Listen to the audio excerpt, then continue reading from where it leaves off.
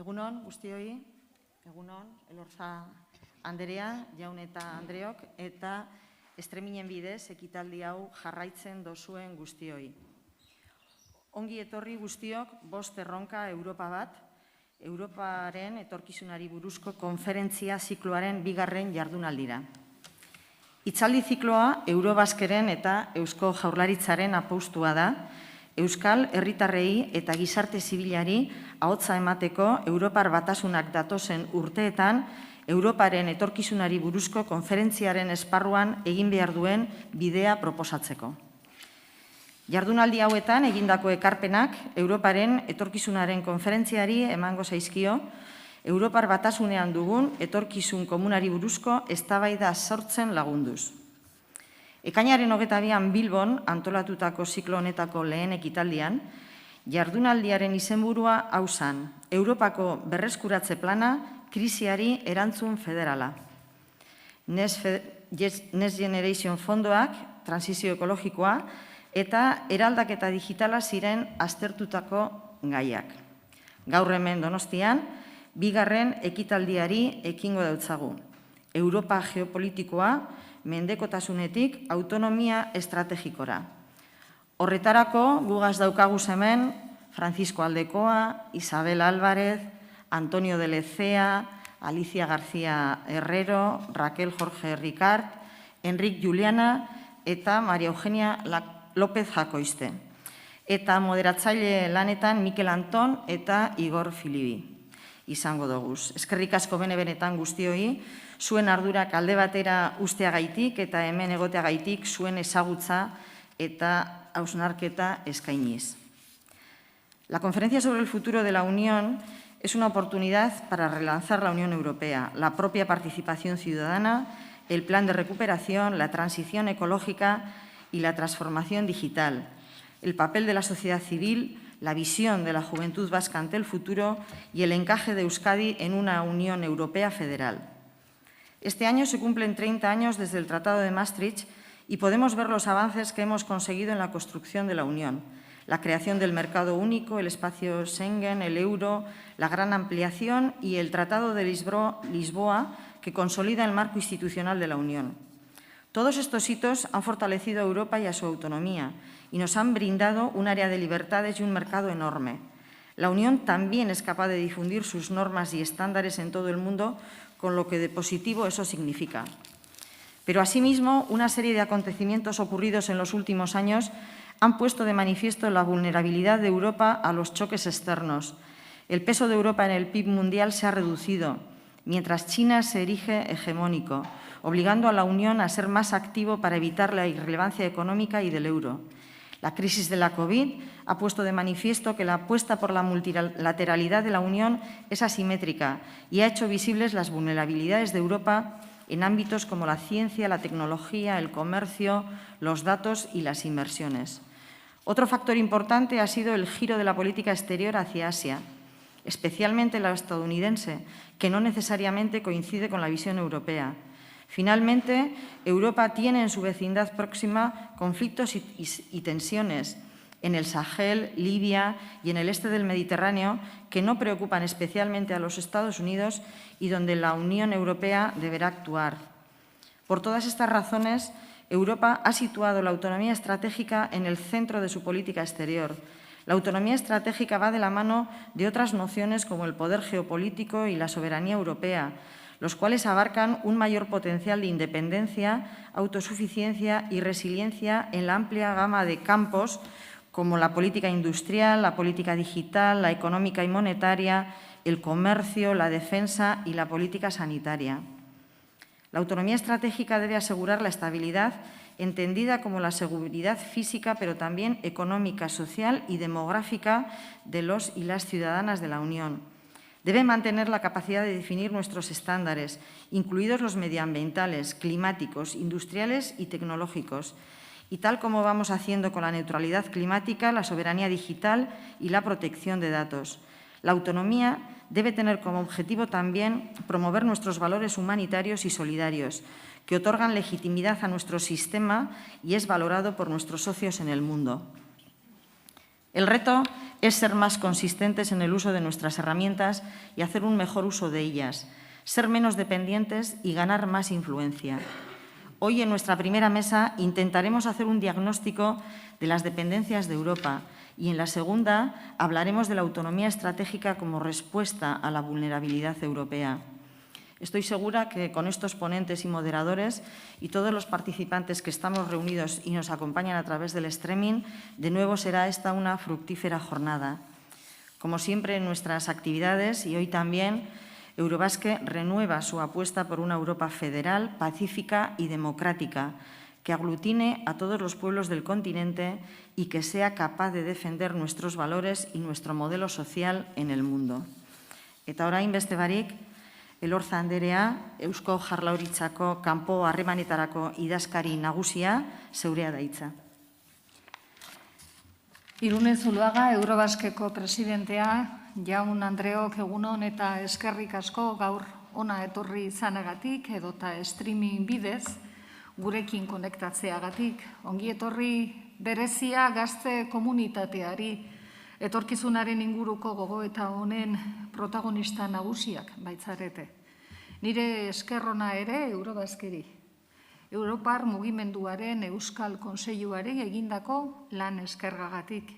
Y gracias a los ponentes que hoy nos acompañan, gracias por hacernos un hueco en esas apretadas agendas y por las reflexiones, me adelanto, que a lo largo de la mañana vamos a compartir.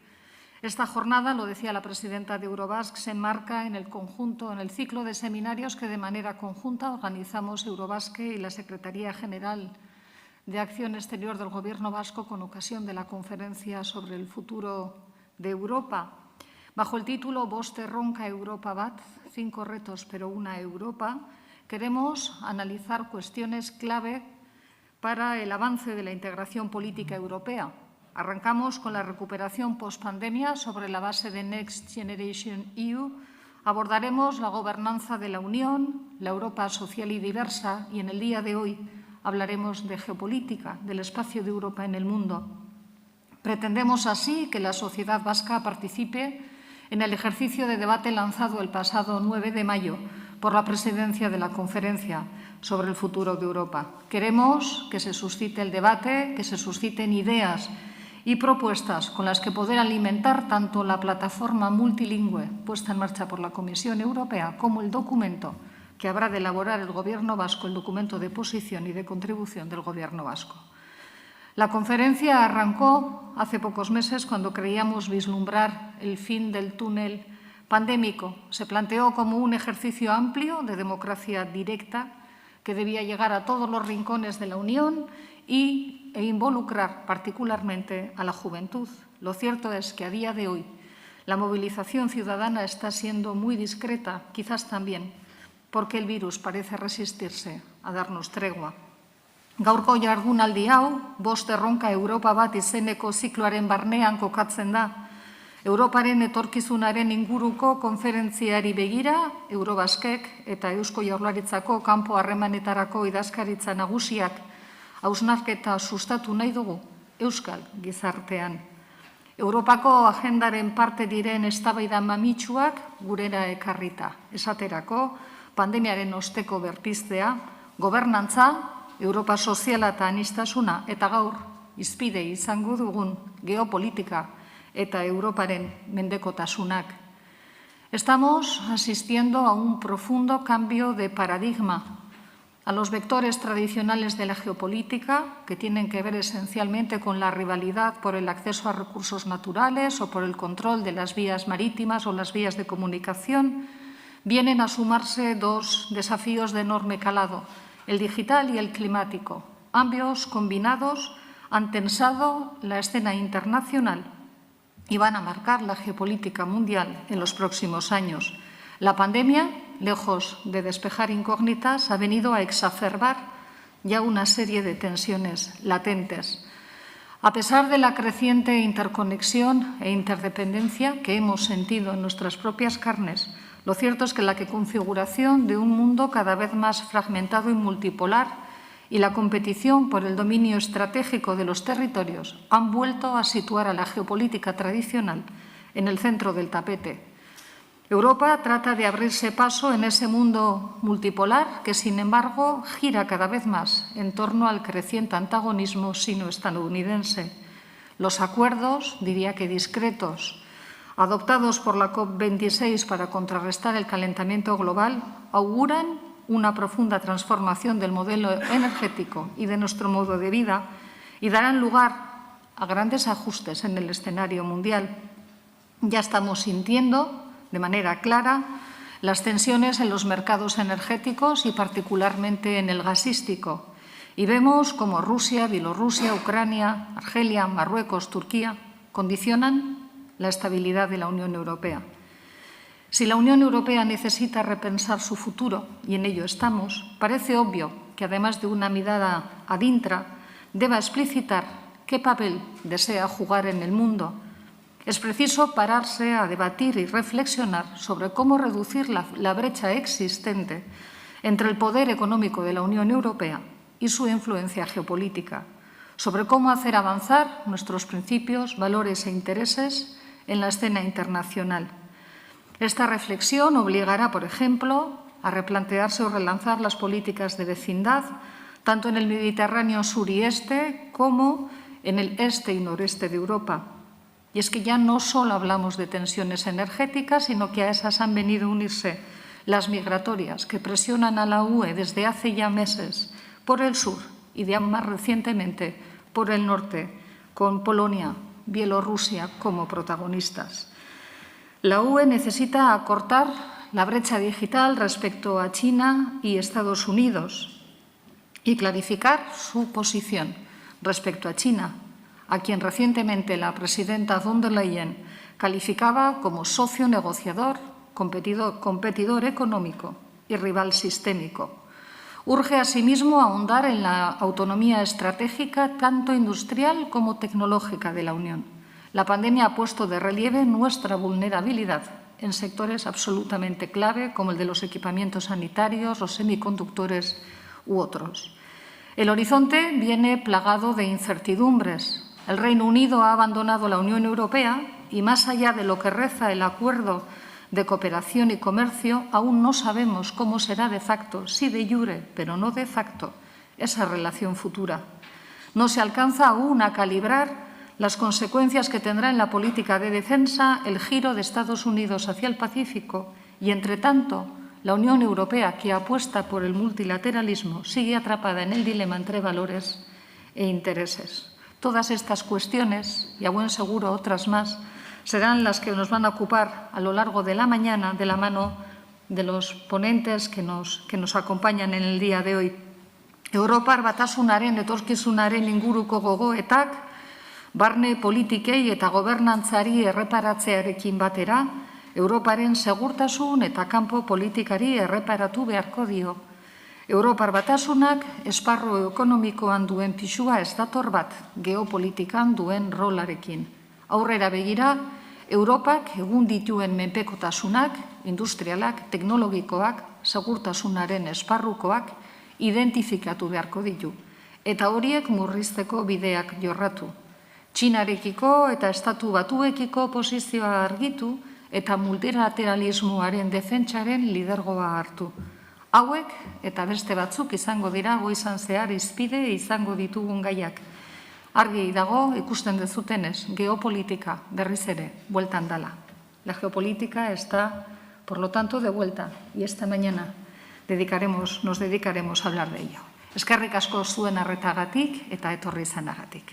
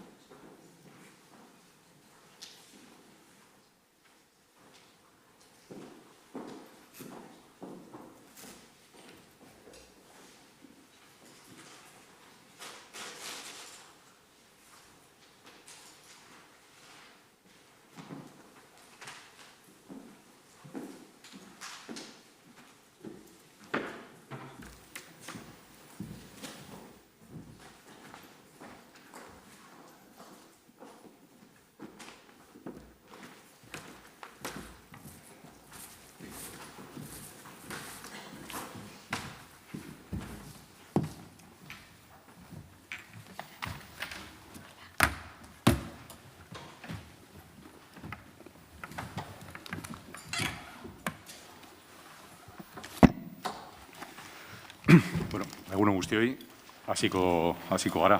Hau izango da, lehenengo bi mahai ditugu gaur goizean, eta lehenengo izango da.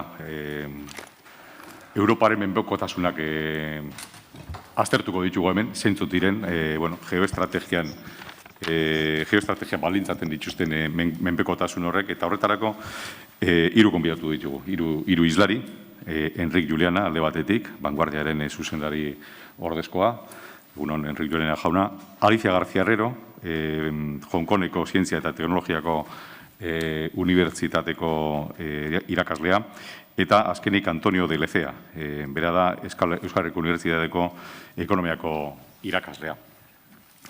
Hiru hauek, hizlari hauek egingo dute gaurko saio honen jorratuko dute saio hau.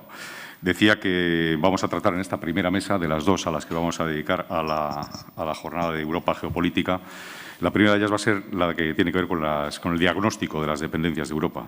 Si efectivamente estamos hablando de estrategia y de una estrategia a largo plazo en el entorno global, es lógico que por lo menos hagamos un análisis de todas aquellas dependencias a las que está sometida Europa. En un mundo en el que efectivamente, como se ha comentado en la apertura, las interdependencias son cada vez mayores y más intensas, tenemos puntos fuertes, pero algunos de esos fuertes también están ligados a intensas dependencias. En este caso, Enric Juliana nos hablará de la Europa en un laberinto geopolítico interno y externo.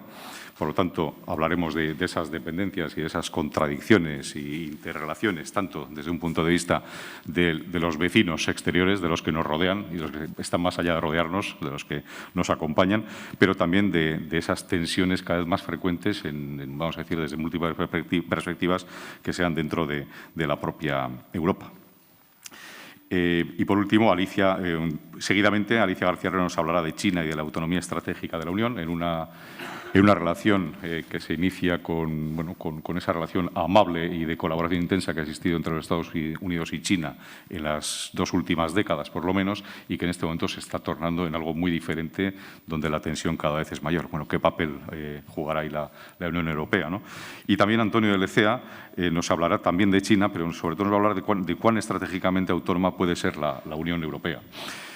Yo creo que Antonio nos va a trasladar una visión, pues yo diría que optimista, ¿no? O más o menos optimista, con limitaciones, pero sobre el papel que puede jugar en esta relación global Europa. Enric Juliana, que va a ser quien va a comenzar en primer lugar, es periodista y comenzó su carrera profesional allá por 1975. Y esto fue en el diario barcelonés Telexpress. También ha trabajado en el semanario El Món, en los servicios informativos de Televisión Española, y ya desde 1991 ingresó primero en El País y posteriormente en La Vanguardia como redactor jefe de información local. Ha sido corresponsal en Italia en la segunda mitad de los 90, posteriormente regresó a Barcelona en el 2000 como subdirector y desde 2004 es director adjunto del diario y responsable de la delegación de La Vanguardia en Madrid. Además, participa en diversos programas de debate político en radio y televisión y ha publicado, pues yo creo que no he hecho la contabilidad, pero creo que unos 10 libros, y entre ellos destacan La España de los pingüinos, España en el Líban, La tarjeta negra y más recientemente destacaría Aquí no hem vengut a estudiar. Enric Juliana, cuando quiera, tiene la palabra. Muchas gracias. Muy buenos días, egunon, buen día. Muchísimas gracias por la invitación para participar hoy aquí. Yo he de decirles que, en primer lugar, que soy un aficionado a la geopolítica y con toda seguridad aquí hay personas que conocen con muchísimo más fundamento pues, esta disciplina que en realidad tiene casi, podríamos decir, un siglo, algo más de un siglo de historia. Es decir, el concepto de evaluación del marco político a partir de la importancia de los marcos geográficos pues empezó a adquirir fuerza a principios del siglo XX, ¿no? En el momento en que la digitalización empezó a tomar fuerza coincidiendo en unos años que, vistos ahora con perspectiva, podríamos decir que fueron unos años felices después de la caída del muro de Berlín y lo que se presumía como fin de la historia. Se llegó incluso a teorizar de que el marco físico pasaba a ser como muy relativo. Incluso se acuñó una expresión que es decir, la Tierra es plana, en el sentido no de lo que ahora se viene a considerar como de una secta de gente que cuestiona evidencias, sino es decir, los elementos físicos de la realidad geográfica pues pasan a ser condicionantes muy relativos porque el mundo ha entrado en dinámicas distintas.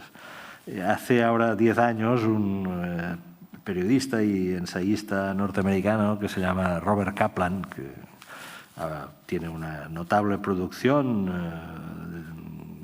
un viajero incansable, un gran analista del mundo contemporáneo, publicó un libro que se titula La venganza de la geografía.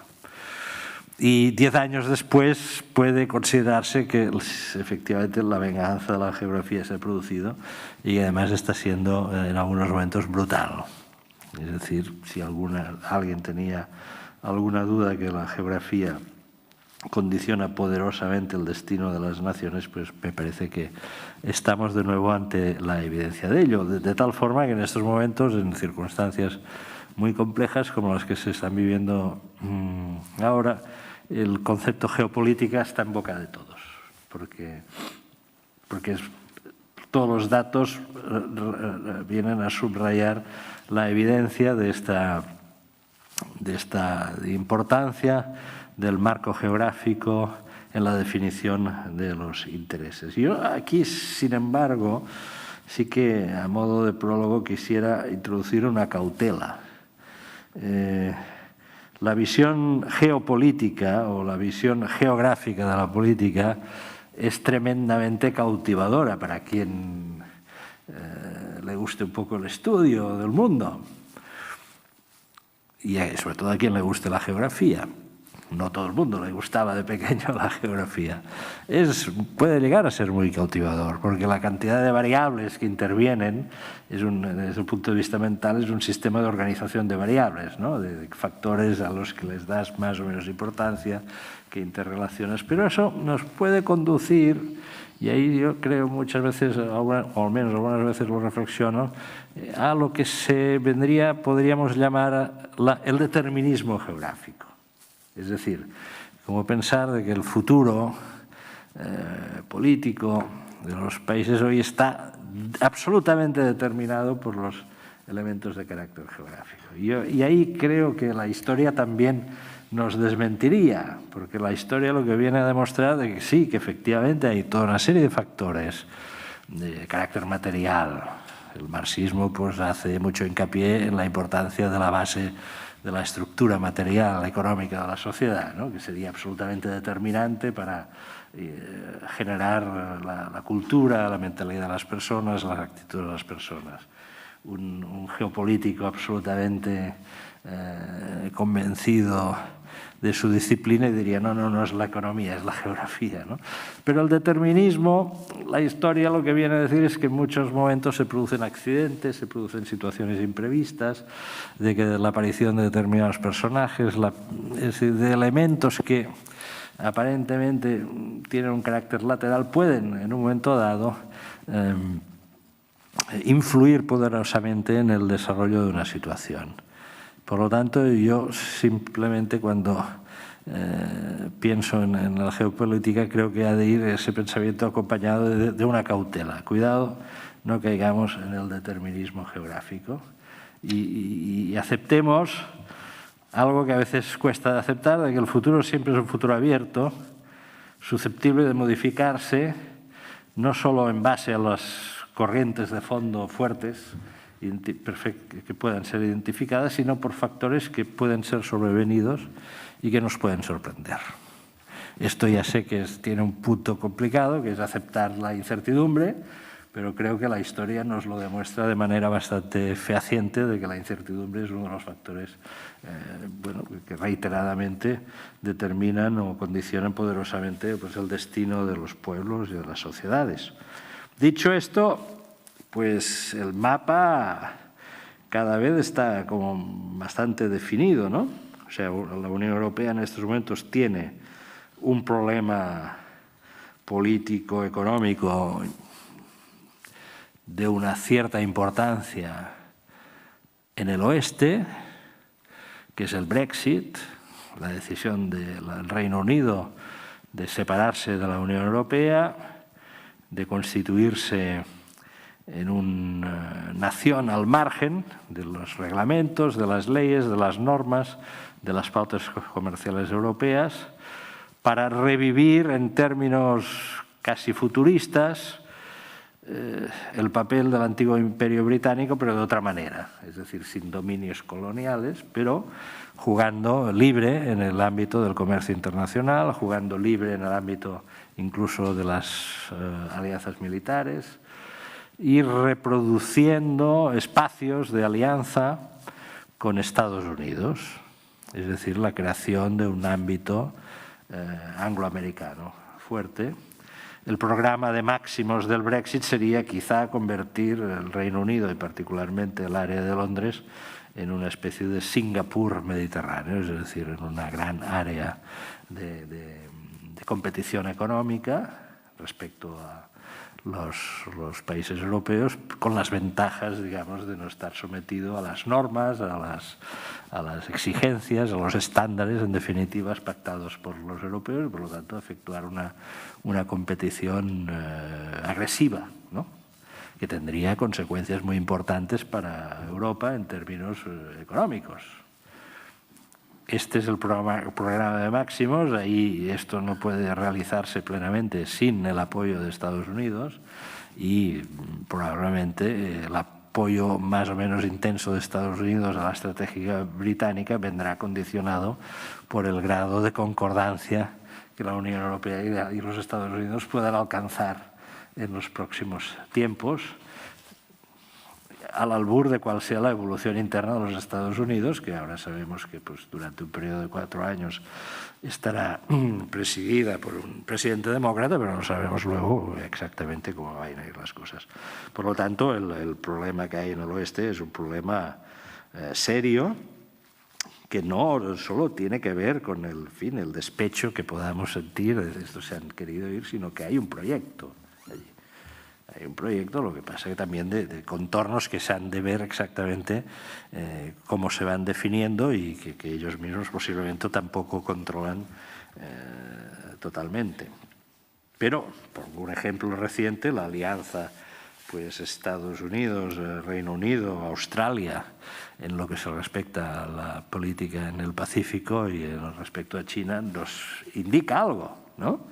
Es decir, los británicos no se han ido para hacer el gamberro, para hacer una cosa excéntrica. Tienen un proyecto. Luego está el problema del este, que en estos momentos es del todo evidente e imperativo, que existe prácticamente desde el momento en que se efectuó la ampliación de la Unión Europea hacia el este, después de la desintegración de la Unión Soviética, que está lleno de paradojas, que para los españoles yo creo que en general cuesta a veces de entender, porque es un mundo que nos pilla un poco lejos, y que tiene contradicciones, porque son países que ansiaban y siguen teniendo apego a la idea de formar parte de la Unión Europea, y las encuestas están ahí, el caso de Polonia, el caso de Hungría, por ejemplo, la población se siente europea, quiere ser europea. Lo que pasa es que quiere serlo de una manera distinta.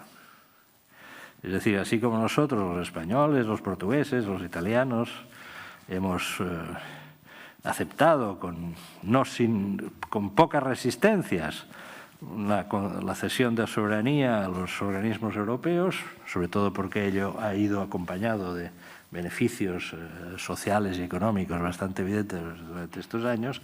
Estos países que salen de una esfera imperial como era la esfera soviética, dicen, oye, yo quería ser europeo, pero para disfrutar de un mejor nivel de vida, para disfrutar de libertades, pero no para formar parte de otra estructura de carácter imperial, ¿no? Y por lo tanto, ahí han anidado posiciones que son las que hoy en algunos países están adquiriendo mucha fuerza y están adquiriendo pues perfil de desafío, ¿no?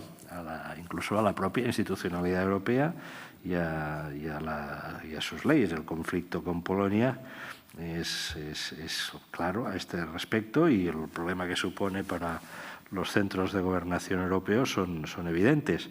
Pero a su vez este problema se sobrepone a él en estos momentos posiblemente porque existe este problema, es decir, una estrategia por parte de Rusia cada vez más, podríamos decir, de carácter agresivo, puede entenderse así, respecto a la Unión Europea, es decir, de aprovechar los puntos de debilidad, los puntos de contradicción para intentar acentuar estas contradicciones. Fijémonos que en el momento en que Bruselas entra en tensión con Polonia, se produce una crisis en la frontera entre Polonia y Bielorrusia. Desde el punto de vista ruso es al revés, la agresividad sería la nuestra. Ellos dicen, Europa, los europeos y los norteamericanos aprovecharon una circunstancia desgraciada en nuestra historia, como es la descomposición de la Unión Soviética, para avanzar líneas hacia nuestro territorio. Nosotros tenemos que asegurar nuestras fronteras. Yo no soy un experto en Rusia, pero quien haya leído un poco sobre Rusia sabe que este país está absolutamente condicionado en su política, en su historia, incluso en su mentalidad, por un hecho absolutamente físico, que es la necesidad de defender unas fronteras que no se acaban nunca. Esta es la cuestión de Rusia, que hay que defender las fronteras más extensas de todo el mundo. Y cuando el que manda allí se levanta, ha de estar pendiente de si pasa algo en el Ártico o en la frontera con Afganistán prácticamente, ¿no? Claro, esto no nos hacemos una idea de lo que esto supone. Por lo tanto, para ellos su perspectiva es decir que Occidente aprovechó su mayor crisis, digamos, sistémica, que es la de los principios de los años 90, para avanzar posiciones, prácticamente hasta casi dentro de su casa, ¿no? Y por lo tanto lo que están haciendo es intentar reconstruir su área de influencia, probablemente no de la misma manera que existía antes, saben que no pueden llegar a Berlín, pero intentar reconstruir todo lo que se pueda. Y finalmente está el problema del sur, que podría llegar a ser el más grave de todos.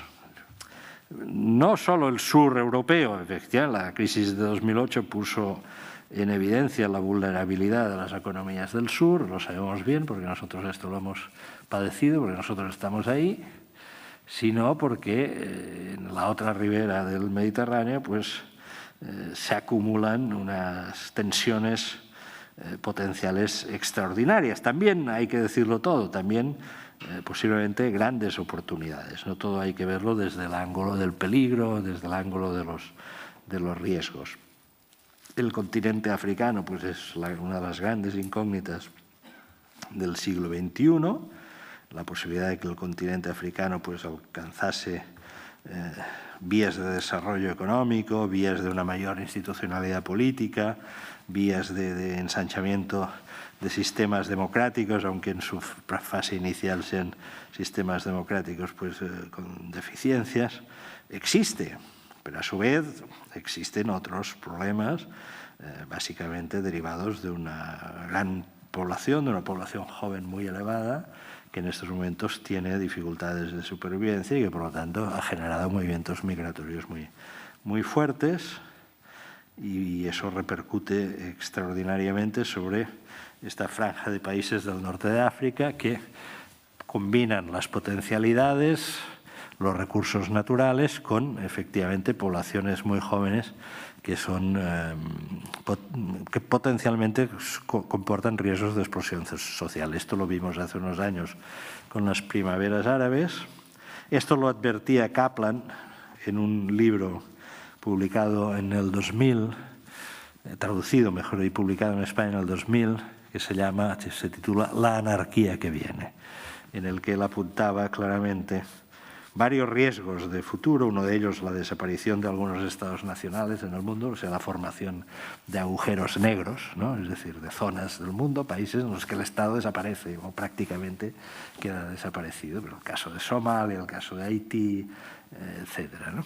Pero también apuntaba, advertía de que el norte de África tenía un potencial explosivo importante, sobre todo porque él decía son países que dentro de unos años tendrán una enorme población de hombres menores de 35 años. Y él señalaba, en una sociedad con una población alta de hombres menores de 35 años, sin posibilidad de encontrar un desarrollo personal, eso es la antesala de explosiones sociales.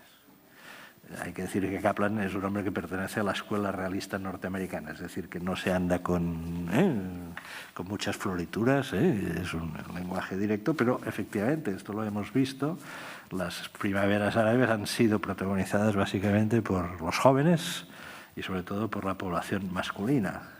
Lo digo ahora, simplemente hago una pura descripción de los hechos, no estoy intentando,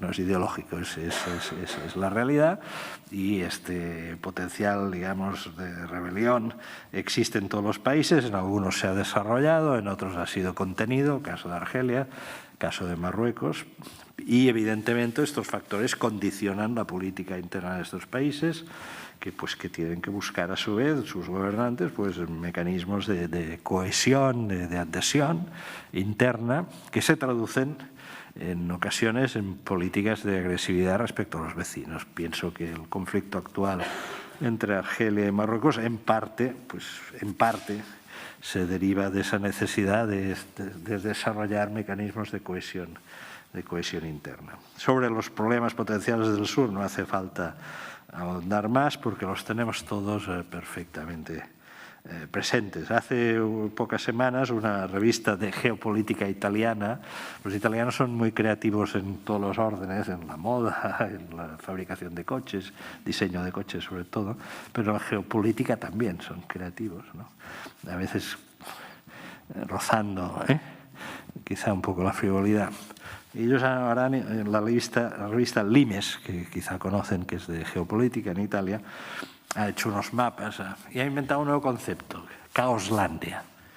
Y ha dibujado unos mapas del mundo en los que desde el Magreb prácticamente hasta Angola, Sudáfrica, pasando por una parte de Asia y una parte del continente latino, de Sudamérica y Centroamérica, lo definen como Caoslandia, es decir, aquellos países en los que la situación de inestabilidad es muy acentuada y que puede pasar de todo en los próximos años.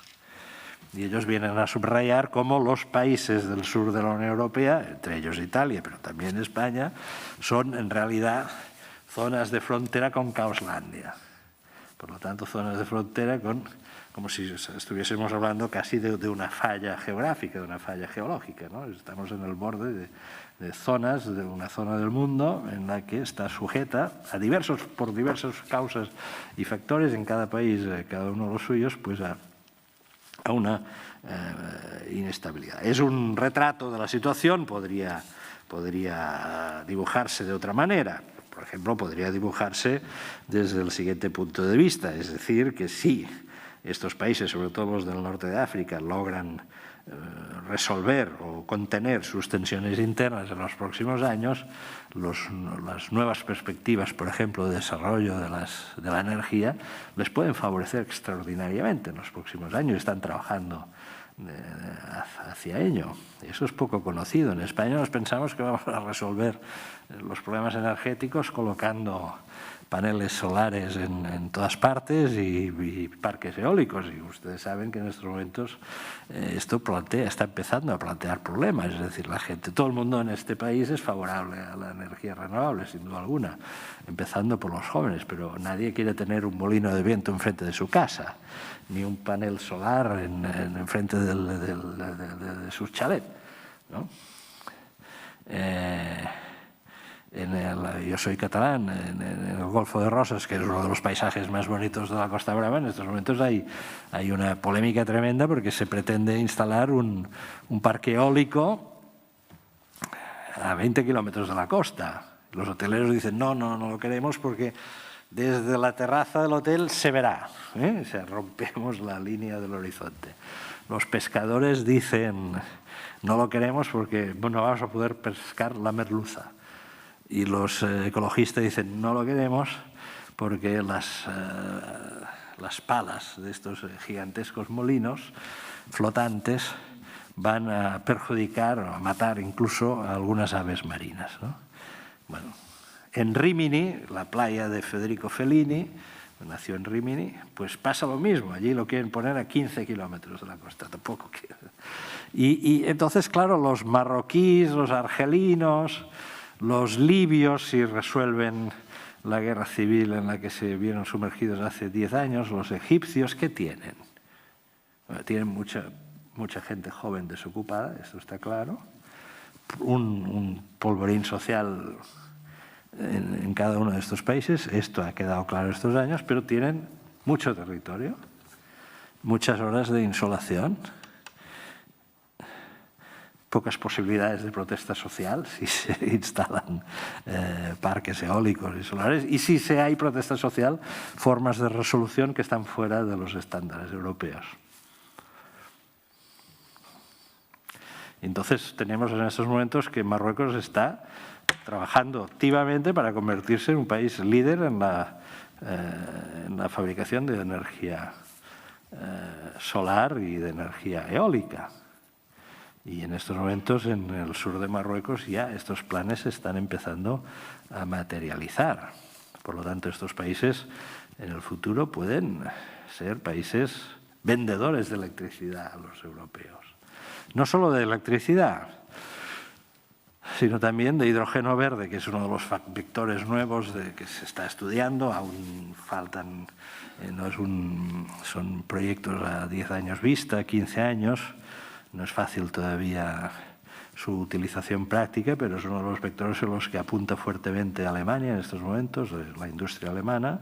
Es decir, que podríamos encontrarnos que dentro de unos años por los gasoductos, además de circular gas natural, circule hidrógeno, ¿no?, hacia los grandes centros industriales europeos y que una parte importante de ese combustible se fabrique en el norte de África. Es decir, se están solapando muchos factores a la vez y la cuestión, por lo tanto, en estos momentos de Europa es cómo hacer frente cómo gestionar estos tres frentes que he citado en un momento de cambio, en un momento de estrés interno.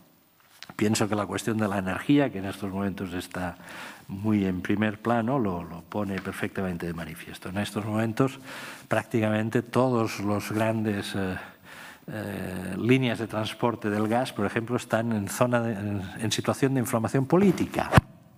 Casi con el mapa de los gasoductos tendríamos una descripción de la situación política europea en estos momentos. Los dos gasoductos del Báltico, que son importantísimos, que transportan gas de Rusia a Alemania sin pasar por ningún tercer país, es decir, sin pagar peaje, pues uno está en funcionamiento. Si no estuviese en funcionamiento la situación sería terrible. Pero el segundo, que tenía que entrar en funcionamiento ahora, se aplaza. Alemania no ha podido resistir la presión. Estados Unidos, la situación, el propio comportamiento de Rusia no lo ha favorecido mucho, y en estos momentos ha aparecido una novedad. Casi alguien ha descubierto de que, bueno, que la empresa que vende el gas no puede ser a su vez la transportista. Es decir, Gazprom no puede ser, o sea, Repsol efectivamente y Endesa y Enagas en España son dos cosas distintas, ¿verdad? Pues les han planteado esto, pero esto se supone que ya lo sabían todos los actores, ¿no? Bueno, ¿qué quiere decir? Que Alemania pues al final se ha plegado a algunas de las presiones que había y de alguna manera le está planteando una cierta sanción a Rusia. Es decir, os tendréis que esperar unos meses a poner en marcha el Nord Stream 2, ¿no?, que supone doblar el transporte de gas desde el Báltico directamente a Alemania. Poner en marcha el Nord Stream 2 significa reducir al máximo la transmisión de gas a través de Ucrania. Quiere decir que Ucrania deja de cobrar peaje y los peajes se cobran en dinero y se cobran en gas. Es decir, el Nord Stream 2 en términos geopolíticos significa un castañazo tremendo a Ucrania por parte de Rusia. Hay un tercer gasoducto, que es el Yamal Europa, que atraviesa Bielorrusia y Polonia. No hace falta mayores comentarios. Este también está inflamado. Se ha inflamado otro, que nos atañe directamente a nosotros, que es el gasoducto Magreb-Europa, que pasa de Argelia a Marruecos y de Marruecos a España, como consecuencia de la ruptura de relaciones diplomáticas entre Argelia y Marruecos. Y a su vez tenemos el problema de Chipre y el problema de Grecia y Turquía, y España ahora con este último viaje de Pedro Sánchez a Turquía estrechando lazos y colaboración en el ámbito de la industria y la defensa, con los griegos protestando airadamente contra el gobierno de España, y también detrás de esto está el gas, porque en Chipre se han descubierto un gran yacimiento de gas que se están disputando en el fondo los griegos y los turcos. Yo creo que si empezásemos por ahí ya tenemos un mapa de cómo están las cosas. Pero a su vez yo creo que hay, y acabo con esto,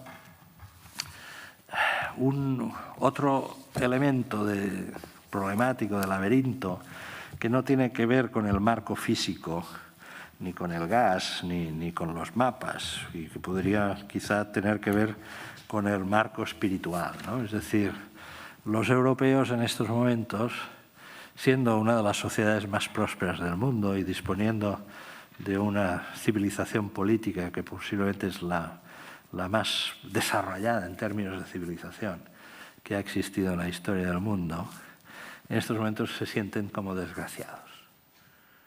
Y entonces la pregunta es decir, ¿cómo es posible que los europeos, disponiendo en general de estándares de vida muy buenos, con un marco civilizatorio muy bueno, se sientan desgraciados? ¿Por qué el resentimiento está anidando de nuevo en Europa? Esta pienso que es una pregunta que es necesario responder y que no tiene que ver ni con el gas, no directamente al menos, ni con los mapas. Es decir, quizá por el hecho de que los europeos vuelven a sentirse vulnerados, quizá porque tienen miedo de verse expropiados de estos beneficios históricos que han conseguido después de la Segunda Guerra Mundial. Pero lo que sí está claro es que en todos los momentos una corriente de extraño resentimiento recorre Europa, sin lo cual no se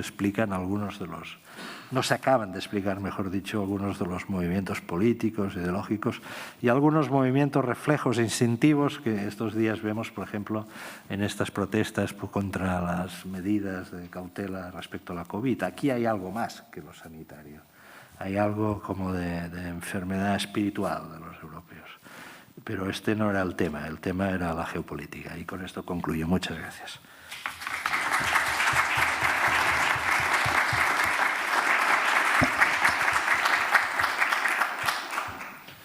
Muy bien, señor Violana, muchísimas gracias por esta interesantísima exposición. Yo creo que después tendremos ocasión de plantear algunas preguntas cuando acabemos los tres ponentes y podremos debatir algunas cuestiones de estas con un poco más de profundidad.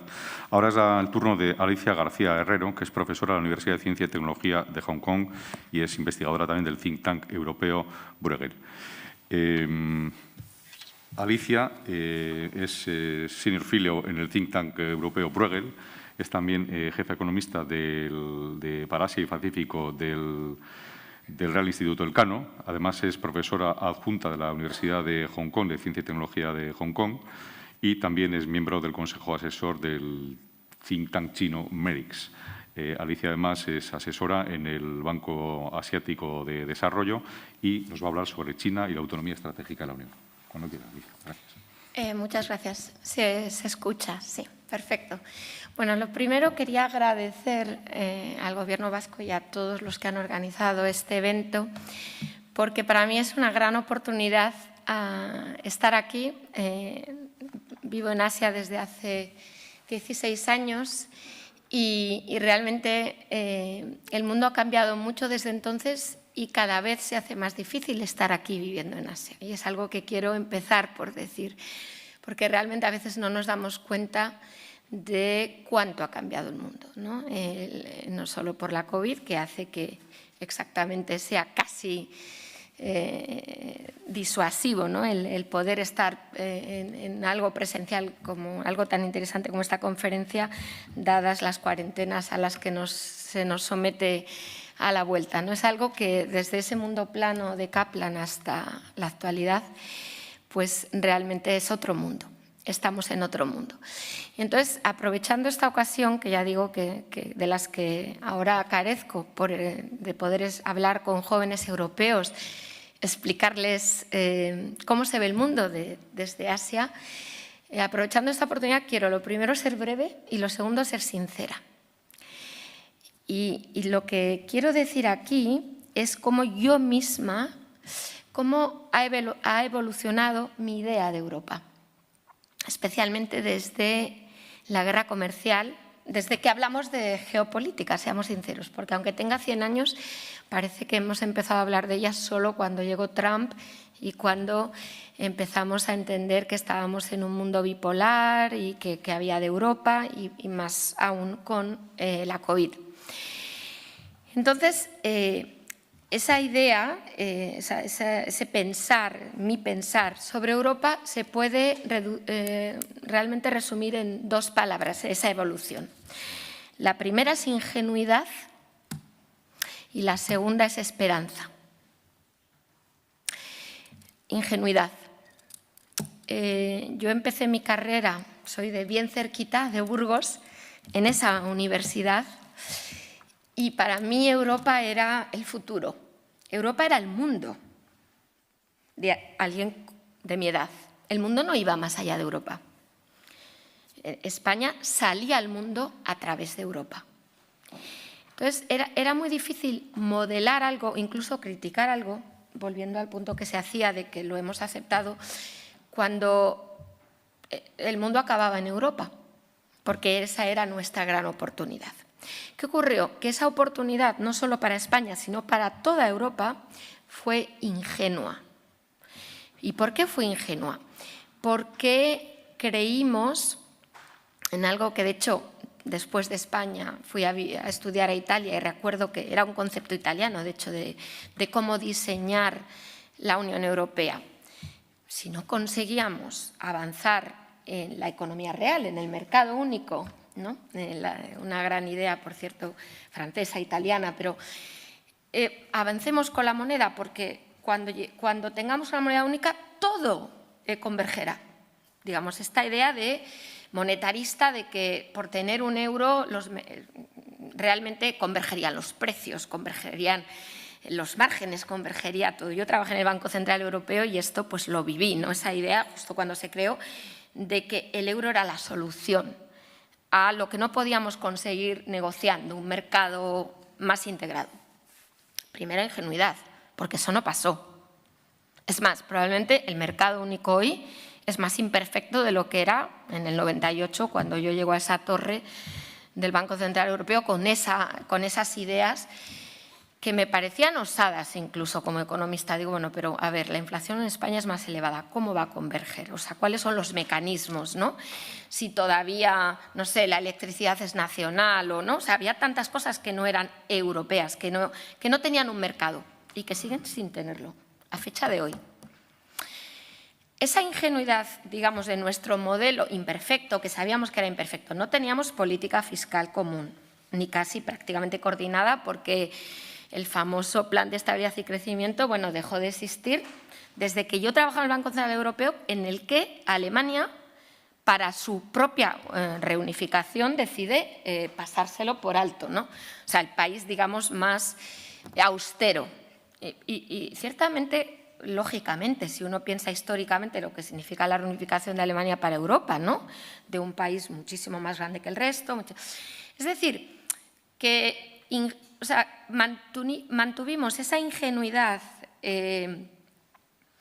a la que después la Realpolitik, como dicen los alemanes, añadía cosas, ¿no? Reunificaciones, distinta capacidad de voto del Consejo Europeo, en fin, que después realmente veíamos que ya no éramos todos exactamente iguales, pero sin cambiar algunos parámetros que existen hoy en este mundo geopolítico de grandes poderes, de dos grandes poderes. Nosotros seguimos con una unanimidad para la política exterior, que es como, o sea, de nuevo, esa falta de, o sea, ingenuidad, realismo, pero no hasta el punto de cambiar el modelo. O sea, eso es lo que para mí paraliza a Europa.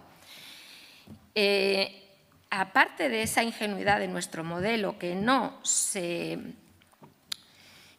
diseña ante una realidad interna necesaria, empezar por crear un mercado único, como decía, me parece esencial, caemos en una ingenuidad, yo la llamo el Titanic, por decirlo de manera simple y para que se acuerden.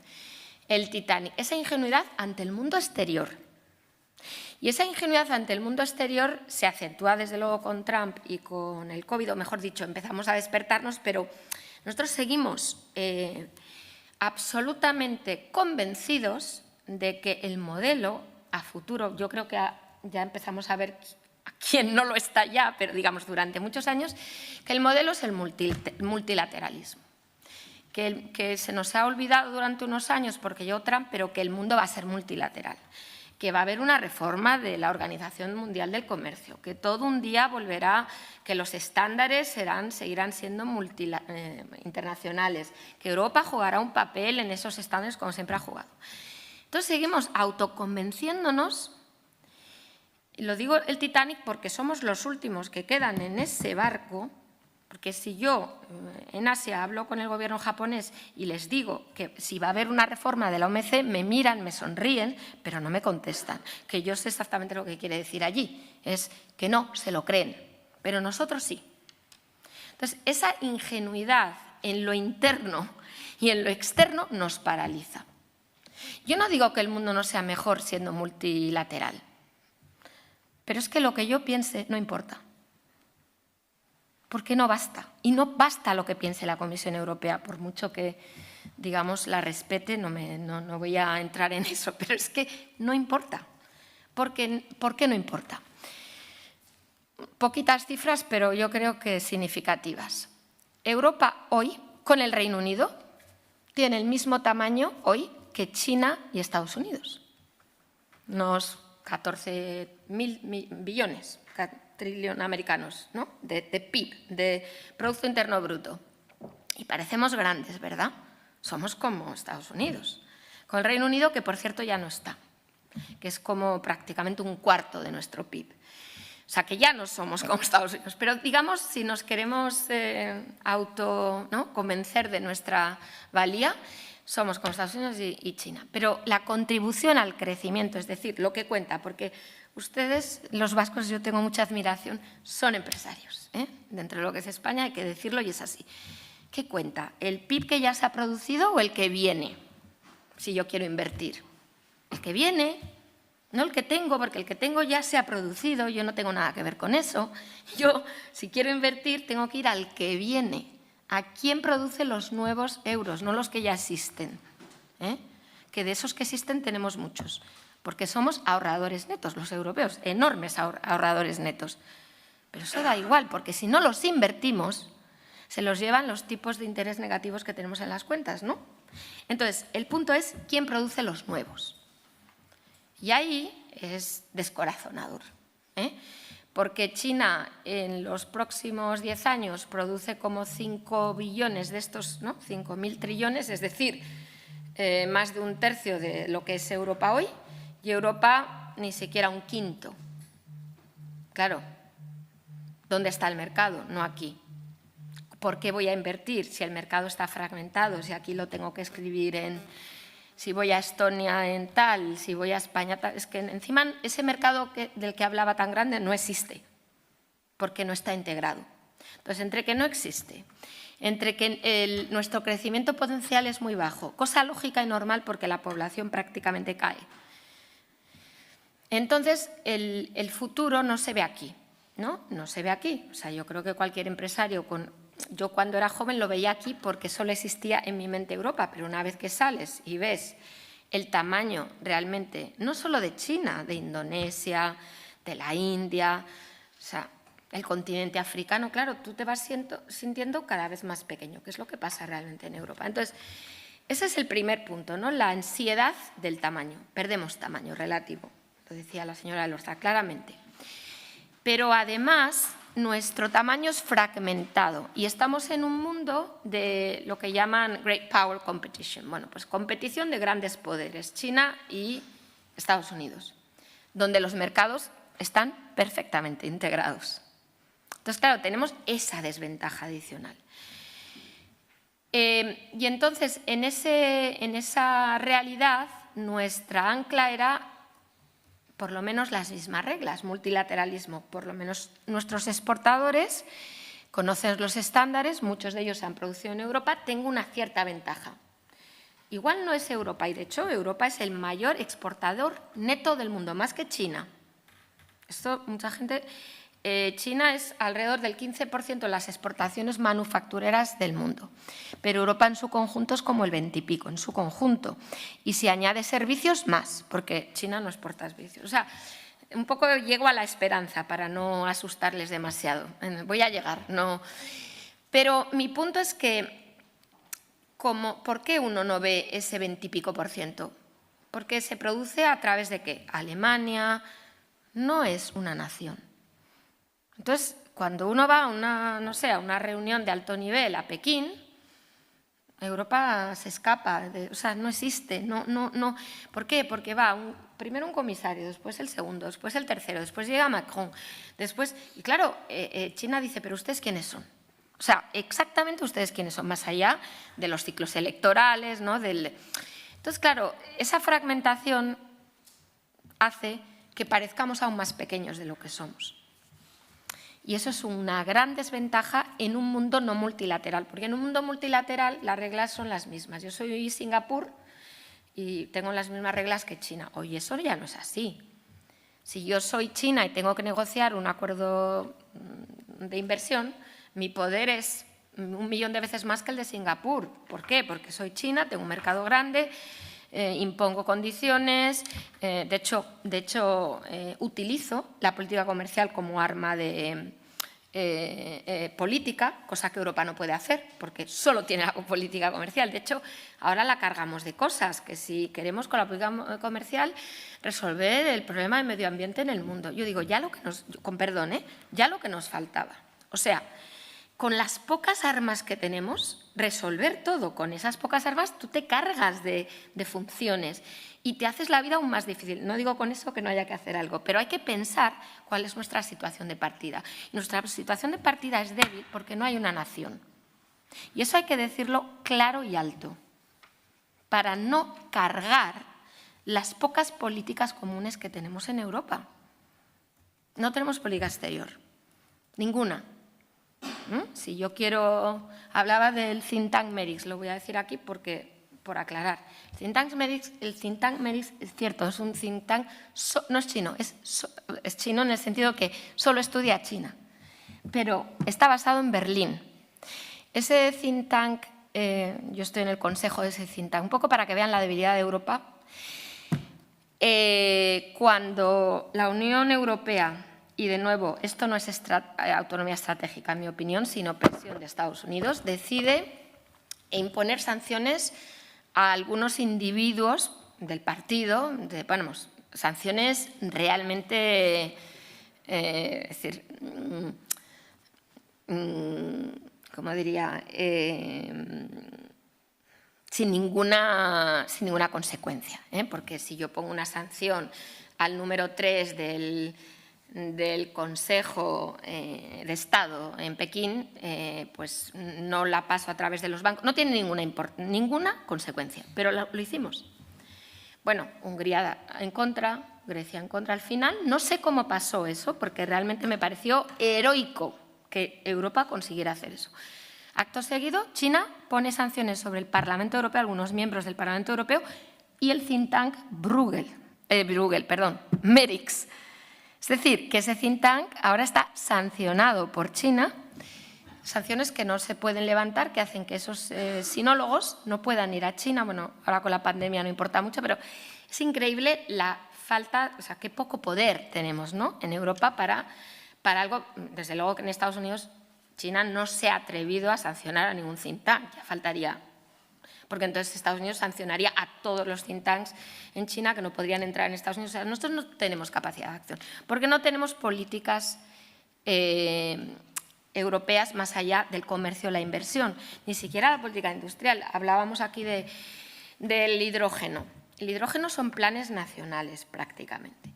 Les voy a dar otros detalles. Semiconductores. Yo ahora vivo en Taipei, entonces esto pues es un tema del día a día. He visitado, por cierto, con el Parlamento Europeo. Bueno, esa visita fue con algunos expertos que vinieron del Parlamento Europeo a Taipei. Visitamos a la mayor empresa de semiconductores de Taiwán, que ya hoy por hoy, aunque solo sea por la inflación, todo el mundo conoce, que se llama TSMC, grandes productores de semiconductores. Han abierto planta en Tokio, en Japón, en Estados Unidos. Falta Europa. Tenemos, supuestamente, según la presidenta van der Leyen, 70.000 millones de euros preparados para invertir. Pero alguien ha dicho que no, que para producir que mejor no, que solo para investigar. 70.000 millones de euros para investigar, o sea, vas a tardar 100 años en gastarlos. O sea, ¿y por qué? Pues porque mejor entonces a nuestras propias empresas. No existen esas empresas. O sea, ¿por qué ocurre esto? Porque no somos una nación. Perdón, lo digo así de claro. Porque si fuéramos una nación como Japón, ya estarían esos fondos empleados y rápidamente. ¿Y ahora qué ocurre? Que esas empresas de semiconductores quieren ir a Alemania. Francia no quiere.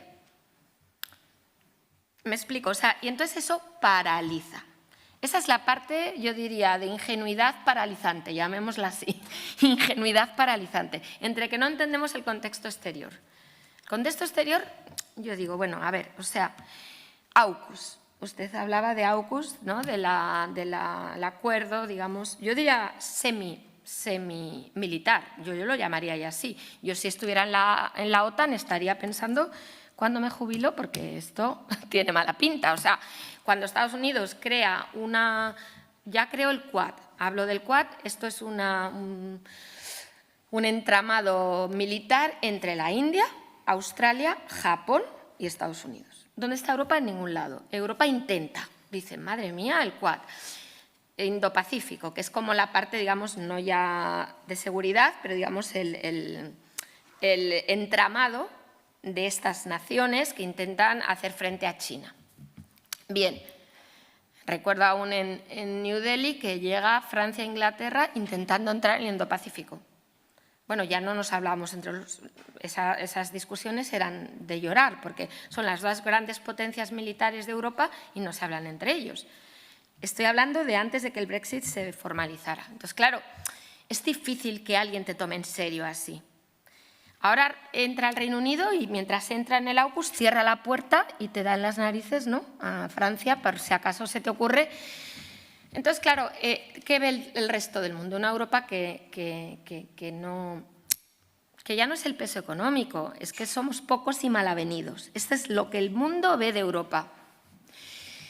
Entonces, claro, lo mismo habla de los semiconductores.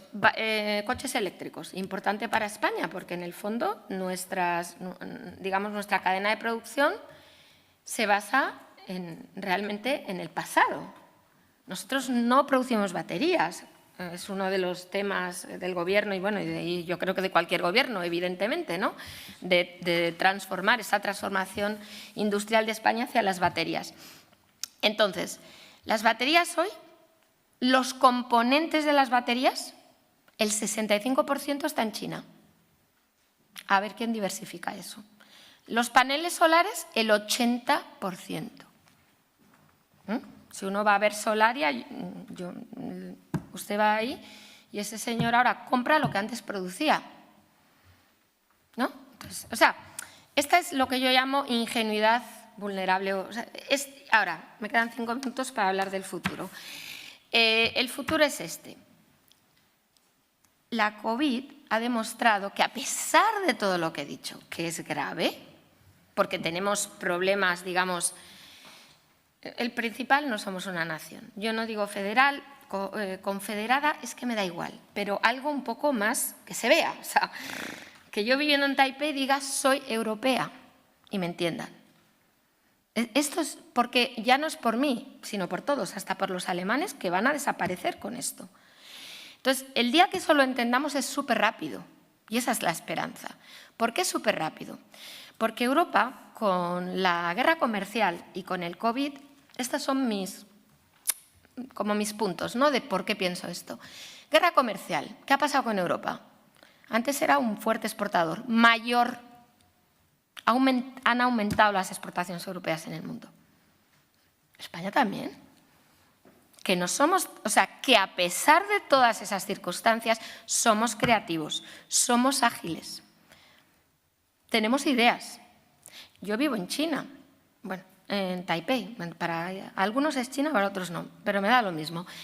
Yo sé, porque yo educo a estas personas, que si yo, y a veces lo hago, ¿no?, online, con la UNED, cuento algo a una persona con espíritu crítico, como tenemos en Europa, sé que llega más profundo y sé que esa persona puede innovar más a pesar de los recursos que tiene China. Tienen un gran problema de innovación y yo tengo miedo de lo que puede pasar en China. Para el mundo hablo, porque van así, nosotros no. Y eso es una gran ventaja en un mundo que cambia. Y este mundo cambia a toda velocidad. Los europeos tenemos capacidad crítica y tenemos diversidad. Somos diferentes a los polacos y menos mal. Es que en China son todos iguales, piensan lo mismo y se les educa para hacer eso. Esa es nuestra gran ventaja y esa es la que tenemos que aprovechar. Y lo hemos demostrado con la pandemia. Europa ha salido mejor parada que Estados Unidos. Mejor parada que China, que sigue encerrada en sí misma y que no va a abrir. ¿Cómo un país de ese tamaño puede estar encerrado? La inversión extranjera, no pueden ir a ver lo que han invertido, no pueden recibir talento, no pueden, por Dios.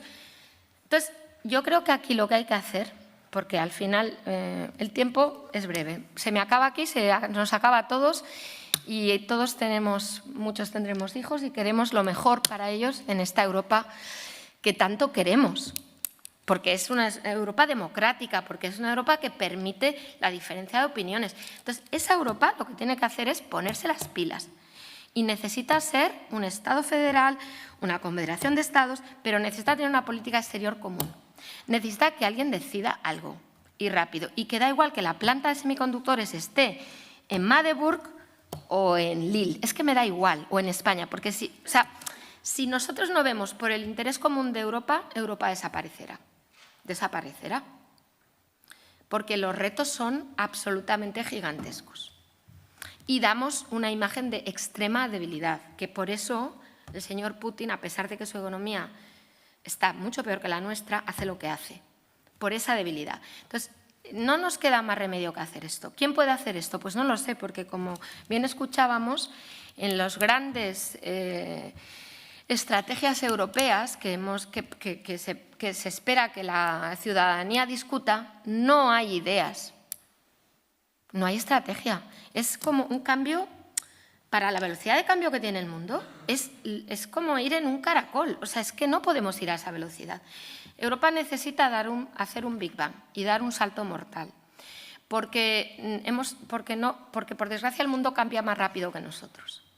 Y si no, no vamos a llegar. Entonces yo aquí, para los jóvenes que están presentes, lo único que me queda decir es que espero que ellos empujen este cambio, porque se lo merecen, porque tienen un gran continente que, por cierto, además es la esperanza del mundo.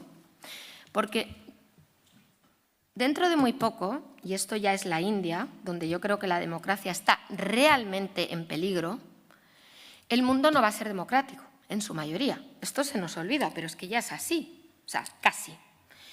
Y cuando el mundo no sea democrático y los estándares sean lo que yo llamo significar el mundo, porque esto está pasando, Muchas de las cosas que leemos, ¿por qué ocurren? Porque alguien quiere que ocurra. La cantidad de información, todos sabemos. Entonces, eso hay que pararlo ¿cómo? con algo muy grande. No podemos decir, mire, yo ahora tengo un plan de 2.000 millones de dólares del hidrógeno. Yo con eso no paro esto. Está bien, pero no. Necesitamos un Big Bang y para eso necesitamos que la población se movilice y lo pida. Que los europeos se sientan europeos, ni polacos, o sea, serán también polacos, pero es que no podemos ser, es que ya no cabe en el mundo eso. No podemos, con nuestro tamaño económico y pretendiendo mantener nuestro nivel de vida, no tener una unión mucho más integrada. Y esto es algo, ya digo, urgente y que espero que los que hayan escuchado puedan empujar. Muchas gracias.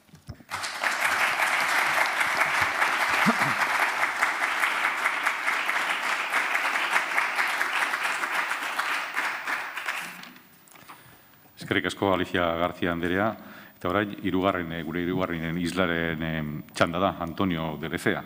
Antonio de Lecea es profesor externo en la Universidad del País Vasco, Euskal Herriko Unibertsitatea, profesor afiliado en el Instituto de Barcelona de Estudios Internacionales y ha sido durante muchos años, desde 1986 hasta 2018, ha sido funcionario europeo, consejero económico del presidente, viceembajador económico en Washington, director de Asuntos Económicos Internacionales, en fin, una larga lista de responsabilidades que hace que Antonio de Lecea sea una persona experta y adecuada para hablarnos hoy de la cuestión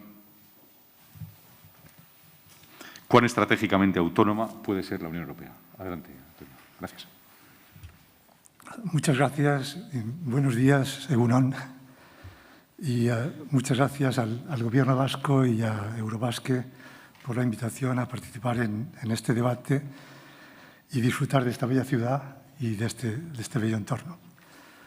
Les felicito por esta iniciativa que cumple una función importante, la de, como decía Alicia, la de acercar Europa a vosotros y aclarar de una manera directa los retos y las posibles soluciones. Como decía Miquel, he dedicado a Europa más de 30 años intensos de mi vida profesional. De hecho, trabajando en 1986 en el gabinete del actual alto representante y vicepresidente de Política Exterior, Josep Borrell, cuando él era secretario de Estado de Hacienda, recibí dos ofertas de trabajo, una de la Comisión Europea y otra del Fondo Monetario Internacional.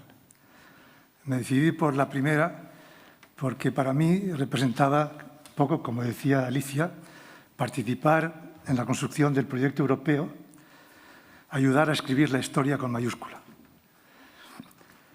Fui a Bruselas pensando probar un par de años y hacer balance. En realidad, el resultado fue que los 2 años se convirtieron en casi 32.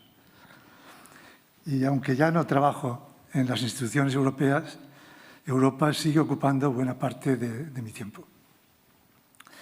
Pasando al tema del debate de hoy, la dimensión geopolítica y geoeconómica de Europa, el mismo Josep Borrell hace unos días presentó en el Consejo de Ministros de la Unión Europea la brújula estratégica, un plan de acción para dar contenido al concepto de autonomía estratégica. Borrell alertaba del riesgo de lo que él denomina encogimiento estratégico de Europa, precisamente lo que decía Alicia. Es decir, el riesgo de ser rara vez relevante, a pesar de ser siempre coherente con nuestros buenos principios. El riesgo de convertirnos en un observador en un mundo hipercompetitivo. Y hablando de dependencias, también el tema de hoy, la primera dependencia, de nuevo, abundando en lo que decía Alicia, es la imagen que proyectamos. La autonomía estratégica está efectivamente ligada a la relevancia y esta a la imagen que tienen los distintos actores unos de otros. En ese sentido, mi experiencia no permite ser muy optimista si seguimos como hasta ahora. 6 de mis 32 años en las instituciones europeas, entre 2009 y 2015, los pasé en Washington como viceembajador económico de la Unión Europea ante Estados Unidos. Era poco después de la elección del tándem Barack Obama y Joe Biden como presidente y vicepresidente. Tras un periodo difícil en las relaciones transatlánticas como consecuencia de la guerra en Irak durante el mandato de George W. Bush. En Bruselas, en las instituciones europeas, un poco como decía Alicia, nos extrañaba el hecho de que Europa no aparecía prácticamente en los discursos oficiales del gobierno americano. Entonces, al poco de llegar a Washington, pregunté a uno de mis interlocutores cuál era la razón. La respuesta me sorprendió, todavía un poco viviendo en la burbuja de Bruselas. La respuesta fue: ¿pero por qué os extraña? Europa no es ni parte del problema ni parte de la solución. You are neither part of the problem nor part of the solution. Le contesté que podía entender la primera parte de la frase, pero no la segunda, por muchas razones. Pero a los pocos meses estalló la crisis de la deuda soberana griega y de la zona euro, con lo cual pasamos a ser parte del problema y a recibir mucha más atención, pero en términos negativos. En esa época, incluso antes de Bush, quedó también claro que, tanto por la sensibilidad de Obama hacia Asia al haberse criado en Indonesia, como por el ascenso de China y el estancamiento de Rusia, la atención del gobierno americano se concentró en Asia, sobre todo en China. Bien, unos años más tarde, justo después del referéndum británico sobre su salida de la Unión, estuve destinado en Singapur. Allí los mensajes que recibí fueron: bienvenido a la Asia floreciente. El siglo XIX fue el siglo de Europa, el siglo XX el de Estados Unidos, el XXI es el nuestro. Además, Europa es una pequeña parte de Occidente en decadencia, una pequeña parte con problemas, además. Y me hicieron dos preguntas. ¿Qué será de la Unión cuando salga el Reino Unido, en vez de al revés? Y otra: ¿por qué estáis renegando de la globalización, una creación vuestra de Occidente que beneficia a todos? La visión negativa que anunciaba Alicia tiene su origen, a mi juicio, en varias razones. En primer lugar, por el peso de las fuentes británicas en la información que sobre Europa tienen tanto los Estados Unidos como las élites asiáticas y de otras partes del mundo. Los análisis británicos están casi sistemáticamente teñidos de un sesgo negativo. En segundo lugar, por una tendencia bastante generalizada al egocentrismo y al sentimiento de superioridad de su sistema, tanto en un lado como en otro, como en el nuestro. Es algo de lo que a veces nos contagiamos también nosotros, como dijo Alicia. Eso les lleva a considerar que modelos distintos del suyo, modelos que además conocen mal, como conocemos mal los suyos, están condenados al fracaso. Poco sirve recordar en Estados Unidos que ellos mismos innovaron, que no se limitaron a aplicar el modelo británico que heredaron y que ahora la Unión Europea innova también. A eso se suma que en algunos sectores militares y económicos de Estados Unidos y del Reino Unido, una Europa integrada es vista, a pesar de todos nuestros problemas, como un competidor. Y un competidor, además, desleal y que no paga su parte en el gasto militar. Estas declaraciones del presidente Trump sirven de ejemplo. Y cito: las naciones europeas se pusieron de acuerdo para sacar partido de Estados Unidos. Tienen peores barreras comerciales que China. Aparte, cito también, tenéis una mujer en Europa, no mencionaré su nombre, es la vicepresidenta Vestager, que odia a Estados Unidos, quizá más que ninguna otra persona que he conocido nunca. ¿Qué está haciendo con nuestro país? Está llevando a juicio a nuestras compañías. Europa nos trata peor que China. es injusto hacia nosotros. Además, pagamos casi el 100% de la OTAN. La gente no lo sabe. Alemania no paga lo que debería. Estas son declaraciones que hizo antes de la cumbre de la OTAN, me parece, en 2019. El periodo de Trump fue una caricatura exagerada tanto del fenómeno de hostilidad hacia Europa como de la competencia entre Estados Unidos y China por la hegemonía. Pero ese sentimiento está muy arraigado en numerosos círculos. Y en Asia, muchos también mantienen un sentimiento de humillación más o menos explícito por los siglos de colonialismo europeo. Hablaba que esa es la primera dependencia, pero la segunda dependencia es el contexto geopolítico. Efectivamente, Europa se encuentra en medio de esa competición entre Estados Unidos y China. Dos países que se creen elegidos los dos por lo sobrenatural. Dos países que consideran al otro como agresivo y al mismo tiempo vulnerable, tanto el uno como el otro. Dos países que en los dos casos creen que el otro no cumple las reglas. Uno, Estados Unidos, que en defensa de sus valores los vulnera. Y el otro, China, que pretendiendo beneficiar a todos sin imponer condiciones políticas a nadie, prohíbe que se conozca el contenido de los acuerdos que hace con otros países y no duda en aplicar la coerción si las cosas no se desarrollan como consideran que les conviene. Los dos están en competencia por la primacía económica y tecnológica, utilizando los dos instrumentos muy lejanos de la libre competencia. Ellos se enmarcan, como subraya Borrell, en una deriva en la que la distinción entre paz y guerra se difumina. Y aparecen situaciones híbridas que combinan competencia, intimidación y coerción. En las propias palabras de Borrell, en los últimos años la distinción clásica entre guerra y paz se ha ido difuminando.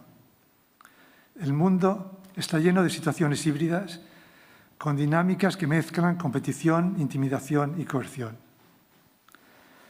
Las fuentes de poder no son solo los soldados, tanques y aviones, sino también desinformación, ciberataques, instrumentalización de migrantes, privatización de ejércitos y control político de tecnologías sensibles o minerales escasos. Todas las amenazas a las que nos enfrentamos se intensifican y la capacidad de los Estados miembros para hacerles frente individualmente es insuficiente y disminuye. Cierto, la utilización de los migrantes como arma desestabilizadora y de chantaje por Bielorrusia y por Rusia detrás, por Turquía o por Marruecos es un ejemplo evidente. O de la energía. Y es sin duda preocupante la adquisición de infraestructuras importantes por empresas dirigidas estratégicamente por el Partido Comunista de China. Pero también puede considerarse agresiva la aplicación extraterritorial por Estados Unidos de parte de su reglamentación y la aplicación discriminada de sanciones de miles de millones a empresas europeas sospechosas de no aplicar las sanciones de Estados Unidos contra países como Irán. O las prohibiciones de inversión y comercio con determinadas empresas, por ejemplo chinas, cuando son solamente para impedir que las empresas americanas pierdan el liderazgo tecnológico. Por no hablar de la guerra de aranceles desatada por Trump y corregida solo en parte por el gobierno Biden. La dinámica de los dos países en competencia económica y tecnológica, añadida a la confrontación ideológica, puede conducir a una fragmentación de los sistemas de producción y distribución mundiales, de la que Europa saldría muy perjudicada. Y eso es debido a que Europa ha apostado más que ellos y que otros países por la integración económica basada en la inversión directa, además de la exportación e importación de bienes y servicios. Un ejemplo es que la mitad de la inversión extranjera directa en Estados Unidos proviene de Europa, incluido el Reino Unido y Suiza. Y más del 60% de la inversión directa americana viene a Europa. Y las filiales americanas y europeas generan directa o indirectamente cerca de 5 millones de puestos de trabajo en cada lado del Atlántico. El mismo fenómeno, aunque a menor nivel, ocurre con respecto a las inversiones directas entre Europa y China. Las inversiones europeas en China son muy superiores a las que ha realizado Estados Unidos en este país y, en sentido contrario, la inversión de China también se ha dirigido en mayor medida a Europa que a Estados Unidos. En ese contexto, ¿cuáles son las bazas de Europa? Si tiene alguna, y las tiene. Yo pone de relieve una de las bazas principales de la influencia de la Unión Europea, porque a pesar de sus tasas de crecimiento mediocres, a pesar de eso, la dimensión de su mercado, su nivel de renta y sofisticación, la calidad de su investigación básica, de su mano de obra y su estabilidad política lo hacen un socio atractivo. Por ejemplo, la inversión acumulada de Estados Unidos en Alemania era en 2017 el doble que en China y un 20% superior a la realizada en toda América del Sur, según datos de Hamilton y Quinlan en la economía transatlántica de 2020. En Singapur también solía recordarles que si las tasas de crecimiento en las décadas de 1990 y 2000 de algunos países del sureste de Asia, que habían sido efectivamente impresionantes, no eran mayores que las de países del centro y este de Europa que se adhirieron a la Unión. Y que un ejemplo claro de la influencia positiva de la Unión Europea era la comparación entre Polonia y Ucrania. En 1990, la renta per cápita de Ucrania era un 40% superior a la de Polonia. En 2010, la de Polonia era más del triple de la de Ucrania.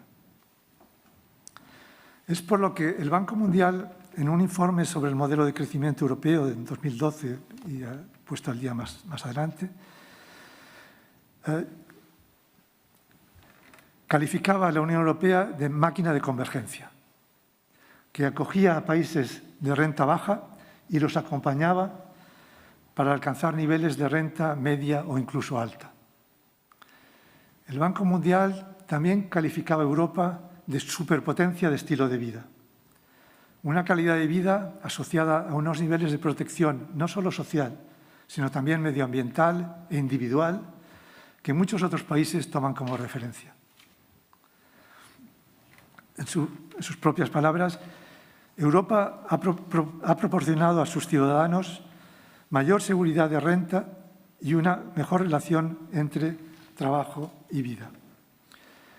Con rentas reales inferiores en un cuarto a las de Estados Unidos, Europa se ha convertido en una superpotencia de estilo de vida con probablemente la mayor calidad de vida en la historia de la humanidad. Estoy citando el informe del Banco Mundial. A ello se suma que el proceso europeo de integración de países cultural y económicamente variados, como es la Unión Europea, ofrece pistas para diseñar la gobernanza económica global. De ahí que la Unión Europea, con todas sus limitaciones que ha mencionado Alicia, sea a nivel regional el modelo de globalización con mayor éxito y que, por consiguiente, aporte mayor influencia en las instancias multilaterales de la que le correspondería por su simple peso económico. ¿Permite eso a la Unión Europea una autonomía estratégica plena? Claramente no. Como indica Borrell, a lo que podemos aspirar es a disponer de la capacidad de pensar, decidir y actuar en términos estratégicos juntos con nuestros socios o solos cuando es necesario. Bueno, ¿autonomía en qué sentido? ¿Autonomía frente a Estados Unidos? Parece insensato pensar en una plena autonomía frente a ese país, mientras no tengamos plena capacidad de hacer frente a agresiones de tipo tradicional o de tipo híbrido. No podemos agradecer a Estados Unidos los servicios prestados y pedirle que retire sus bases y su material y prescindir de su intercambio de información. Tampoco es sensato jugar a la Brexit y pensar que vamos a bascular hacia Asia, despreciando el grado de integración económica con Estados Unidos que acabamos de ver. Entonces, autonomía frente a China. También es insensato concebir una plena autonomía frente a China y seguir a los que proponen cortar los lazos económicos con ese país y con países de su entorno, y olvidar que se van a convertir, como veíamos, en los principales mercados mundiales y que van a tener un peso político creciente en el orden global. Entonces, ¿autonomía frente a otras potencias medianas o con armas tecnológicamente avanzadas? Podemos conseguir algo más de autonomía en nuestras relaciones con Rusia y otros países del entorno. ¿Pero cómo? ¿Cómo? Manteniendo nuestra economía fuerte, estable, sostenible y justa. Segundo, manteniendo o creando más bien una capacidad de decisión concertada en política exterior y en instancias multilaterales. Y tercero, creando una capacidad militar eficiente y reforzada. Es decir, manteniendo el peso económico como base, teniendo una capacidad de decidir, como decía Alicia, y dotándonos de una capacidad militar. ¿Y qué nos falta para ello? ¿Cierto? Mayor capacidad para decidir. Si hoy día pocas veces lo logramos en política exterior, es a veces porque no valoramos de la misma manera la situación y las distintas opciones, como veíamos anteriormente. Tenemos experiencias y versiones de la historia muchas veces distintas. Por ejemplo, como decía Enric Jordana, los españoles y los suecos, o los polacos, o los checos, o los estonios, podemos tener distintos recuerdos sobre el papel de Estados Unidos en nuestro camino a la democracia, o podemos discrepar sobre la importancia del riesgo de inmigración descontrolada por el este o por el sur, o sobre la necesidad y el riesgo de imponer sanciones al régimen de Nicaragua por la violación de derechos humanos. Además, muchos en los países autodenominados frugales, que otros llaman mezquinos, consideran que una mayor integración, por ejemplo, haciendo permanente el fondo Next Generation, es tirar el dinero, porque seguiremos, según ellos, siendo indolentes. Demostrémosles que podemos usarlo de forma responsable y útil. En ese sentido, como decía Alicia, las cifras de vacunación contra la COVID en España y Portugal son significativas, son mucho mejores que las de países del norte. Demuestran nuestra capacidad de actuar colectiva y responsablemente. En otros casos, los gobiernos defienden intereses de grupos concretos que no son necesariamente los de la mayoría de la población. Por ejemplo, como decía en una carta abierta a Joe Biden, José Antonio Campo, Joe Stiglitz o Yayati Josh y 11 otros miembros de la Comisión Independiente para la Reforma de la Fiscalidad de Sociedades Internacional, publicada en Project Syndicate, los gobiernos de los principales países, incluyendo la anterior administración estadounidense, han negociado bajo el supuesto erróneo de que la mejor manera de servir a los intereses nacionales es protegiendo a las multinacionales que tienen sus sedes principales dentro de sus fronteras. Por suerte, a veces los gobiernos consiguen vencer esas resistencias, al menos en parte. La prueba es que 138 países acordaron recientemente aplicar una tasa mínima, pequeña, pero una tasa mínima del impuesto de sociedades a las grandes empresas multinacionales, negociada en el seno de la OCDE con el apoyo del G7 y del G20. Pero aún en otros casos es porque los gobiernos se aferran a situaciones de privilegio relativo, de estatus, y por la falta de coraje político para explicar la situación real a sus ciudadanos. Es el caso, por ejemplo, de la reforma de las instancias económicas internacionales que también conocí de cerca cuando fui representante económico adjunto de la Comisión Europea en el G7, en el G8 y el G20. En esos foros, igual que en el FMI, el Fondo Monetario Internacional, los países europeos tienen un peso económico predominante, pero un peso numérico predominante, reflejo de una influencia pasada.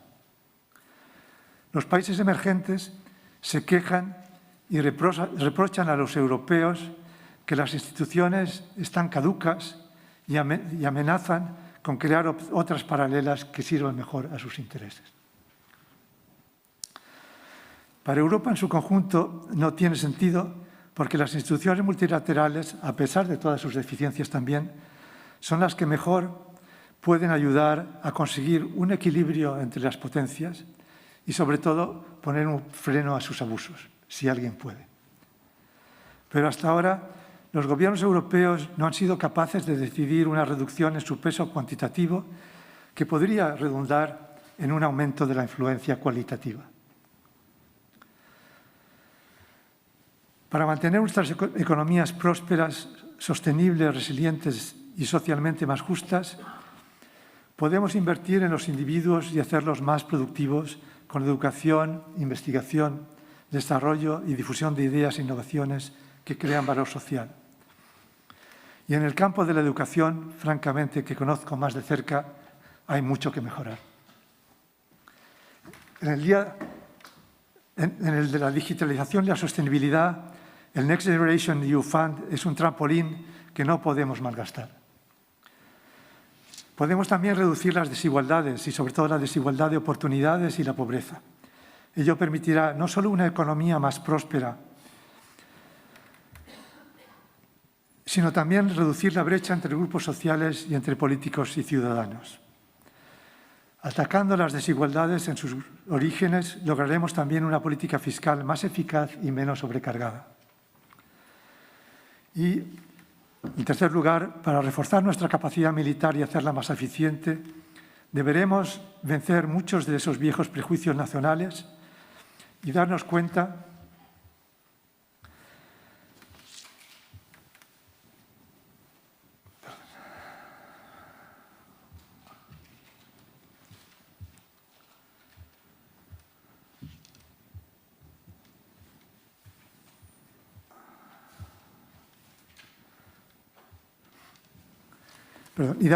de que solo unidos, como decíamos, podremos compensar la reducción de nuestro peso específico y nuestra soberanía, porque aunque mantengamos nuestra prosperidad, otros están logrando los niveles que nosotros ya conseguimos.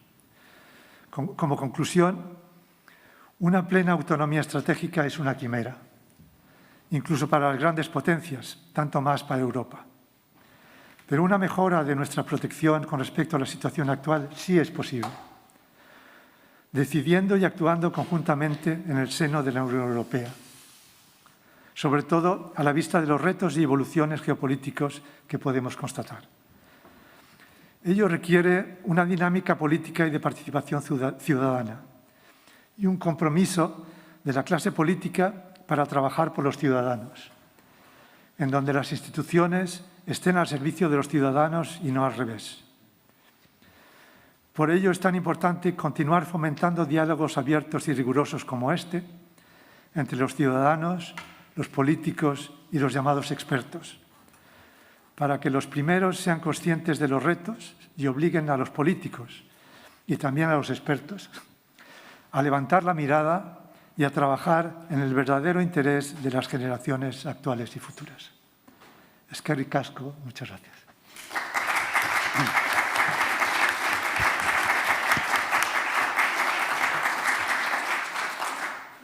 Eskerrik asko, Antonio de Lecea Jauna.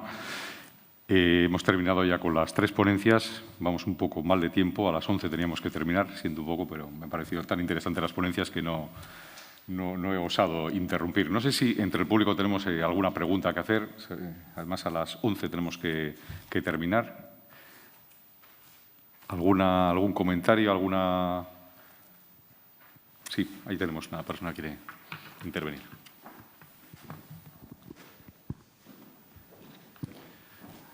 Que sean preguntas, por favor, breves, para que la respuesta también pueda ser inmediata. Gracias.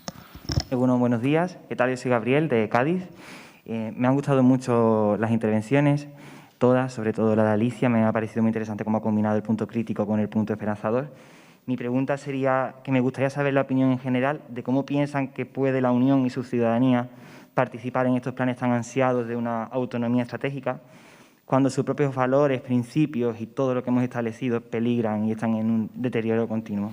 Me refiero a la securitización, me refiero al olvido de los valores que hemos establecido y principios en el artículo 2 del Tratado de la Unión Europea, cuando estamos olvidando que lo que nos unió fue la necesidad de avanzar, cuando se nos ha olvidado que la Unión Europea no es un país porque es un Estado de Derecho, cuando los poderes que tiene se han basado todos en tratados. Un conjunto de opiniones que no me da tiempo a explicar más, pero me gustaría saber cómo piensan que podemos avanzar así. Pues para cualquiera de ustedes, no sé quién quisiera responder. Para empezar, no hay partidos paneuropeos. Existía uno cuando yo tenía tu edad, el Partido Verde. Después acabó de manera trágica con un suicidio. Bueno, es una historia muy larga, pero la cuestión es que no tenemos ni quien diga, ni quien represente esa realidad en toda Europa. A mí me parece increíble. Entonces, yo creo que lo primero es que alguien se una, pida y, por tanto, aúne esa... A ver, yo no digo necesariamente... Hay muchas maneras de hacer esto, pero desde luego lo único que vemos es fuerzas centrífugas. Hay más partidos, digamos, opuestos a mayor integración que al revés. Parece hasta a veces...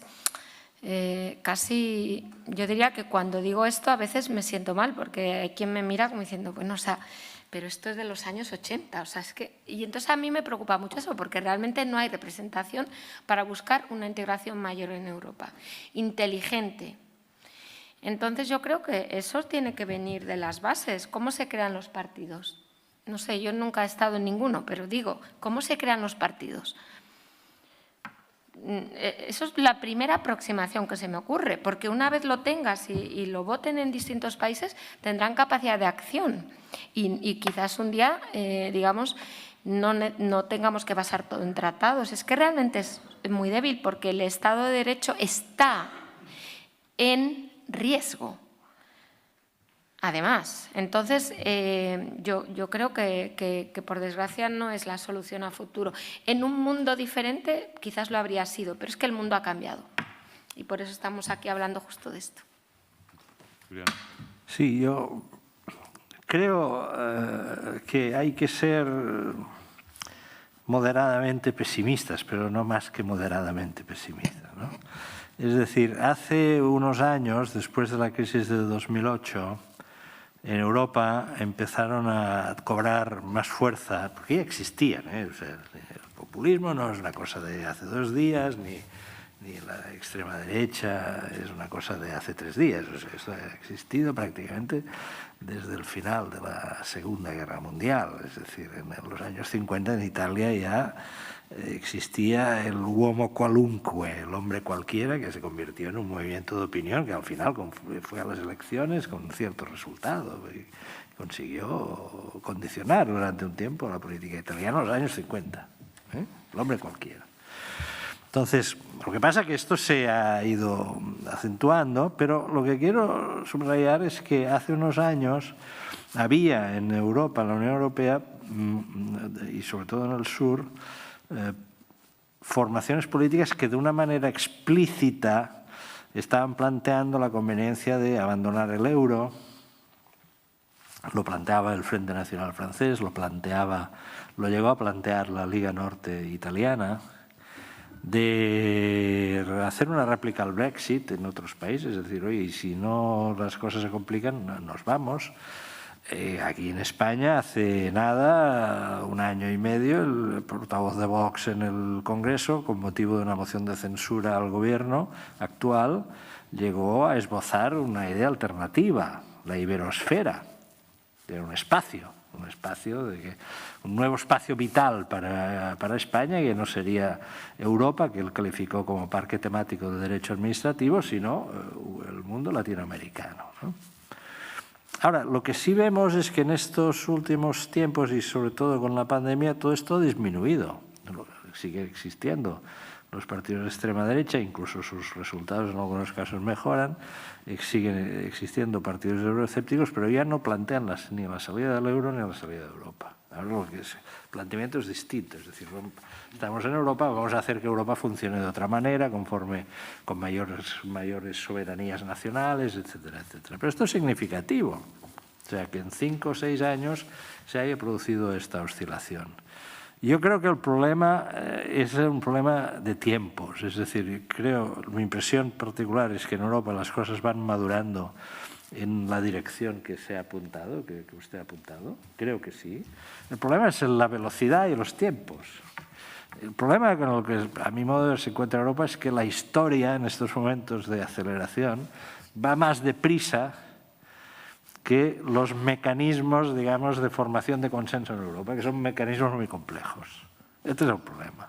No es que estemos en líneas equivocadas, ¿no? Es que la formación de las decisiones es lenta, porque es muy compleja. Y al mundo le ha dado ahora por acelerarse. Este es el problema. Entonces, solo hay una solución, que es intentar acelerar también los mecanismos de decisión de la estructura europea. Esto es muy fácil de decir y evidentemente muy difícil de llevar a cabo. ¿No hay tiempo para una última pregunta? Bueno, pues entonces vamos a dejarlo aquí porque ya vamos con un cuarto de hora de retraso. Agradecerles a todos ustedes su contribución, su paciencia y a ustedes por su atención. Eskerrik asko.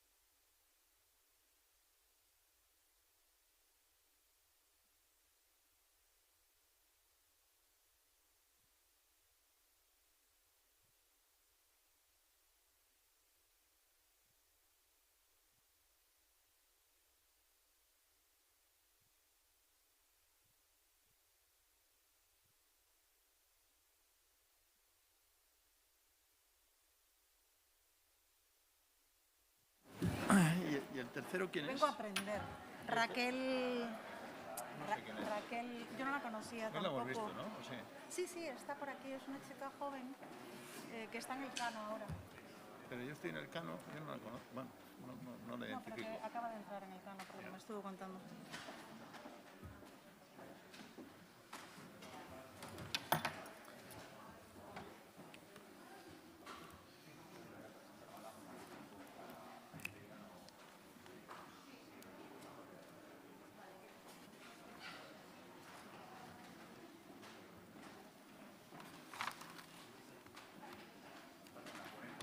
Sí, Raquel.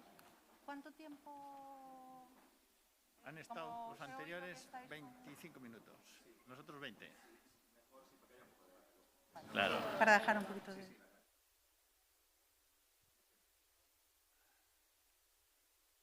Pues yo como se me ha fastidiado el reloj, que se me ha caído.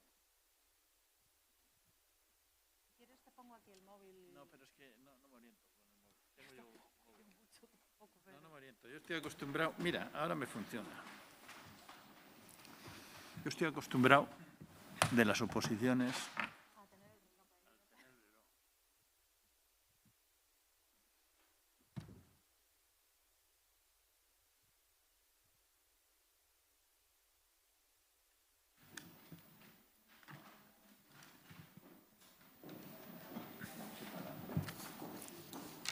Ya me pasó, se paró y seguí.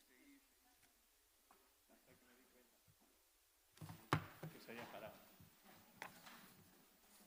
Oye, puedo ir ahí, ¿verdad? Sí, claro. Sí.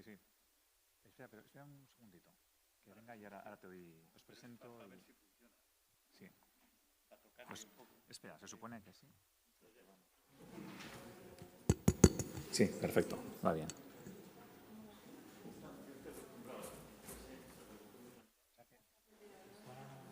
¿Has dejado preparado tu presentación ahí? Tú no tienes presentación. Paxi, ¿tú tienes presentación? No, vale, no te hace falta. Tú Además tengo una que voy a parecer otra cosa. A lo de lo que he oído. Vale. Bueno, pues es que nos falta Raquel. Vamos a esperar un segundito, nos falta una ponente. Que hay de una urgencia, viene ya. Pero bueno, mientras viene, vamos a, cumpliendo el programa, hablar muy brevemente, en un minuto, porque íbamos a hacer una cosa un poco más elaborada, pero vamos un poco justos de tiempo y es mejor que quede espacio posteriormente para el debate. Y entonces, solamente se trata de dar a conocer, como una novedad de Eurobasc, la publicación en breve, es decir, se acaba de hacer la traducción al euskera del documento de la Estrategia Global de la Unión Europea. Nos parece un documento en Eurobasc muy importante, reciente, es decir, bueno, de hace unos pocos años, del año 2016, pero que evidentemente ha marcado una nueva fase en la historia de la política exterior y de la concepción estratégica, ¿no?, de la proyección estratégica de Europa. Y nos parecía que este documento tenía que estar en euskera, después de años de petición de los profesores que imparten integración europea en euskera, pues que necesitaban materiales en esta lengua. Y en Eurobasc habíamos tenido algunos guiños en el pasado, pero nos parecía que era el momento de hacer algo más en este sentido. Y desde hace unos meses la Junta Directiva de Eurobasc, ratificado por la Asamblea, hemos inaugurado una línea de traducción al euskera de documentos relevantes de integración europea, como una forma de cumplir nuestra misión, de difundir, de dar a conocer, de impulsar el debate sobre la realidad europea y también de contribuir, en la medida de nuestras posibilidades, a la mejor impartición de la docencia en esta lengua. Entonces, bueno, con esto del COVID normalmente os habríamos dado un ejemplar a cada uno, etcétera. Bueno, con el tema del COVID nos dicen que esto no es muy recomendable. Va a estar disponible en la página web en formato digital, que además nos parece que es mucho más útil porque es un documento, es decir, no es un libro que tenga un valor añadido por tenerlo en papel, sino que su valor es el de poder consultar, trabajar sobre él, subrayar. Entonces, bueno, va a estar disponible en la página web en formato digital. Y no obstante, si alguien está muy interesado o es alguien que imparta docencia en euskera o que lo necesite por algún motivo concreto, quizás le podamos dar algún ejemplar en formato físico. En ese sentido, nos lo comentáis y lo hablamos, ¿de acuerdo? Bueno, pues después de la publicidad de Eurobasque, vamos con la segunda de las mesas. La primera mesa ha cumplido perfectamente su cometido, que era mostrar un diagnóstico, dar algunas claves de análisis de la realidad y de preocuparnos un poco, moderadamente, como decía Enric Juliana, pero que hay que preocuparse. Es decir, porque solamente cuando uno se preocupa es cuando se pueden tomar decisiones, ¿no? Es decir, no podemos entrar en pánico porque eso te bloquea, pero sí tenemos que preocuparnos y darnos cuenta de que verdaderamente la situación actual del mundo y la Unión Europea exige tomar decisiones y tomar acciones inmediatas y de carácter estratégico, de importancia y decisiones que no son fáciles de tomar.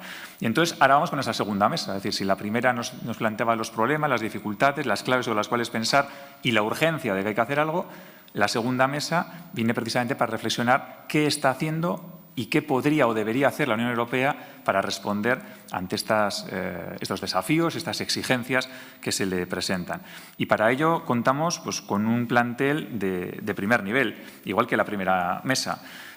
Contamos con el profesor Francisco Aldecoa, Patxi Aldecoa, que es, bueno, además de amigo viejo conocido de la casa, ha sido secretario general de Eurobasque, es actualmente presidente del Consejo Federal Español del Movimiento Europeo desde julio de 2019. Es el representante, y esto es una cosa muy interesante, cuando le invitamos le dijimos también que nos trajese un poco ese eco de lo que está pasando ahora mismo en Bruselas en la Conferencia Europea, puesto que es el representante de eventos nacionales y de la sociedad civil en el Pleno de la Conferencia Europea. Y, bueno, entre sus innumerables cargos y tiene un amplísimo historial de publicaciones, es catedrático de Relaciones Internacionales en la Universidad Complutense de Madrid, cátedra Jean Monnet, ha tenido diferentes cargos en rectorados tanto de la Universidad del País Vasco, como posiciones importantes en la Complutense, como decano de Ciencias Políticas, etcétera. Y sus obras son innumerables, casi siempre, prácticamente todas, sobre Europa en sus diferentes dimensiones, de política exterior, de integración, el papel internacional de la Unión Europea, que es el próximo libro que está a punto de publicar. Es decir, no requiere presentación. Patxi Aldecoa, para hablar de Europa y de su futuro, es la persona, vamos, perfecta para hacerlo.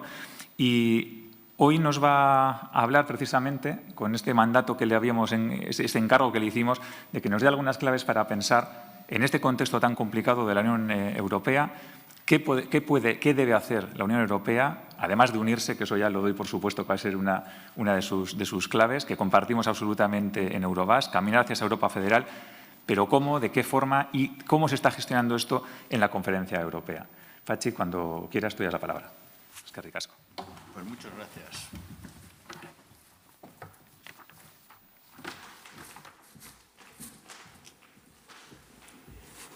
Sí, mejor. Pues muchas gracias. Muchas gracias a Marian, a Irune, por haber organizado esto, a ti, por habernos dado la posibilidad de estar aquí hoy para hablar sobre el futuro de Europa. Voy a cambiar un poco lo que tenía previsto. Y precisamente aprovechando las ponencias anteriores, donde he sacado una idea clara, que si Europa sigue así, o la Unión Europea sigue así, no va a tener papeles en el mundo. Y que, por lo tanto, hace falta una reforma en profundidad. Nuestra compañera que viene de Asia ha sido contundente en cuanto a su... pero también los otros intervinientes. De tal forma que me permite precisamente hablar de la Conferencia sobre el Futuro de Europa.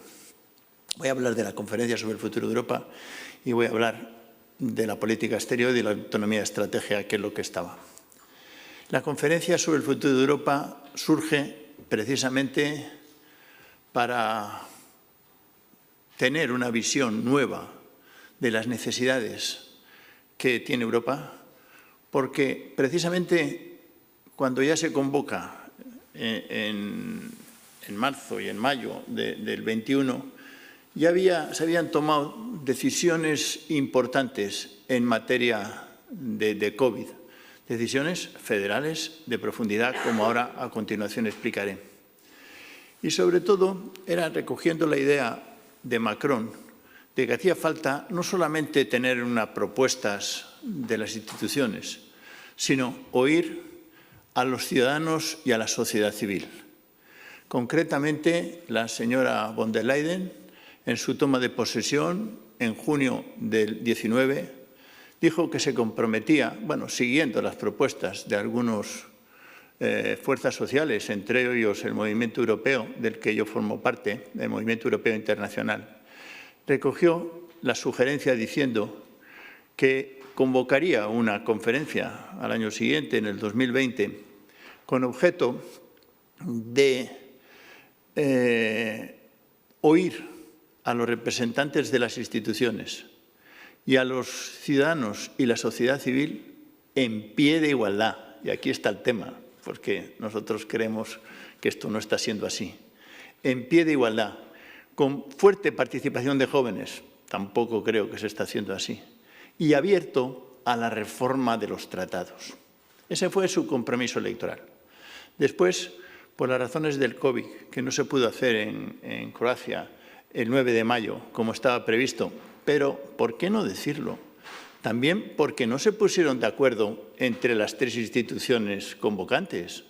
Hubo diferencias notables. Y especialmente porque el Parlamento Europeo quería que fuera Verhofstadt y ni la Comisión ni los Estados miembros estaban dispuestos a ello. Por eso duró hasta marzo del 21, es decir, más de 6 meses, y como consecuencia de una propuesta portuguesa que no se llegó a un acuerdo respecto a la convocatoria. La propuesta portuguesa fue un compromiso, y el compromiso consistía en que hubiera 3 copresidentes. Y este compromiso desatascó, pero sin embargo hay que decir que no ha sido la solución idónea, por lo menos hay que decir eso, que no ha sido la solución idónea. Hay quien dice que ha sido una mala solución, porque esto ha hecho que si bien la conferencia se convoca en marzo, primer ejercicio en el 9 de mayo, primer pleno el 17 y 18 de junio, segundo pleno no tenemos hasta septiembre, 4 meses parados. Ha habido un retraso grande. El retraso grande, al parecer, es porque no se ponen de acuerdo entre las 3 instituciones para nada. Incluso cuando nos convocan con 2 o 3 días, después de haber estado 3 o 4 meses. Bien, estos son pequeños elementos que explican que la conferencia, desde mi punto de vista, la conferencia es un hito importantísimo. Desde el punto de vista de la innovación política, tiene pocos precedentes de reunir a representantes, es decir, a la democracia representativa y a la democracia participativa, la que se recoge en el artículo 11 del Tratado de la Unión Europea, y consultarles no solo para cuestiones concretas, como ha ocurrido en distintos ejemplos, sino para cuestiones constitucionales, de fondo, sobre el futuro de la Unión Europea, no tiene precedentes, y posiblemente tampoco en los Estados miembros.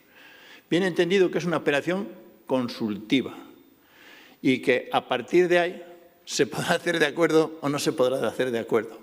Pero en la medida en que tiene esa legitimidad, no se podrá echar atrás. De la misma forma que la Convención, cuando se crea, tampoco iba a tener el poder de reformar el tratado.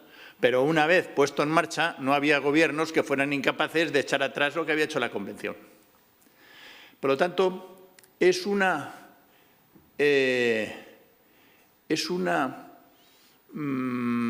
propuesta innovadora, de enorme relevancia.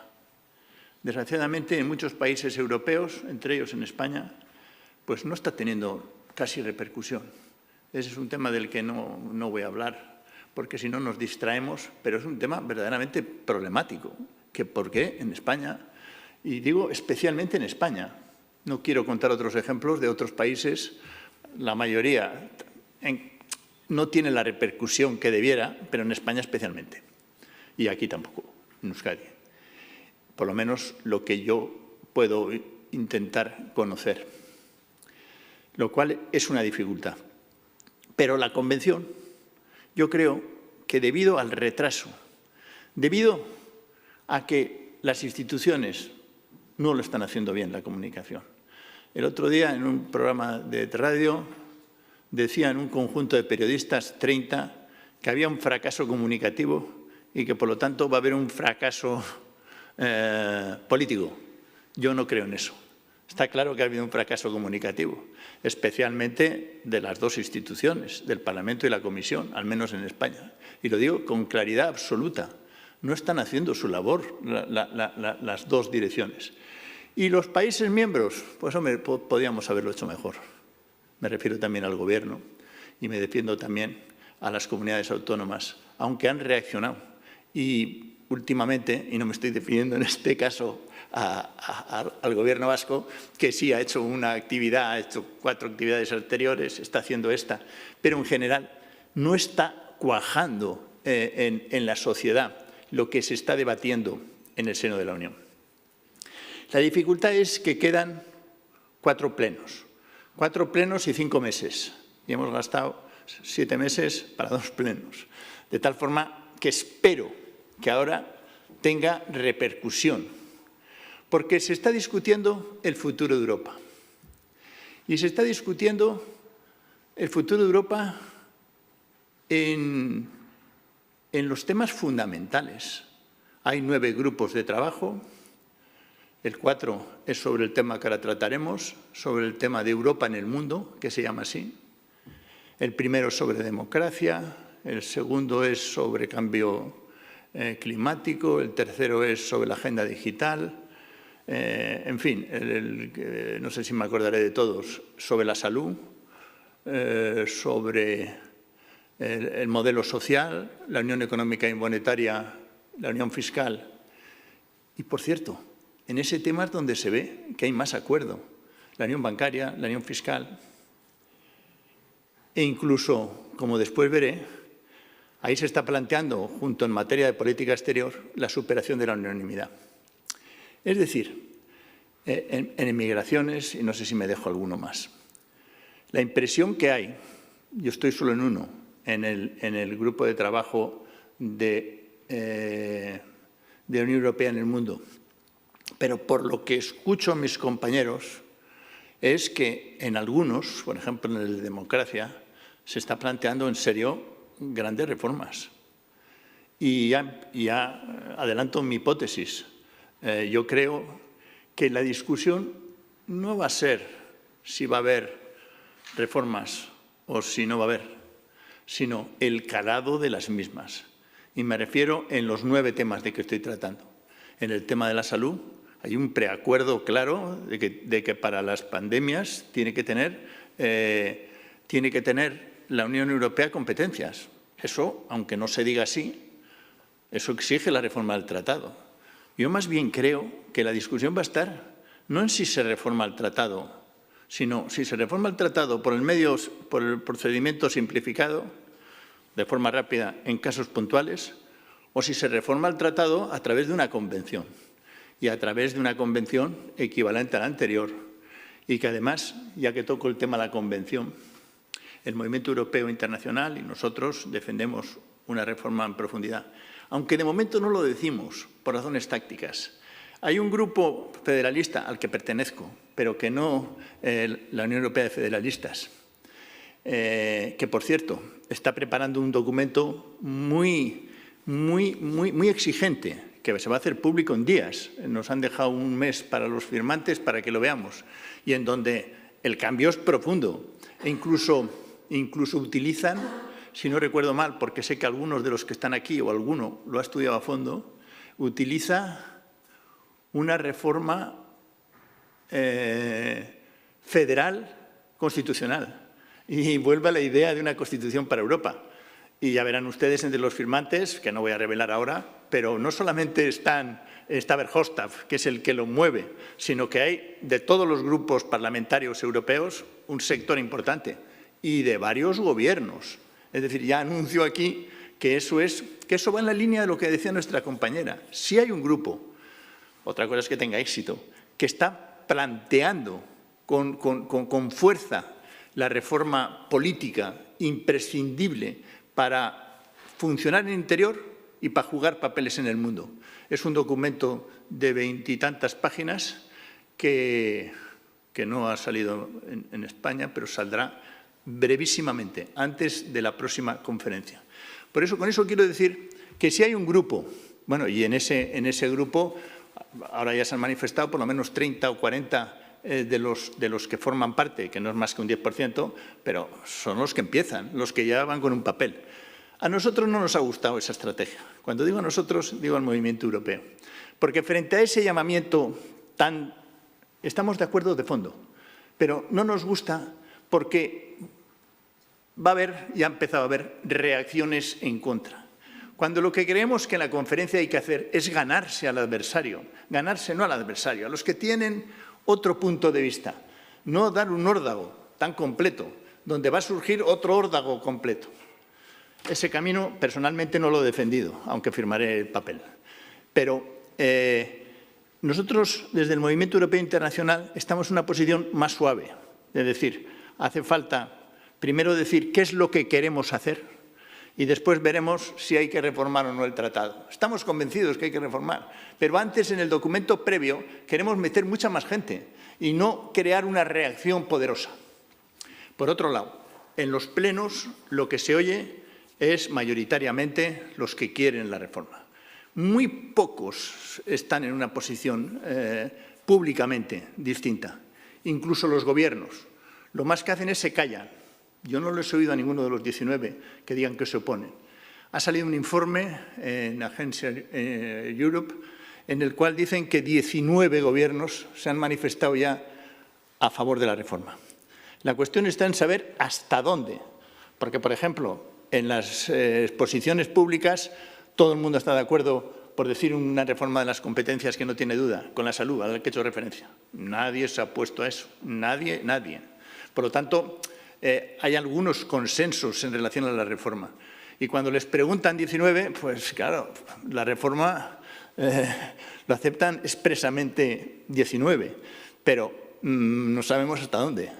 Es decir, la conferencia todavía no ha empezado el momento clave, pero sí se ve que hay propuestas muy profundas en relación concretamente a la expresión federal.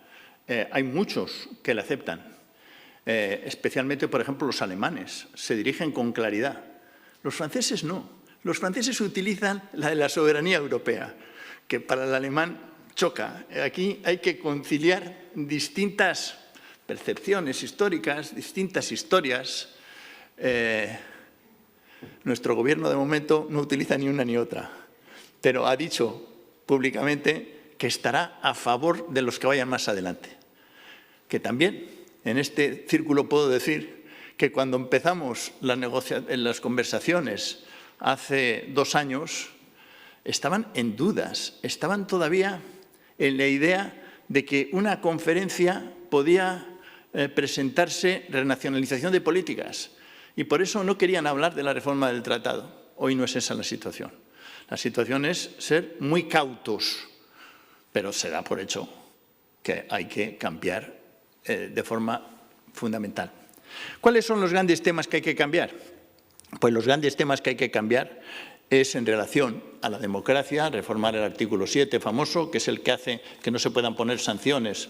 No me da tiempo a explicar puntos concretos, pero si luego me preguntan, porque además posiblemente sea conocido, porque entre Hungría y Polonia están basculando la imposibilidad de tomar acciones sobre ellos, porque con un único Estado en contra no se puede está el tema de la democracia, el tema de la unión económica, de la unión bancaria y la unión fiscal. Por lo que me dicen en ese grupo, eso está bastante consensuado y tampoco se han oído voces en contra de eso. Pueden ser en cuanto a la velocidad, pero debe haber ahí problemas concretos, porque además quieren haber entrado antes algunos países a la Unión Económica y Monetaria a que se tomen esas decisiones. Y debe haber un problema de calendarios, como me decía un representante rumano hace una semana. El tema del modelo social. El tema del modelo social lo aceptan los 4 grandes fuerzas políticas y el documento que se está barajando es el que se aprobó en Oporto hace 1 año y pico, en donde se establece el pilar social con claridad. La Unión Europea no tiene competencias en materia social. La negociación que se está llevando es sobre... Pero lo que hay que reconocer es que ya el Consejo aprobó ese documento. Luego, va a ser relativamente fácil meter todo el tema social, que tiene temas desde jornada hasta salario mínimo, hasta huelga, hasta... Es decir, hay ya un ecus, no sé cómo llamar, un acervo que está ya bastante consensuado en la medida en que incorporan otros avances que ya se han hecho. Está el tema de las migraciones, de la política de migración. Ese es muy complicado. Ahí hay dificultades de fondo.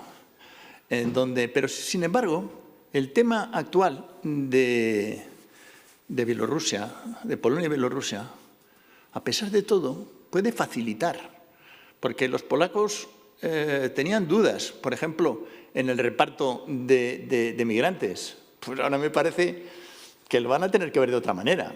No sé lo que piensan, pero las circunstancias exigen a que se facilite. Joder, me dicen que 3 minutos. Y no he empezado a hablar de la política exterior. De la política exterior, ¿qué se puede decir? Pues 4 o 5 cosas.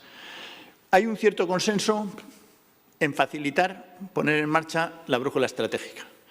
La brújula estratégica de Borrell, que tengo aquí el documento, porque por lo visto no lo han entregado a la prensa, pero tengo aquí las 17 páginas, si alguien lo quiere ver. Por cierto, no utiliza la palabra geopolítica, ni utiliza la palabra ejército europeo. No me da tiempo a explicarlo todo, pero lo que quiero decir es que es un refuerzo de lo que hay. Eso es lo que es la brújula estratégica. Es un refuerzo de lo que tenemos en marcha e intenta sacarle partido a los principales instrumentos, especialmente la cooperación estructurada permanente y especialmente, desde luego, las misiones, el fondo, la agencia, es decir, lo que tenemos en marcha, dando un paso más. Y además con una ventaja, aunque se va a fundamentar en el artículo 44, que quiere decir que entran los que quieren. Por lo tanto, luego va a ser más fácil tomar decisiones. No pueden vetar, por decirlo así. Es una fórmula distinta.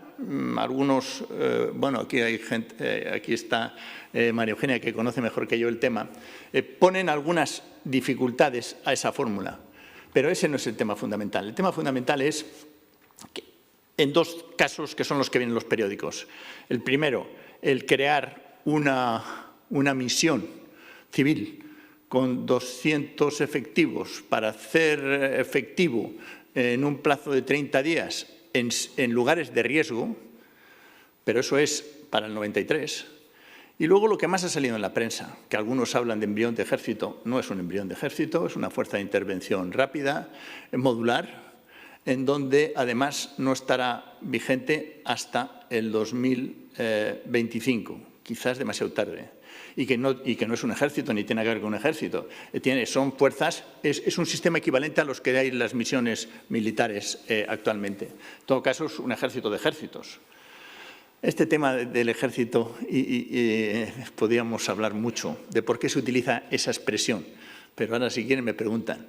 Porque nadie está hablando de ejército, no está hablando de una fórmula equivalente a la diplomacia que se paga con la Unión, se organiza con nuevos diplomáticos, el servicio exterior, que es compatible con el de los Estados, pero completamente ajeno. lo que hay ahora, en los 10 años que lleva funcionando. El ejército, nadie dice que se haga un ejército distinto al de los Estados miembros. No, va a depender de esta unidad de intervención y, en general, el debate sobre el ejército.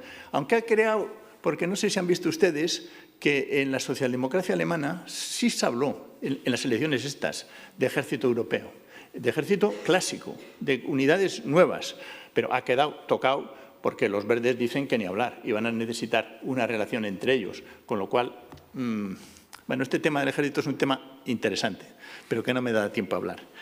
Los avances que hay que dar es la decisión, reforzar el alto representante y su papel. Y hay algunas cuestiones técnicas que además hay que mejorar. Por ejemplo, que tenga un vicepresidente que sea equivalente y que pueda tener sus funciones y que le pueda sustituir porque ahora es imposible.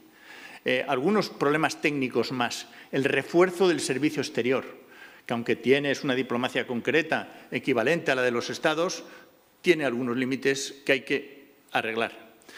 El tema central es la decisión en el seno del Consejo en materia de política exterior, lo mismo que hemos dicho en materia fiscal. Ahí hay distintas propuestas, incluso alemanas, para la superación de la unanimidad, que es con mayorías cualificadas ponderadas y, a su vez, dejando en última instancia el tema de interés vital. Bien entendido que en esa propuesta dicen que el interés vital hay que decir desde el principio cuáles son tus intereses vitales, no que puedas ejercer en cualquier momento. Bueno, es un tema que se está moviendo muchísimo con diferentes propuestas. No sabemos lo que saldrá, pero algo saldrá. ¿Qué más? Bueno, el tema de migraciones ya he dicho que está verde, pero algo habrá que hacer, sobre todo en estas relaciones. Como me dicen que tengo poco tiempo, quiero concluir aceptando lo que se ha dicho en las intervenciones anteriores.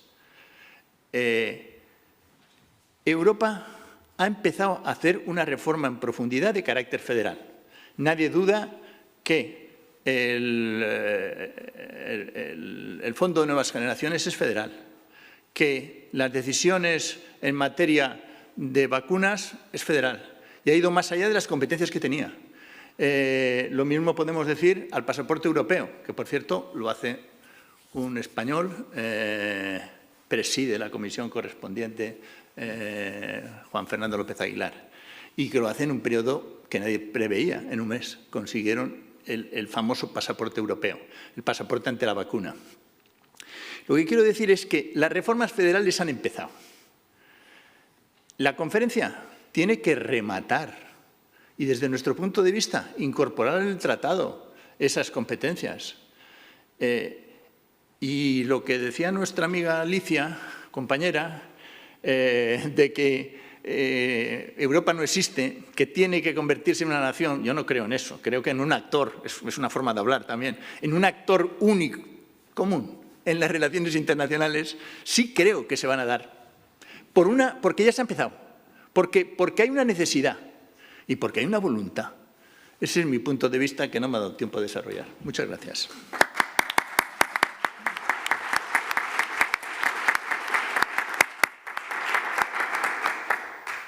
Y me he dejado un tema confuso, que es el de los paneles, que se ha elegido por azar los representantes de los ciudadanos. Yo creo que eso no está bien. Ha estado bien el anexo a la intervención. Muchas gracias, Pachi.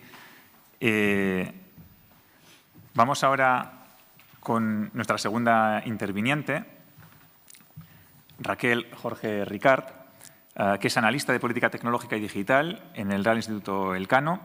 Previamente ha sido Fulbright Fellow en la George Washington University en Washington, Estados Unidos. Es socióloga y politóloga. Ha trabajado en el proceso de elaboración de la Estrategia Nacional de Tecnología y Orden Global del Ministerio de Asuntos Exteriores y en el Berman Klein Center for Internet and Society en la Universidad de Harvard, entre otros. Y también recuerdo un evento importante donde la patronal española de las compañías tecnológicas hizo una presentación de toda la agenda digital, los retos tal, y también la eligió a ella para mostrar un poco este complejo tema con sus desafíos.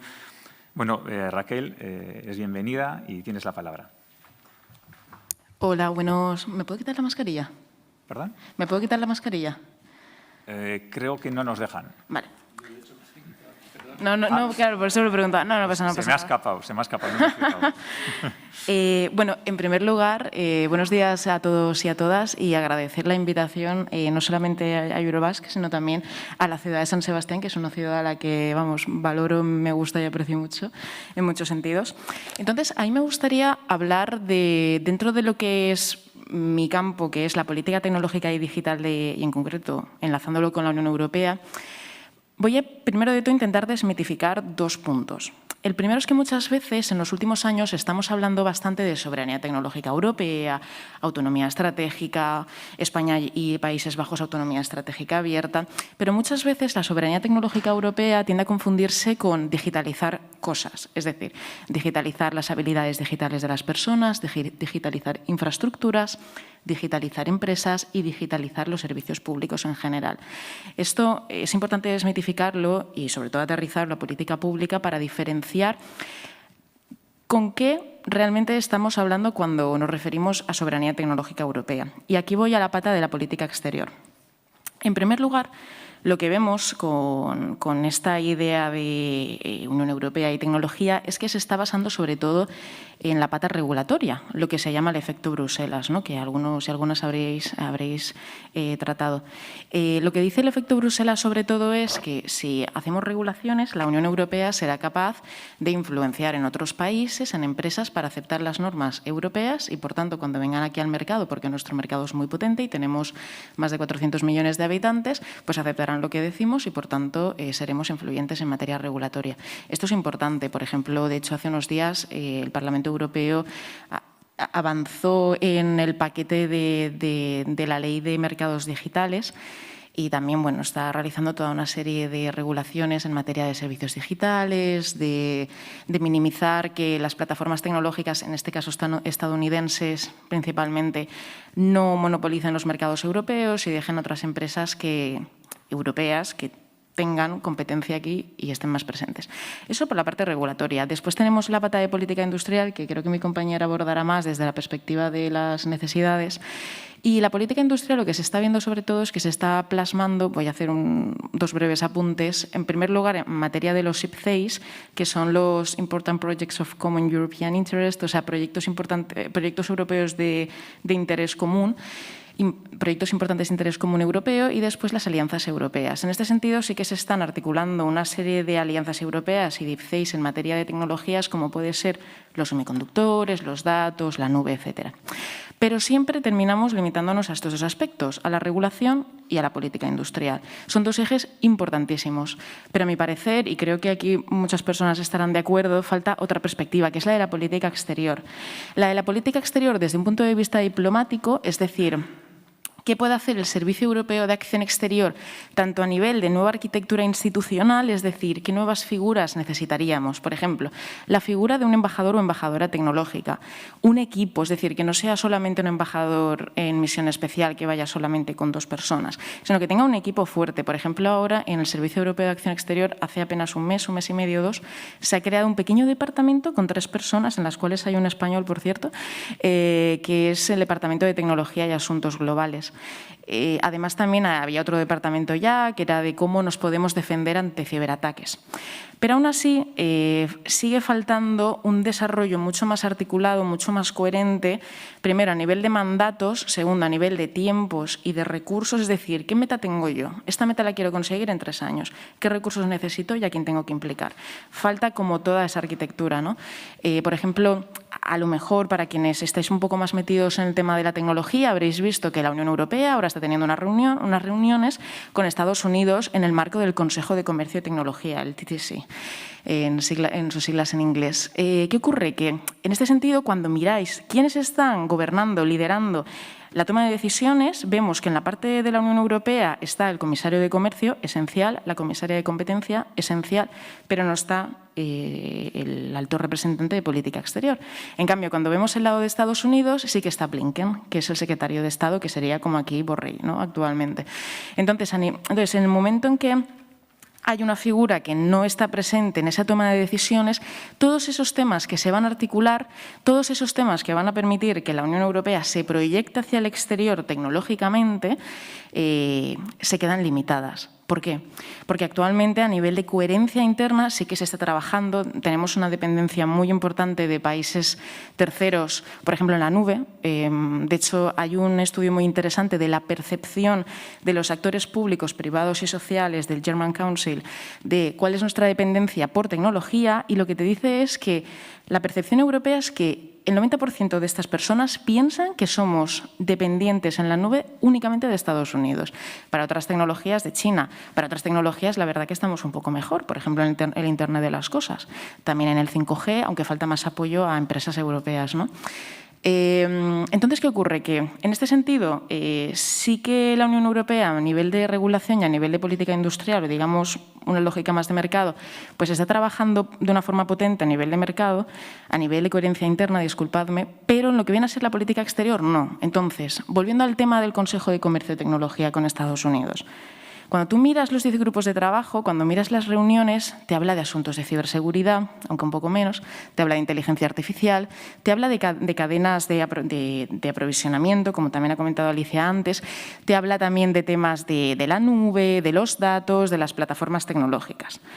Pero no se habla en perspectiva geopolítica, no se habla en perspectiva de seguridad. Por ejemplo, la Unión Europea hace apenas 2 o 3 años creó un primer marco de cibersanciones, que era lo que llamó su ciberdiplomacia. La ciberdiplomacia europea actual se concibe como, a mí como Unión Europea, a una infraestructura crítica de un Estado miembro o a alguna institución le hacen un ciberataque, que yo le puedo imponer sanciones. Pero más allá de esta cuestión no hay más ciberdiplomacia ni diplomacia tecnológica. Entonces, si en una oportunidad tan adecuada como puede ser el TTC con Estados Unidos tenemos un marco para negociar cibersanciones, para ver, ya no hacer cibersanciones conjuntamente, porque eso ahí ya entraríamos en cuestiones de soberanía y de voluntades, pero sí que se pueden hacer mapeos de riesgo conjunto, sí que se puede hacer un mapeo de prioridades. Por ejemplo, la Unión Europea ya en 2012 dijo que quería pivotar hacia Asia, pero en 2014 llegó la invasión de Crimea. Y entonces nuestra política exterior se tuvo que meter a fondo con ese tema, evidentemente. Pero la tecnología, como no formaba parte de un marco de política exterior, se quedó enmarcada en el Comisariado de Comercio, en el Comisariado de Competencia, ¿no? Y también en el de Mercado Único. Entonces, esta es la primera cuestión. ¿Por qué necesitamos política exterior? Para responder mejor a cibersanciones, también para responder a nivel de seguridad a cuestiones como pueden ser los pequeños estándares técnicos que otros países, estándares que vienen en productos o en componentes de productos importados de países terceros, como puede ser China, pero no solamente China. Porque, por ejemplo, si queremos desarrollar un móvil o queremos desarrollar un semiconductor o queremos desarrollar, por ejemplo, simplemente meter un cableado submarino que entre por España y necesitamos una materia prima de la que casualmente, pero de forma importante, viene muchas veces de Chile, México y Brasil, también necesitamos una política exterior tecnológica o al menos que combine lo industrial y la política exterior en América Latina, una región donde particularmente no tenemos estrategia ni de política exterior como tal y menos de tecnología. A excepción de un cable submarino, pero bueno, esto ya son detalles que podemos hablar a posteriori. Entonces, esto en materia de política exterior. Ahora que ya hemos visto un poco qué es lo que hay a nivel de alto nivel, ¿no? Vamos a bajar a qué hacen los Estados miembros. Muchas veces, cuando se habla de cómo podemos proyectar nuestra política exterior, miramos a las empresas, ¿no? Porque las empresas al final son las que hacen los contratos, son las que tienen la presencia. He mencionado el caso de Nokia y Ericsson, que son 2 compañías europeas ubicadas en Estados miembros, en Suecia y en Finlandia, que de eso se puede ver porque hay documentos públicos que dicen que no se sienten del todo apoyados por los Estados miembros ni por la Comisión. Y en lo que viene a ser el tema de soberanía tecnológica, es decir, cómo podemos hacer que nuestras empresas europeas vayan hacia afuera, aquí, volviendo al debate que está bastante presente, pero que de una forma un poco sutil, ¿cuál es el papel de los Estados miembros? Es decir, cuando se habla del debate de los campeones europeos, normalmente tendemos a pensar en las grandes empresas europeas francesas y alemanas. pero ¿qué hay del resto de empresas, ¿no?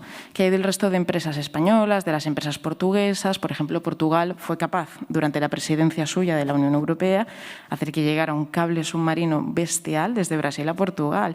O sea, eso fue un logro que muchas veces no se dice de forma explícita, pero fue un logro muy estratégico, tanto para las empresas portuguesas como también para legitimar su voz y la agenda que ellos quieren luego en muchos departamentos de la Comisión Europea.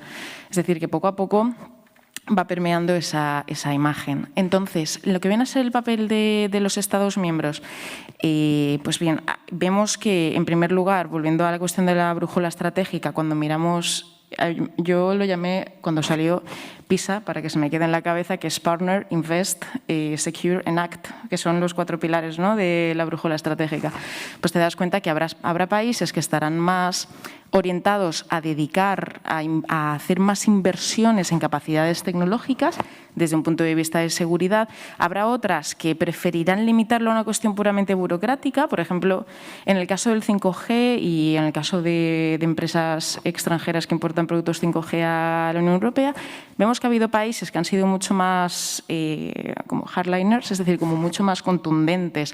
Han prohibido ciertas empresas a importar aquí porque no solamente, a su parecer, no garantizan la seguridad nacional del país, sino que tampoco están en línea o garantizan los valores de la Unión Europea.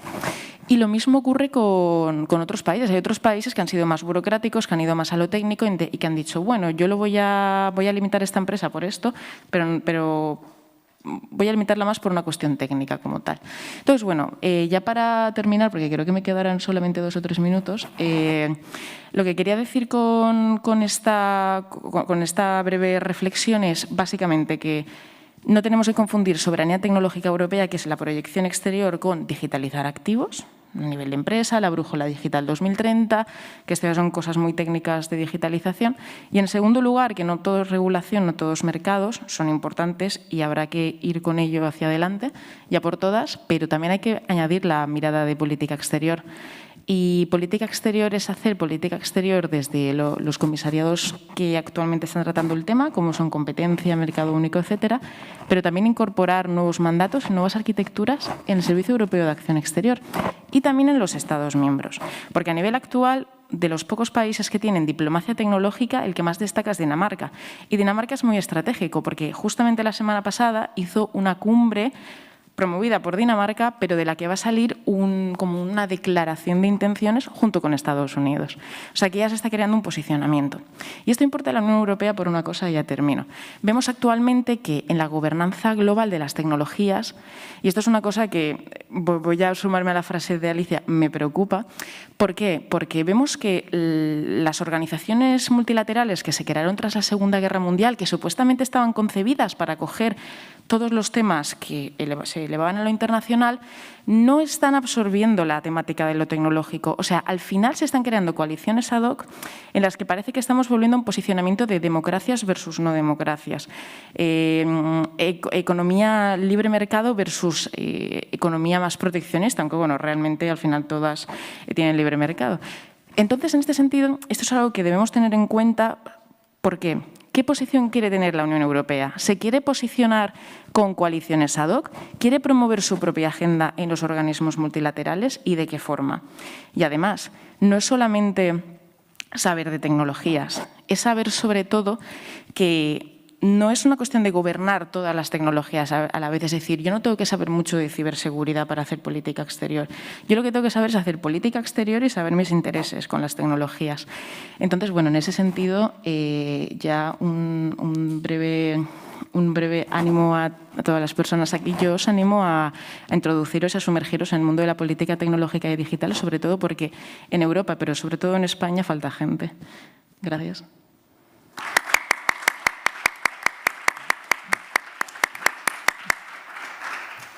Muchas gracias, Raquel. Y pasamos con nuestra tercera interviniente, es Isabel Álvarez. Es la directora del Instituto Complutense de Estudios Internacionales, profesora titular de Economía Aplicada en la Universidad Complutense de Madrid.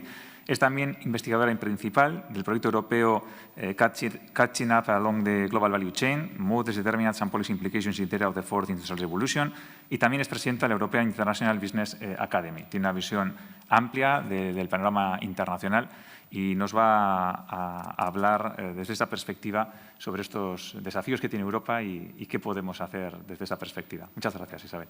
Muy bien.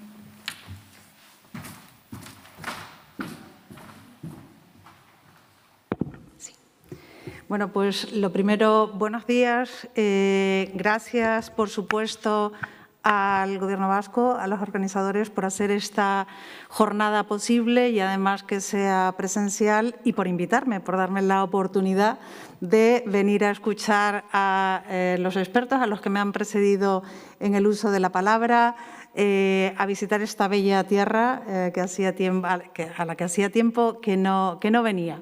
El moderador me ha dejado y los organizadores en la peor posición, y es captar vuestra atención en la última intervención, cuando ya estamos todos un poquito agotados, deseando debatir, y por tanto, bueno, pues trataré de ser como mínimo propositiva cuando se habla de cadenas de valor. Es decir, bueno, pues los economistas no somos precisamente los profesionales que seamos los más amenos, pero voy a intentarlo. ¿Por qué? Pues porque una de las cuestiones a las que nos estamos enfrentando es a cómo la pandemia y la interrupción de los suministros ha llevado a que en un concepto, yo diría, tan complejo, tan amplio como es el de la autonomía estratégica, se haya deslizado cada vez con más, yo diría, relevancia la cuestión de la soberanía tecnológica, porque la especialización productiva, comercial y también las posibilidades que la tecnología europea brinda, pues nos permitirían decir si podemos disminuir la dependencia europea. Dicho de otra forma, en plena pandemia o en el proceso de cómo salimos de este momento que nos ha tocado vivir, en Europa cada vez más se ha puesto sobre la mesa la cuestión de, oye, tenemos que depender menos de los suministros extranjeros porque nos hemos visto en algunos momentos pues pasándolo muy mal. De eso se trata de, en este ratito y tratando de ceñirme al tiempo, aunque a los profesores de universidad a veces nos cuesta, hablar de cadenas de valor, de cuáles son las posibilidades de las cadenas de valor en el contexto europeo y, como no, lanzar algún mensaje para el futuro de Europa, ¿no? Para que se siga potenciando este tipo de análisis. Bien, como decía, la situación en la que nos encontramos es que el impacto del COVID, de forma muy acelerada, supone pues, la interrupción o, como mínimo, la desaceleración de los flujos de comercio en la Unión Europea. Esto se debió, como anteriormente mencionaba, a que bueno, pues la paralización de la actividad y también las restricciones a la movilidad afectaron a buena parte de los intercambios comerciales, y de ahí que las cadenas de valor se hayan visto bueno, pues tocadas, dañadas, por así decirlo. Ellos enmarcan la globalización, en la globalización que nos trajo una fragmentación internacional de las actividades económicas y el despliegue de las cadenas ya hace algunas décadas. Yo daría un dato para saber por qué estamos hablando de cadenas, por qué actualmente en el debate está muy presente toda esta cuestión de las cadenas globales de valor o, si queréis, de las cadenas internacionales de valor. Y es que la mitad del comercio mundial está en manos de las 500 mayores empresas multinacionales. Estas empresas multinacionales aglutinan el 80% de la inversión directa extranjera.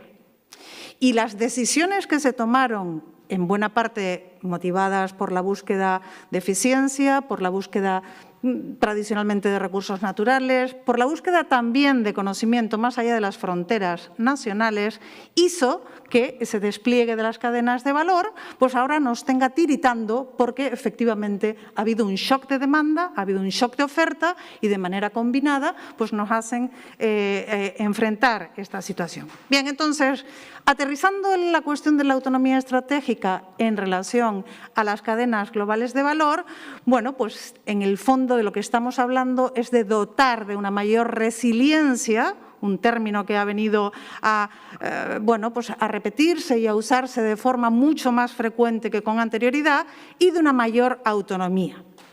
Claro, para hablar de una mayor resiliencia productiva, comercial, tecnológica, junto o que nos lleve a una mayor autonomía, pues tenemos que pensar en qué posibilidades de diversificación tenemos. Y de esto voy a hablar a continuación.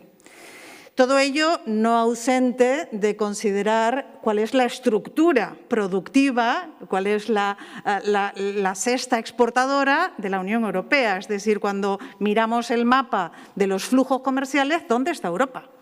¿Qué hacemos, por así decirlo?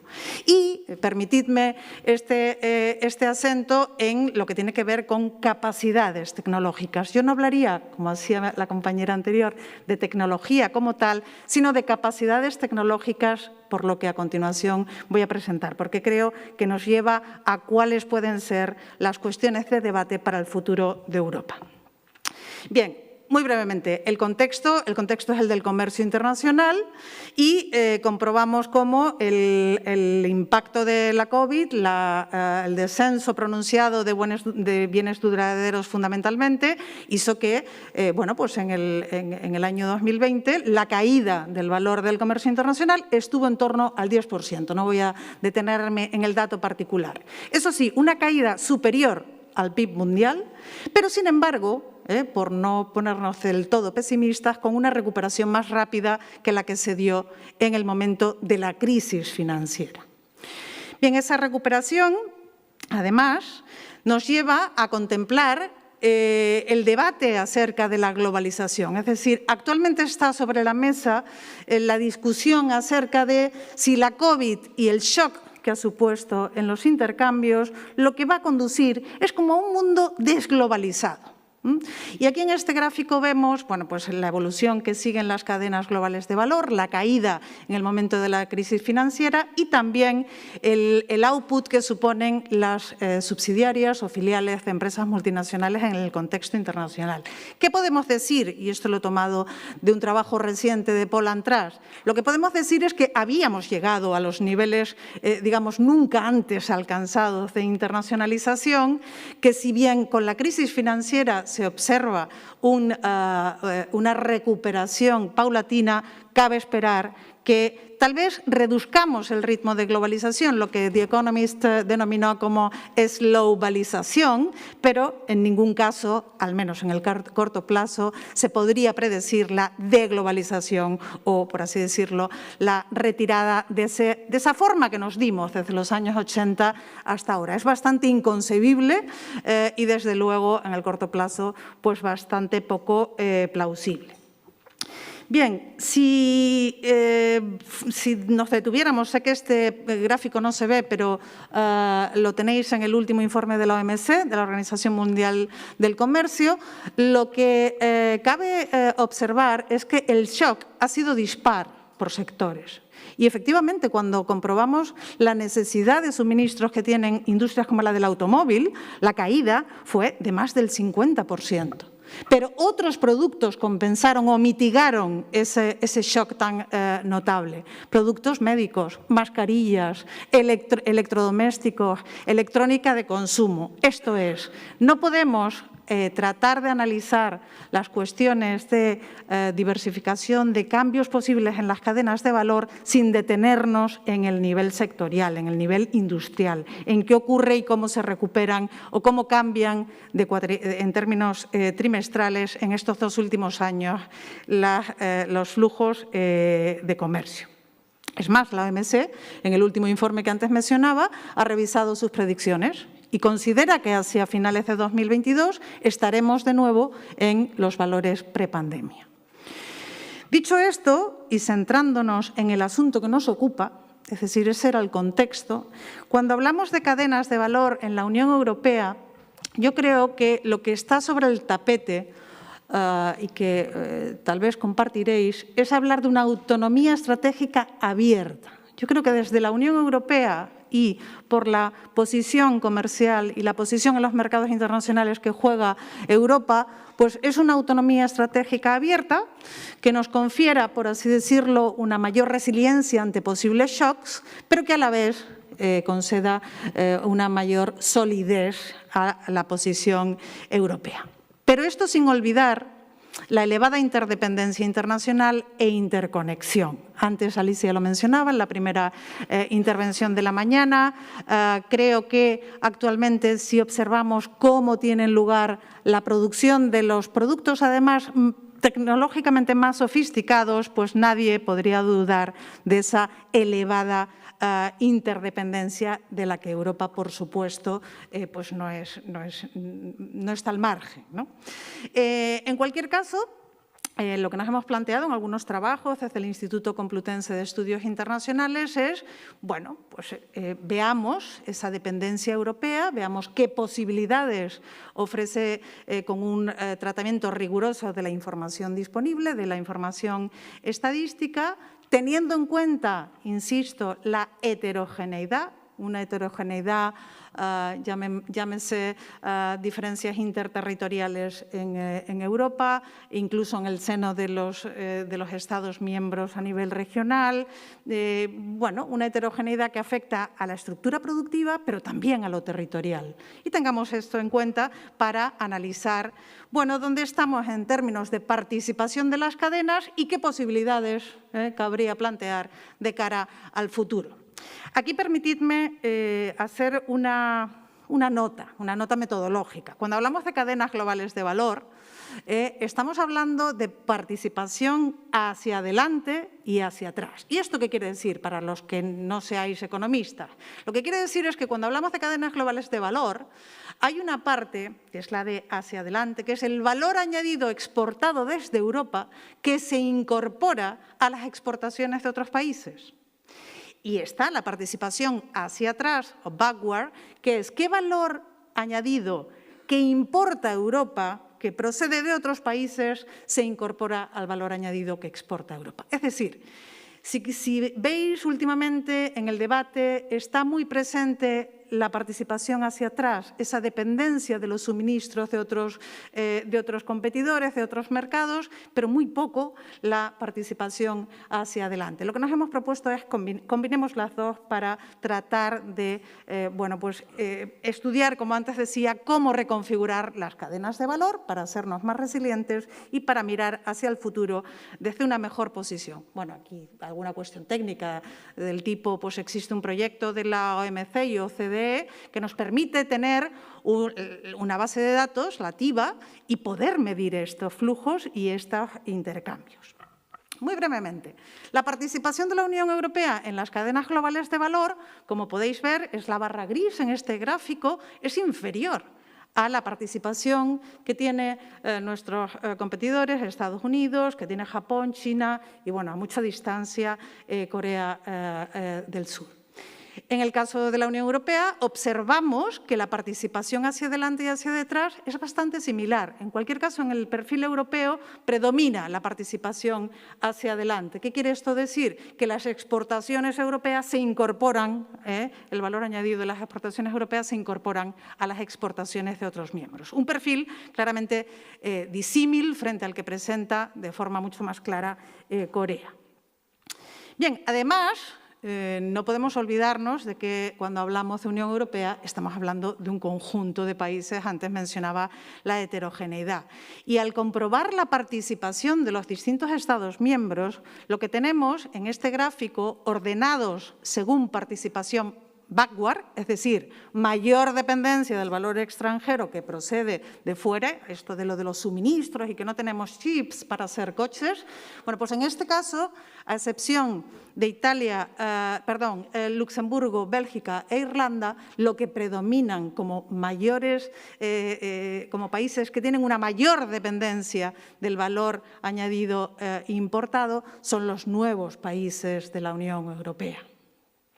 Además, esas diferencias se observan de forma mucho más clara en esa dependencia de insumos importados, de valor añadido procedente de otros países. No se da esa diferencia entre países, no está tan clara en la participación forward y cuando vemos el caso español, pues es muy similar al de los países centrales de Europa, a Francia, Italia, Alemania. Cuando analizamos la procedencia de esas importaciones que incorporamos en las exportaciones europeas, nos damos cuenta de que en la última década lo que ha habido es una caída del comercio intracomunitario, primera fila de este cuadro. Es cierto que la dependencia europea es muy evidente, muy clara de Estados Unidos. En manufacturas, bueno, ahora hablaré de los sectores, perdón, pero también es cierto, y por eso la importancia de discutir sobre China, que quien ha ganado posiciones de forma más notable es China como suministrador de los inputs que incorporamos en nuestras cadenas. Fijaros que en la fila correspondiente a China, bueno, pues ha habido un crecimiento del 6% en el caso de los inputs procedentes de este país. Pero igual, las diferencias son notables por sectores, es decir, esa heterogeneidad nos lleva a plantearnos que en la Unión Europea pues más del 14% de los insumos proceden del exterior en el caso de las manufacturas, es decir, esa dependencia es mayor en las manufacturas que en los servicios, y que cuando descendemos a nivel sectorial, pues encontramos que de Estados Unidos, evidentemente, estamos dependiendo mucho más de productos químicos, de productos farmacéuticos, es decir, de productos de alto valor añadido. Y dejadme también, y ahí lo marco en un círculo, que reflejemos bueno, pues en el peso que tiene, la relevancia que está jugando China actualmente en elementos tan trascendentales y de tanto contenido tecnológico como pueden ser pues, electrónica, bienes eléctricos, maquinaria, bienes de equipo y demás. Es decir, si me permitís, esto de, bueno, pues vamos hacia un autoabastecimiento en Europa, bueno, pues además de ser ilusorio, requiere un cuidadoso análisis para ver dónde estamos, de dónde dependemos y cómo podemos mirar hacia adelante. Bien, entonces, lo que nos planteamos es qué posibilidades de diversificación presenta Europa, ¿no? Dejadme acabar esta parte pues, con una visión un poquito más optimista de lo que hemos ido viendo a lo largo de la mañana. Es decir, ¿hay posibilidades de diversificación? Bueno, pues lo primero que yo diría es, hay dos dimensiones a las cuales mirar. Una es la productiva y la otra es la geográfica. En ese sentido, bueno, pues en el marco teórico, lo que nos dicen en cuanto a diversificación, los que lo han estudiado con anterioridad es, mira, una de las opciones que tienes es cambiar de mercado, es decir, explora otros mercados. La otra opción, que por ejemplo el presidente Trump hizo mucho alarde de ello, es cambiemos la localización de las plantas productivas. Bien, yo diría, y si me permitís, opinión personal, tanto una como otra no se va a conseguir en el corto plazo. E insisto, la heterogeneidad sectorial y territorial debe ser muy tenida en cuenta. Lo que nos planteamos, de forma sencilla, pero de nuevo recurriendo a los datos, es si queremos hacer una sustitución de importaciones procedentes de China, porque China era el origen de los inputs que estaba de manera más dinámica marcando y condicionando la dependencia europea, veamos cuáles son los países del contexto regional para pensar, por ejemplo, en una cadena, en reforzar las cadenas regionales europeas. Pensemos, analicemos, midamos cuál es la similitud que presenta la sexta exportadora respecto a China.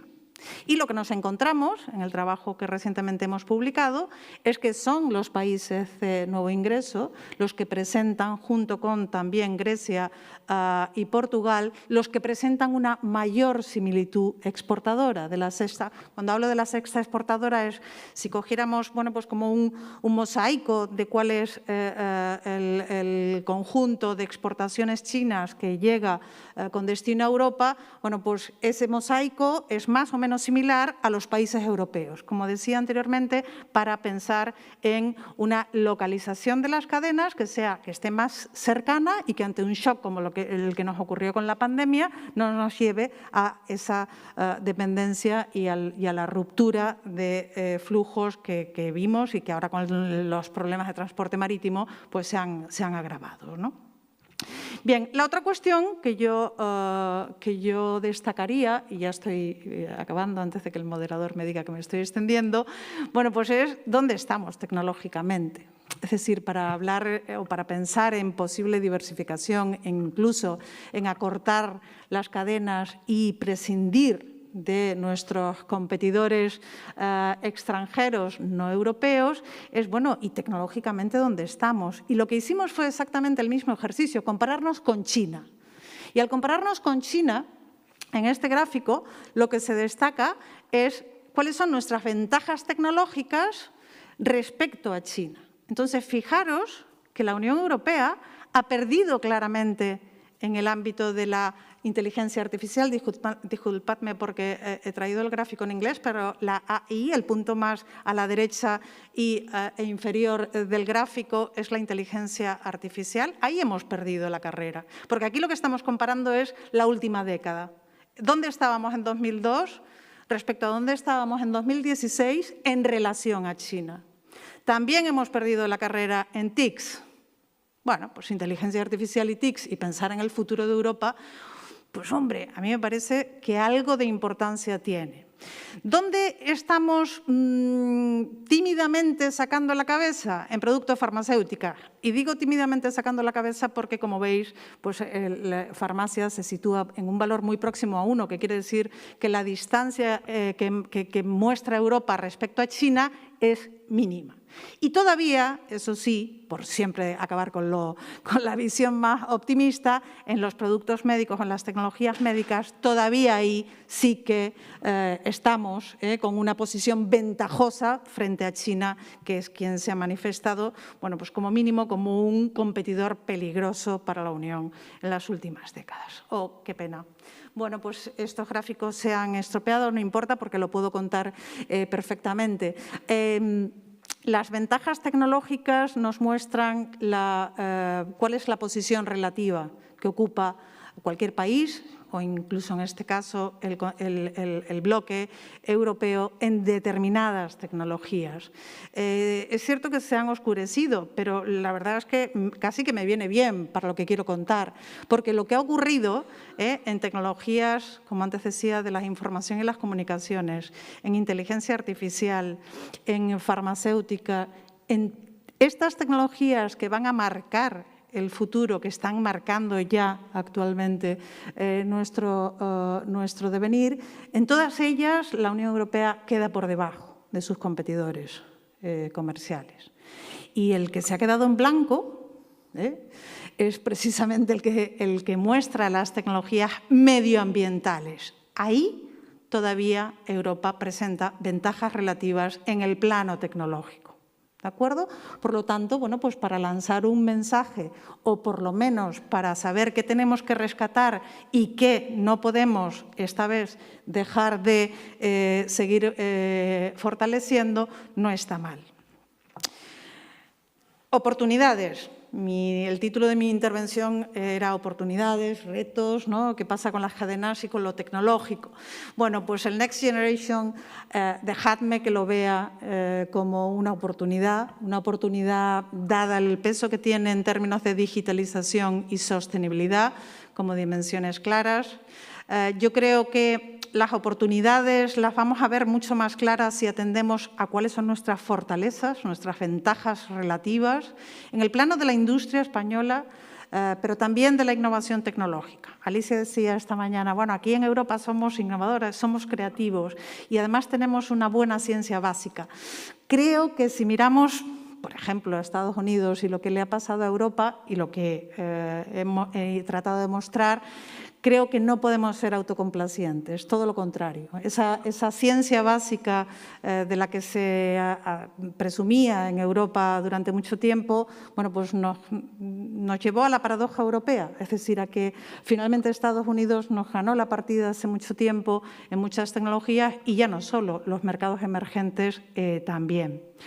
Bien, oportunidades, yo diría, para tratar de diversificar en términos de autonomía estratégica abierta y que que además incorpore mayores dosis de soberanía tecnológica si concebimos ese proceso como un proceso bottom-up, como un proceso desde abajo.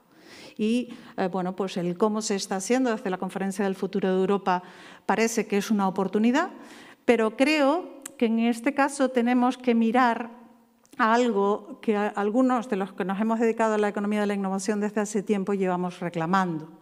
Y es a que cuando hablamos de soberanía tecnológica tenemos que pensar o tenemos que hacer una mirada desde sistema. Y hemos trabajado en el sistema regional de innovación, en el País Vasco es un ejemplo en nuestro país. En el caso español hemos estudiado el sistema español de innovación para, sobre todo, destacar sus debilidades. ¿Por qué no pensar en un sistema europeo de innovación? Y el sistema europeo de innovación no es solo desarrollo tecnológico stricto sensu, de la técnica o de la I+D, es contar con un marco institucional que acompañe, ¿no? En el caso danés, antes lo mencionaba Raquel, bueno, pues Dinamarca es un ejemplo en Europa de sistema consolidado. También yo siempre digo, es que es un país muy pequeño.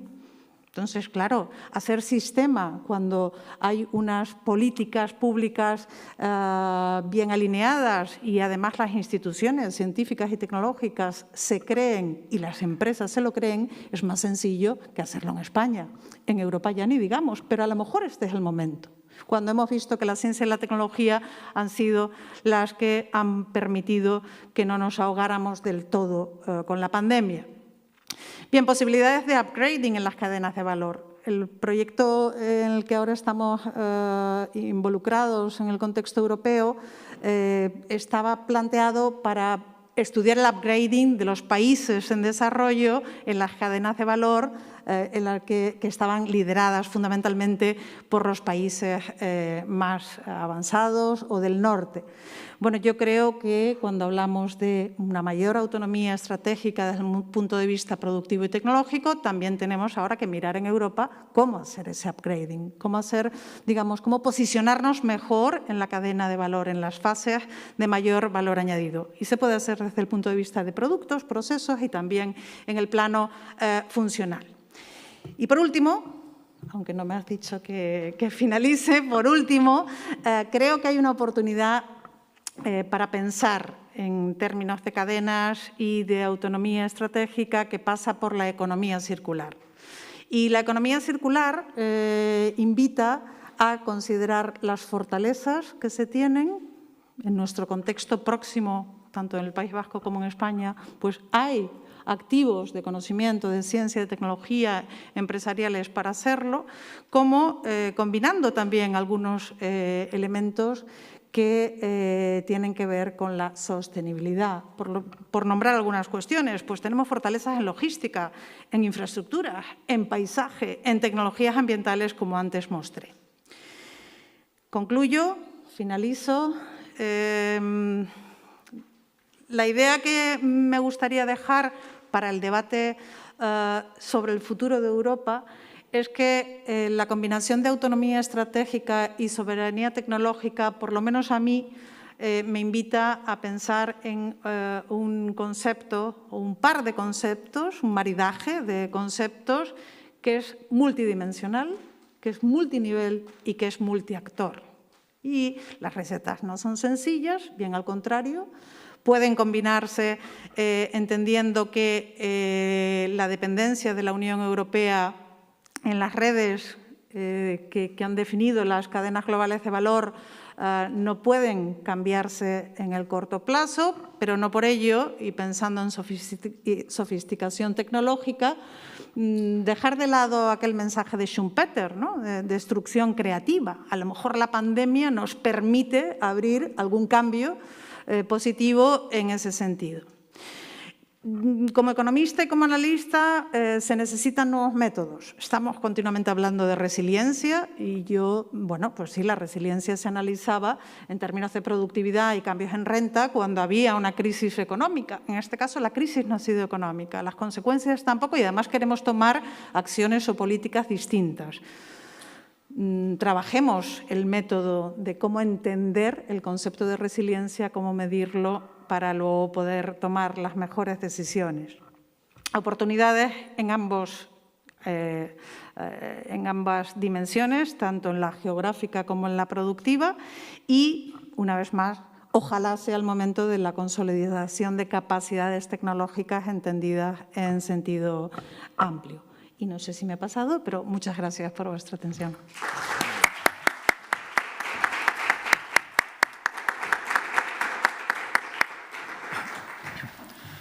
Muchas gracias, Isabel, Pachi, Raquel.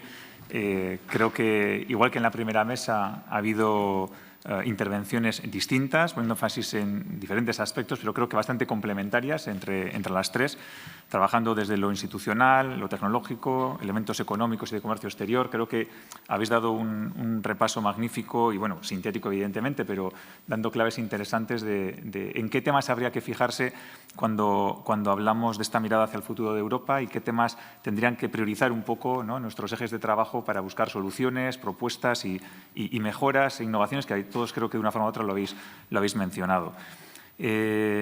Solo por dar un último apunte y empezamos ya el debate, porque si os dais cuenta en el horario estaba un poquito descompensado en favor de esa segunda mesa, con la idea de recoger, porque como los temas están bastante imbricados, para poder hacer un debate más amplio y más, si queremos, global o coherente, y porque estábamos condicionados porque uno de los ponentes en la primera mesa tenía que partir, tenía que tomar hacer un viaje, pero ahora es el momento de abordar todo esto. Y decía una última clave, ¿no?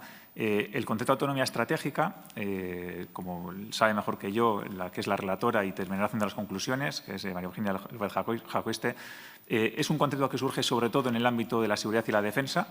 Es cierto que este es un poco su origen histórico, pero también es verdad que en los últimos años ha desbordado estos conceptos y de alguna manera ha ido adquiriendo cada vez más matices, hasta el punto de que hoy día es difícil definirlo con precisión. Hay quien lo ha vinculado, como por ejemplo el presidente francés, Macron, con el concepto de soberanía europea, aunque como muy bien ha explicado Pachi, no todos los estados y no todos los intelectuales o autores o expertos comparten estos vínculos. Es decir, es un debate abierto, pero yo querría poner el foco en un elemento, que es los elementos comunes. Algunos think tanks han puesto manifiesto esta cuestión. Es decir, lo subyacente a todas estas definiciones, las interprete cada uno como las use, como lo haga, responde a una necesidad común. Es decir, de que Europa tiene una serie de problemas que son estructurales y que necesitamos tener unas respuestas que sean profundas, que sean estructurales y que sean estratégicas y pensando en el medio y en el largo plazo. Creo que este sí que es el punto común a todas estas reflexiones. Y la segunda idea que ha salido, pero me gustaría ponerla un poco en el centro del debate, lo ha mencionado, ha salido de varias maneras, pero más explícitamente quizás el profesor Aldecoa, es la necesidad de que este proceso de cambio ya está en marcha. Y esto es muy importante, porque hace muchos años que muchos venimos diciendo que había que hacer estas cosas. No nos queremos poner una medalla, es decir, pero que hay problemas que se veían desde Maastricht. Es decir, yo recuerdo todavía estar en el doctorado, analizar, los expertos de aquel momento, analizar el Tratado de Maastricht, y ya era obvio que había algunos elementos estructurales pues, que aquello se veía que no funcionaba. Siempre se decía bueno, que eso había que ir completándolo con el tiempo, tal. Bueno, y lo mismo pasó con el euro y con la Unión Económica y Monetaria. Es decir, hay problemas que en la actualidad han explotado, pero que no son realmente nuevos, es decir, y que no se deben solamente al COVID. Es decir, que Europa ya venía arrastrando una agenda de reformas pendientes de hacía tiempo. Pero algo muy importante es que sí que ha llegado un momento, y probablemente la crisis COVID ha sido terrible en muchos aspectos, pero la parte positiva para la integración europea es que ha puesto de una forma ya inaplazable en la agenda reformas que todo el mundo sabía en el fondo que había que hacer, pero que bueno, nunca venía bien, etcétera. Y en relación con esto, otra cuestión que también ha salido en el debate y que sí me gustaría también poner de manifiesto, antes ya de daros la palabra a todos y yo ya me callo, porque mi misión es facilitar el debate y no monopolizarlo, que sería la idea de que durante un tiempo sí que había un debate sobre Europa sí y Europa no, sobre euro sí y euro no. Y ese debate ya se ha zanjado. Es decir, Europa sí y euro también. El problema grande que tenemos es que, lógicamente, si todos hemos aceptado que la escala europea es imprescindible y que el euro es una herramienta útil, lógicamente esto que antes era objeto de contestación ahora se ha politizado. Y igual que en el resto de política dentro de los Estados, hay gente que opina diciendo sobre cómo debe ser esta Unión Europea y sobre cómo debe implementarse o hacerse política monetaria o usarse el euro, etcétera. Y esto es bueno. Es decir, hay lío político porque hay diversidad de opiniones, pero esto no es malo. Es decir, es bueno. Es que es tan importante, está tan en el centro, es tan indiscutido que ahora polemizamos sobre ello. Y es lógico que haya un gran debate porque tenemos que construir entre todos esta Europa que queremos. Y también por eso enlazo con esa primera reflexión de que estamos en el momento adecuado. Hay un proceso institucional formal en marcha para pensar este futuro, sin la palabra, pero lo es, constitucional de Europa. Entonces, yo creo que tenemos grandísimos problemas. El proceso del cambio ha empezado. Tenemos una herramienta que es la conferencia y que, aunque imperfecta, porque un objetivo, y termino ya, de esta serie de jornadas no es ser autocomplacientes, al contrario. Es decir, creo que Eurobasque nunca ha sido autocomplaciente en clave europea. Es más, muchos nos han criticado, muchos a lo largo de los años, de ser excesivamente críticos, pero cuando algo te preocupa, lo criticas para mejorarlo. Es decir, y ser europeísta durante mucho tiempo significaba que se hablaba poco de federación y mucho de intergubernamentalismo. Eso no es criticar a la Unión Europea, es criticar un modelo concreto de integración. Y yo creo que ha llegado el momento ya de poner las cartas sobre la mesa. Hemos pedido a todos nuestros ponentes que se dejasen de paños calientes, que hablasen con sinceridad, con claridad, con datos. Hay que plantear con crudeza los problemas. Creo que se ha hecho, pero de una forma informada, no ideológica o no gratuita. Y hay que asustarnos moderadamente, que creo que ha sido una gran aportación de Julián. Es decir, si uno no se preocupa, no cambia. Pero tampoco podemos paralizarnos, pero es momento de tomar decisiones. Y estos son los ejes de los que hay que hablar. Es decir, y si no lo hacemos, será a nuestro riesgo, porque el resto están haciendo sus deberes, más o menos bien, con sus problemas de democracia, de tal, pero cada uno con su modelo, pero están tomando decisiones estratégicas de futuro, están construyendo y desarrollando su modelo. Y Europa tiene que hacer lo mismo, porque la velocidad del cambio, también ha salido en el debate, es algo que no depende de nosotros, que nos condiciona. Es decir, nuestro modelo ha sido muy democrático, muy garantista, pero muy lento, muy pesado en la toma de decisiones.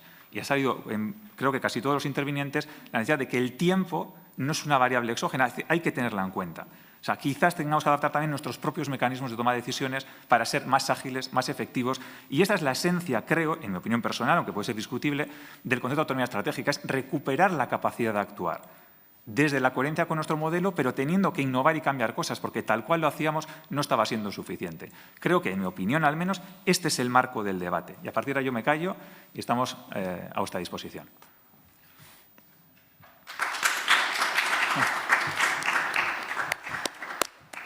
Bueno, sí. Bueno, Marian y sí. Marian Elorza, Secretaria General de Acción Exterior. Eskerrik asko, Igor, y eskerrik asko a todos los ponentes de la mañana. Yo creo que hemos tomado, por lo menos yo, muchísimas notas de lo dicho. Pero yo, en relación con esta última parte del debate, me surge alguna pregunta que lanzo a quienes están en la mesa. Hablamos mucho de autonomía estratégica y, aunque no exclusivamente, bien, es cierto que cuando hablamos de autonomía estratégica preferentemente le miramos a China de reojo. Y cuando miramos a China de reojo y estamos a la vez diciendo que tenemos que hacer frente a una transición digital y a una transición climática, y sin embargo China hoy por hoy controla buena parte del acceso a las materias primas que son imprescindibles para poder hacer frente a esa transición digital de la que tanto hablamos y de la que tanto esperamos. Por lo tanto, ¿cuánto hay de real en esa autonomía estratégica si quien tiene el acceso a las materias primas no es Europa? Y por otra parte, también hablamos, lo decía la última ponente, Isabel Álvarez, y también aparece en alguno de los documentos de la Comisión, esa vocación de incrementar la autonomía europea, siempre y cuando manteniendo Europa como un mercado abierto. Y nuevamente, mi sensación es que a veces entramos en contrasentidos, ¿no? ¿Cómo mantener abierto el mercado europeo cuando se está intentando potenciar la autonomía estratégica si eso puede conllevar la reorganización de cadenas de valor globales? Es decir, puede llegar a desinvertir, a desinversiones en países que hasta ahora han sido socios. Eso no nos puede no puede acarrear una cadena de cierre de mercado, de un cierto proteccionismo, y a la vez cómo se arman cadenas de valor europeas cuando Europa carece de instrumentos efectivos, y lo estamos viendo en esquemas de colaboración en los que participamos como Gobierno con otras regiones con fuerte talante industrial, cuando no tenemos mecanismos para promover la colaboración industrial en el interior de la Unión Europea. Cualquier comentario o sugerencia al respecto, pues la verdad es que será agradecida. Eskerrik asko. Bueno, pues cualquiera de los intervinientes, y por cierto, los de la primera mesa, ha pedido la palabra también antes Alicia, estáis invitados también a formar parte del debate, es decir, porque todos los temas están muy relacionados. Sí, ¿alguien quiere responder a la pregunta? Isabel. Bueno, no sé si... Sí, pues muchas gracias, Marian, por añadir, ¿no? Yo creo que el asunto de las materias primas, que son claves para muchas de las tecnologías a las que todos estamos llamados y por donde va a pasar el futuro de lo que ahora conocemos y de lo que está por venir, pues acaba por, de nuevo, o sea, aquí sí soy más bien alarmista, o sea, hablar de soberanía tecnológica, autonomía estratégica, pensando en un proteccionismo comercial o lo que algunos están aludiendo como la autosuficiencia, es decir, ya ahora vamos a ser muy europeos, vamos a ser muy potentes en lo tecnológico y en lo productivo y como si de los demás no fuéramos a necesitar es precisamente lo que trataba yo de enunciar. Estamos tan interconectados, es decir,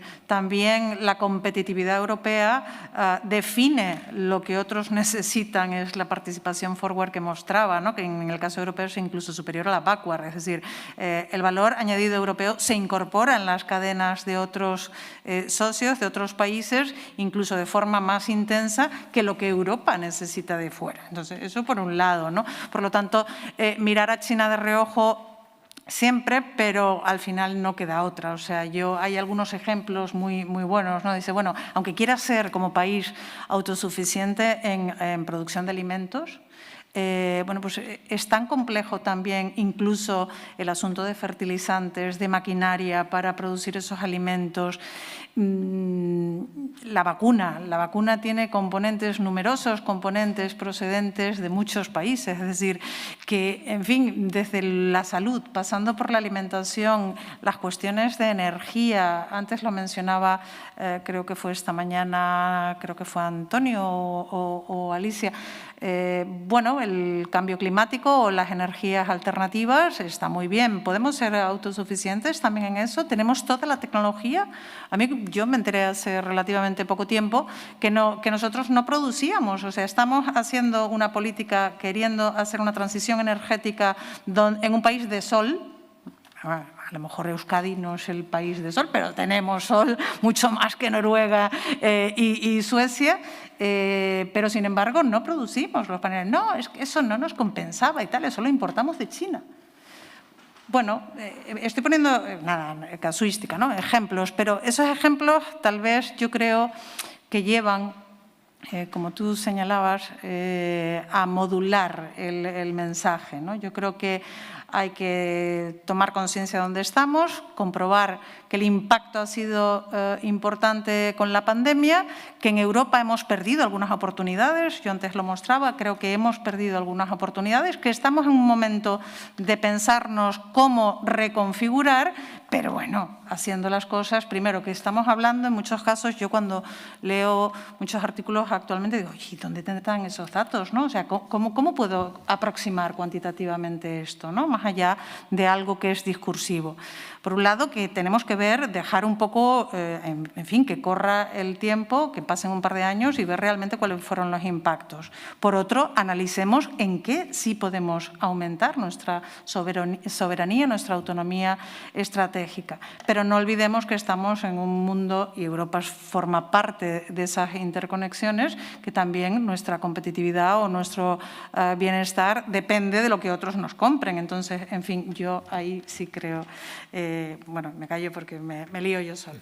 Cuestiones de soberanía tecnológica que yo destacaría, pues hay una en las tecnologías más puntas en la que Europa pues tiene déficits, por no hablar de España, y es la de talento. El talento y el capital humano, la formación necesaria para muchos de los campos que están por venir y por desarrollar para hacer posible eso que denominamos digitalización.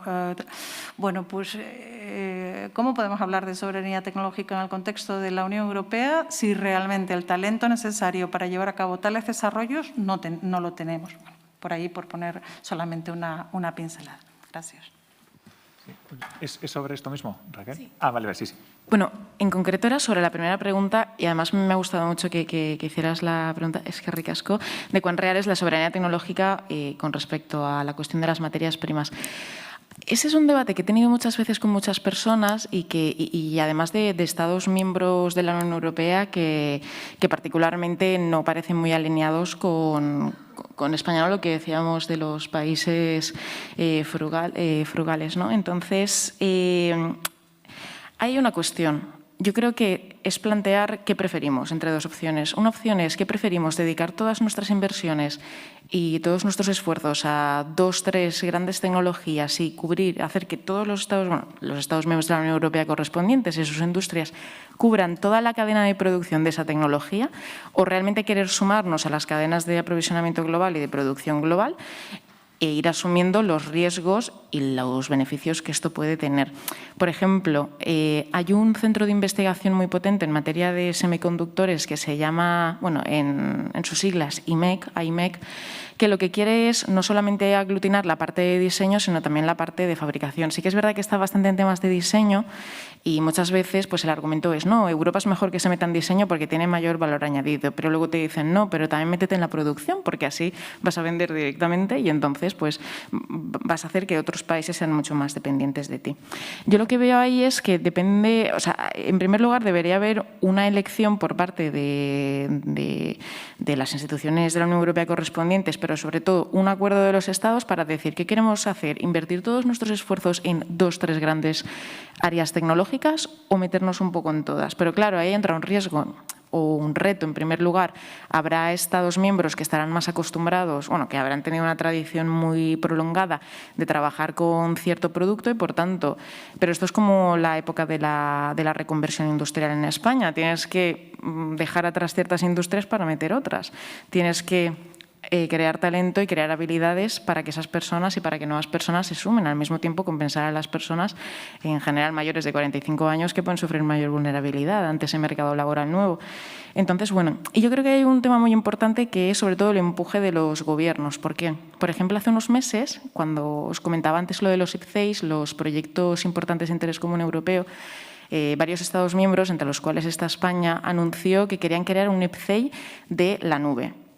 Y casualmente hay empresas estadounidenses que están planteando, apenas hace un mes y medio, y se puede leer en el Financial Times, pero no en periódicos europeos, de ahí lo de los medios anglosajones, bueno, que comentabas tú, sí que hablaban de que hay empresas estadounidenses que están proponiendo modelos de nube diversificada, multinube, para hacer que la nube sea más local, para que la ciudadanía europea tenga una nube más aquí, en tu barrio, que los gobiernos lo promuevan. Entonces, los gobiernos de la Unión Europea, varios, entre los cuales está España, al proponer este IPCEI de promoción europea para los europeos por parte de los europeos y con los europeos, el tema es que han dicho que harán una nube, pero todavía no se han reunido para ponerse manos a la obra. Entonces, muchas veces es cuestión del tiempo, ¿no? Que es lo que comentaba el compañero, que hay que darse prisa, porque como nos pasa con muchas tecnologías, no tenemos la ventaja del primer movimiento. Así que yo creo que es eso, o dedicar todos estos esfuerzos a 3 grandes tecnologías y atreverte a decir cuáles sí y cuáles no, que es lo que falta un poco, el atrevimiento, o insertarte en muchas cadenas de valor y a ver los riesgos. Muy bien, gracias. Alicia había pedido la palabra. Sí, bueno, muchas gracias, ha sido muy, muy interesante. Yo tengo una pregunta muy parecida, lo que pasa que aún la quiero hacer porque creo que desde mi perspectiva no veo tan clara, y mal que me pese porque yo soy economista como Isabel y siempre he creído en el comercio internacional, en los mercados abiertos, ¿no? En estas cosas que me enseñaron desde niña. Pero es que he vivido 16 años en Asia y ya no me lo creo. Es que ese es el problema. Y me da un poco de miedo que nos lo sigamos creyendo del todo. Y me explico. Si el mundo es abierto, no hay problema. Pareto óptimo es que todos estemos abiertos. Pero es que el mundo no lo es. Es que China controla 100 puertos internacionales. Es que los problemas del suministro no son por los sindicatos de Los Ángeles. Es porque el puerto de Ningbo, con un caso de COVID, se cerró un mes. ¿Por qué se cerró un mes? ¿Por qué? Desde luego, el comercio interno en China funciona de maravilla. A mí que me expliquen, el puerto de Yantian se cerró 3 meses. Lo que acaba de decir Miriam, es decir, nosotros creemos, yo he hecho estos datos de TIVA también, Isabel, y más allá de todo lo que has dicho, que es todo cierto, un datito más. China ha reducido su dependencia del resto del mundo, el backward, tanto que la reducción del tamaño de las cadenas de producción mundiales se explica en un 80% por China. Esto es la circulación dual. Ellos no quieren importar lo que ya saben producir. Eso sí, lo quieren exportar, que eso es lo de la circulación dual. Yo no importo, pero exporto. 80% de los paneles solares que antes producía España y Alemania vienen de China. Entonces, claro, yo la pregunta que me hago aquí es, ¿qué tenemos que llegar al 100? Yo entiendo que suena proteccionista lo que digo y un poco hasta me duele, porque es que yo no me han educado así. Pero, por otro lado, el sentido común, que tampoco está mal, el sentido común me hace pensar que cuando un país que no necesita 80% de los paneles solares, porque he de añadir un pequeño dato, la electricidad en China en casi un 70% viene del carbón y ellos no usan sus paneles solares, ni por cierto usaban las vacunas que no vacunaron a su población hasta que no exportaron un montón de esas vacunas, es la misma idea. Primero exporto los paneles solares y después los implanto. Pero primero los exporto porque yo quiero llegar a 80% de la producción mundial. Cuando tú llegas a esa cifra, tú determinas el precio. Y eso no es una economía de mercado como la entendemos nosotros. Claro, la comparación que hacías es Estonia tiene la misma producción que, o sea, la canasta exportadora. ¿Qué tamaño tiene Estonia? ¿Cómo uno va a comparar? O sea, no digo que no lo compares, pero quiero decir, ¿qué inversor directo va a decir me voy a Estonia? Por tamaño de economías de escala. Entonces, China juega esa carta. Nosotros no la tenemos, o mejor dicho, no hasta ahora. Igual un día, pero para eso podemos llegar a muchas convenciones y está muy bien, pero es que la velocidad de crucero es que para dentro de 4 años, cuando reformemos el Tratado de China, tendrá el 100 del cobalto, el 100 del níquel. No habrá quien produzca baterías más que allí. Ya han acabado con Panasonic. Es que claro, o sea, yo lo que veo, yo solo digo que nuestra manera de pensar abierta está muy bien. Pero si tú tienes un jugador con un 80% que no piensa así, por muy bien que esté, no puedes ganar esa batalla. Es que no puedes. Entonces, yo lo único que digo es que Europa, en su estrategia industrial, tiene que pensar que hay un jugador muy grande que juega con otra estrategia, que subvenciona esos paneles solares que nosotros no podemos hacer porque, sinceramente, nos multan. Es así. Que, por cierto, a ellos no multan cuando trabajan como bien sabes, producen en Europa porque no son Estado miembro. O sea, nuestras propias normas van en contra de nuestros intereses. Entonces, yo aquí, así una llamada así un poco desesperante, es que por mucho que igual estén mejor, no aplican cuando uno no juega con ellas y tiene el tamaño de China. Eso es todo. Muchísimas gracias a Alicia, muy interesante.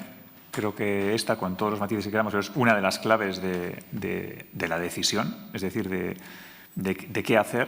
Y luego también, mientras alguien más pide la palabra, por dar ideas, ha salido la cuestión de cómo está posicionado no solamente la Unión Europea en el contexto global, sino dentro de la Unión Europea cada uno de los estados y, a su vez, las enormes, en algunos casos, disparidades regionales. Es decir, puede haber actores, economías, sistemas de innovación, de producción, etcétera, de alcance regional, subestatal, transfronterizo en Europa, que quizás eso es uno de los elementos clave para tomar estas decisiones. Hace poco hemos tenido, hace unos días, uno de los paneles que ha organizado el Gobierno del Estado sobre el papel de las regiones en la gobernanza de la Unión Europea, y uno de los temas que salió fue precisamente este. Es decir, hay veces que los Estados tienen una perspectiva, es decir, agregan unos resultados cuando toman decisiones a nivel colectivo europeo que olvidan o se escapan en el debate estos matices, estas diferencias, especialidades regionales que pueden ser muy importantes y que desde una perspectiva completa, conjunta o global europea pueden tener sentido tratarlos de otra manera, ¿no? Eso es un elemento del debate que bueno,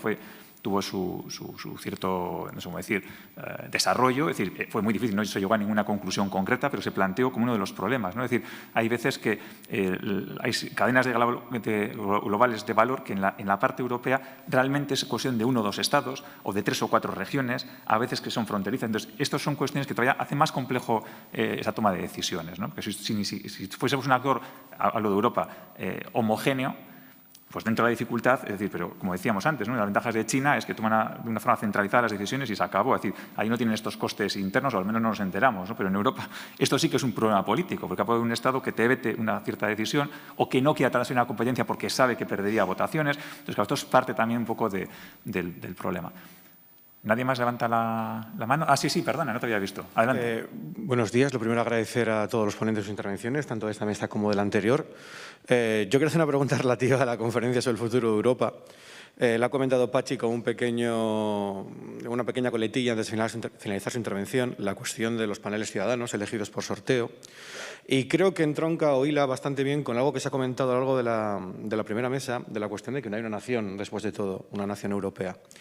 Ha habido mucho debate con el tema de los paneles ciudadanos acerca de la idoneidad o del carácter de representación que podía tener un sistema tan aleatorio, argumentando que al fin y al cabo es positivo gente que no tenga ningún tipo de conocimiento, ya que va a dar una opinión más pura, en contraposición con esa crítica recurrente de que al fin y al cabo los que nos movemos en los ámbitos y los círculos europeístas pues seguimos siendo una élite de circuito muy cerrado, por decirlo mal y pronto, por no recurrir a la burbuja bruselense, porque también tenemos más burbujas en otros territorios que no solamente en la capital de la Unión.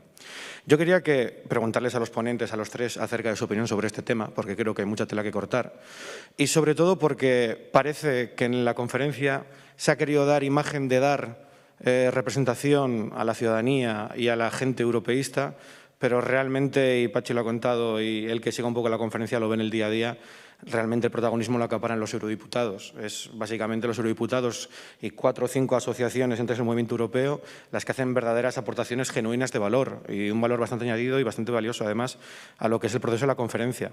Así que quería preguntaros acerca de eso, del sistema de elección, de cuál es vuestra valoración y si, después de la experiencia aprendida en este proceso, se podría decir que en el futuro, para futuras reformas y futuras convenciones de índole constitucional o federal, quién sabe lo que nos espera, ojalá, para ver cómo se desarrollarían y si se repetirían. Muchas gracias. Pues igual, si quieres, por lo menos tú y... Contestaría eso. Sí. En primer lugar, tiene 3 límites la conferencia. Primero, la composición, que ya he dicho, no se cumple en pie de igualdad. Solo 1/3 representan a los ciudadanos y a la sociedad civil. En segundo lugar, antes de que se me olvide, se ha puesto muchísimo énfasis por parte de la Comisión, especialmente en Madrid, el tema de la plataforma que no funciona y que, no quiero decir más de la plataforma, no merece la pena insistir en ello. No tiene sentido el que se incorporen ciudadanos individuales. Eso no es el proyecto europeo. En La Haya, donde estuvimos los vascos, en todos los sitios, han sido asociaciones, han sido actores de todo tipo. Luego, ahí hay un error de principio y que siguen insistiendo en él. Y eso hace que no salga a ningún sitio, porque eso no tiene repercusión ninguna. Nosotros hemos hecho, como tú sabes, más de 1000 aportaciones.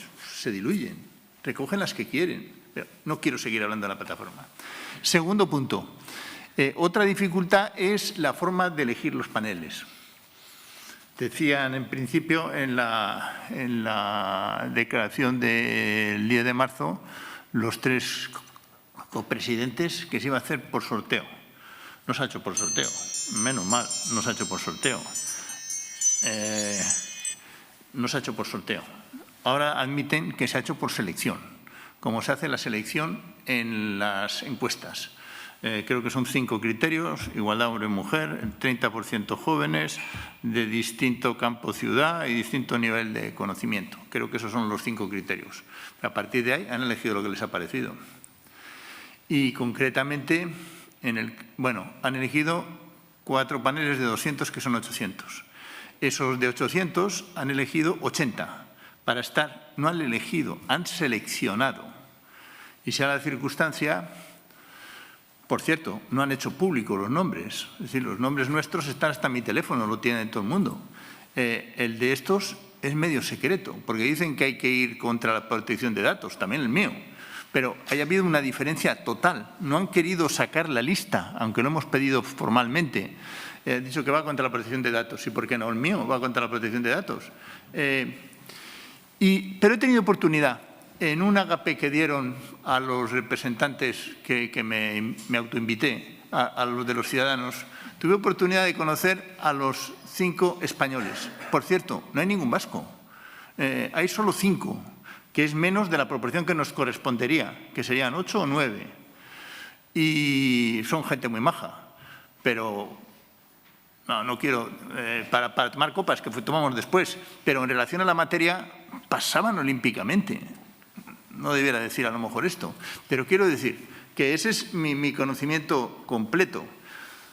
Y tengo también 2 o 3 bocas profundas que me están contando cómo va eso, pero no quiero insistir en más.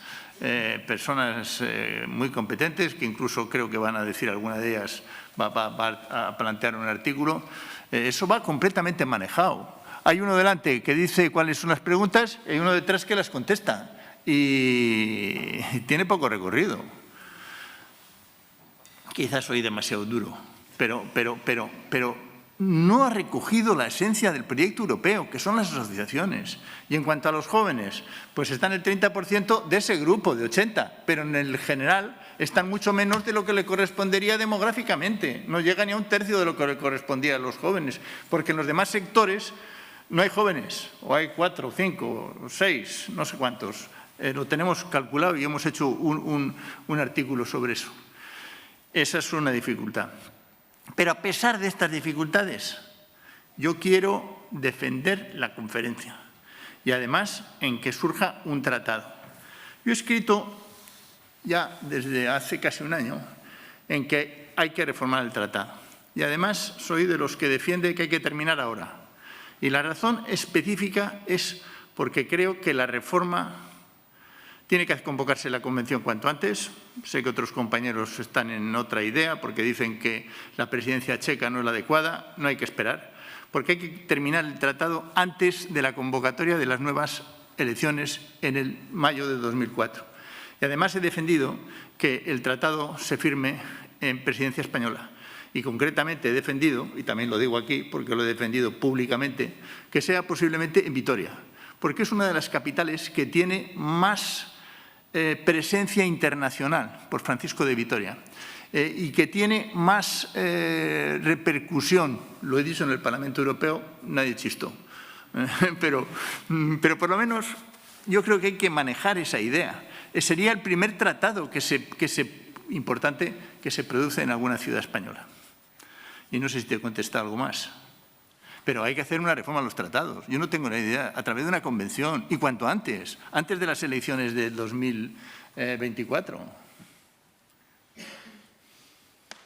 ¿Alguien más quiere intervenir? Estamos todos reflexionando sobre lo que se ha dicho. Sí, adelante. Gracias. Yo quería hacer un comentario a las conferencias, no solo las que se han realizado ahora, sino a la anterior mesa, porque me ha parecido especialmente interesante, en especial, lo que ha mencionado usted, señora García, en cuanto a la idea de nos falta una nación. Y esto, los que ya estuvieron con nosotros en Miramar, en los cursos de verano pasados, ya pues sabrán cuál es la jerga que viene ahora mismo por mi parte.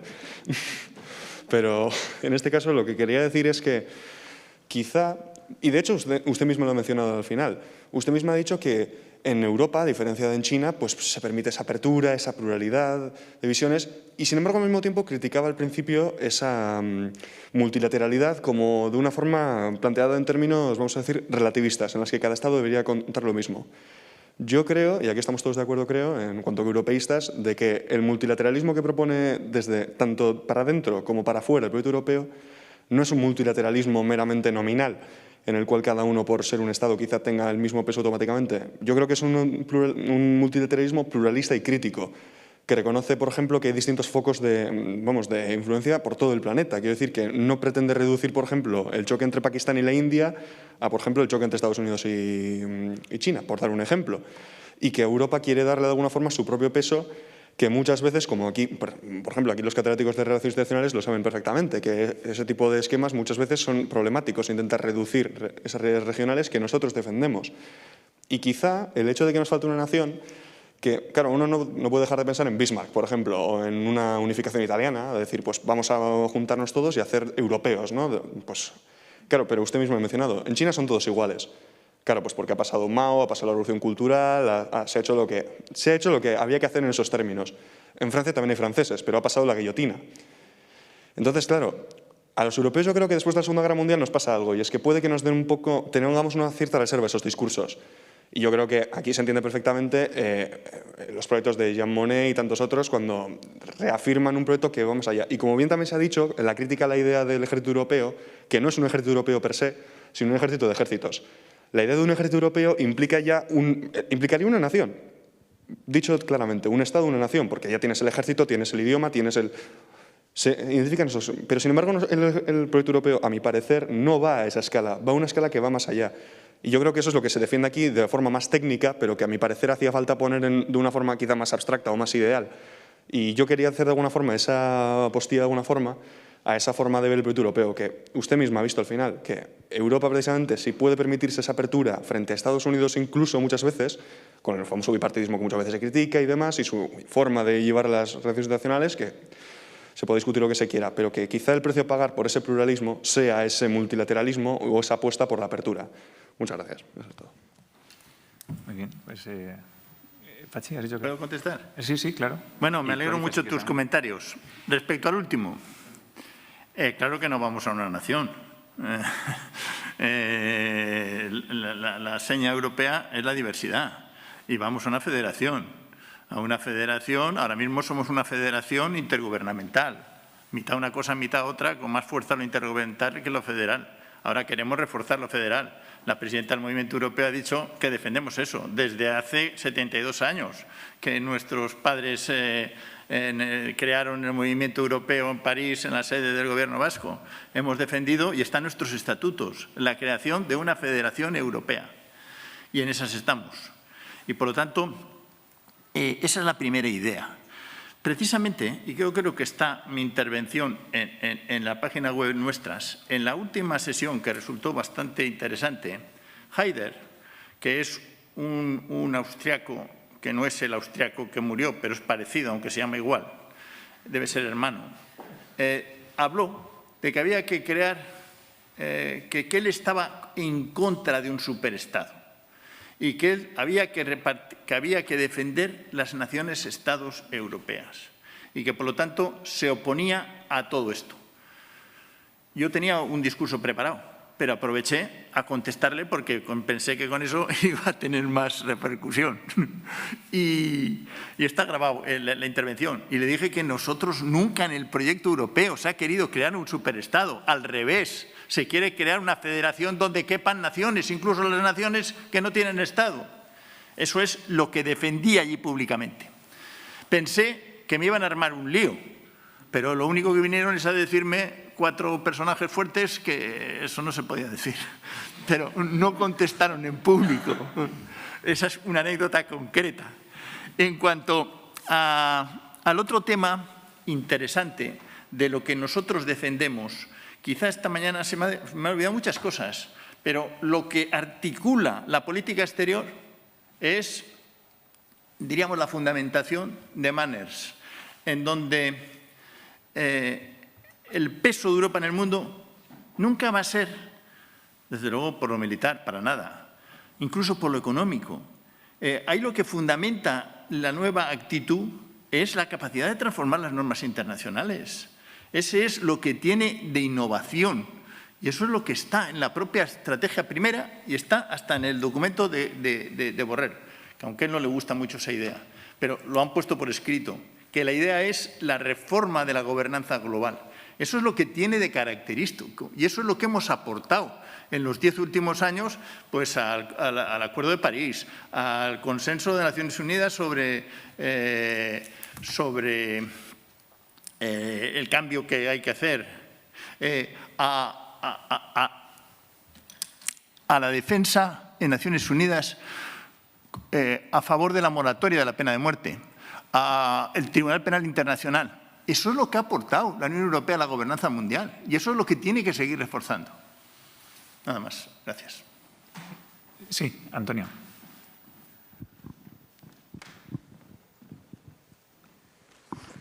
Gracias. Dos puntos que están muy ligados. Con respecto a la cuestión de la nación.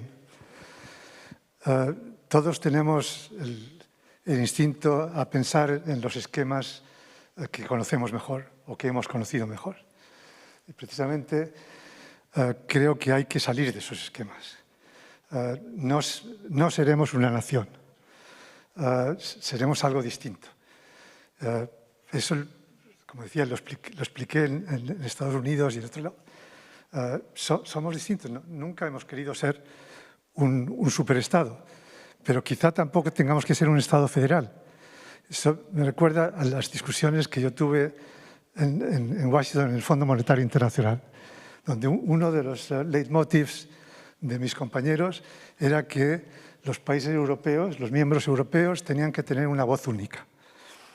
Mi respuesta fue una voz única para decir qué, y eso lo traslado también a la conferencia. O sea, unas instituciones para qué, una reforma de tratados para qué. Yo decía, la cuestión es definir el mensaje, no la voz única, porque la voz única la podemos tener ahora con el mínimo de los mensajes que resulta de nuevo irrelevante. Entonces, más que una voz única, hagamos una voz concertada, en que utilicemos a todos los miembros con un contexto y una estructura y un mensaje, que después se puede declinar en función de los distintos intereses particulares, pero que es coherente y es fuerte. Eso para mí es mucho más importante. Siguiendo con la cuestión multilateral. La cuestión multilateral es cierto que puede tener problemas, pero en un contexto en el que algunos países o algunos miembros quieren volver al poder de la fuerza,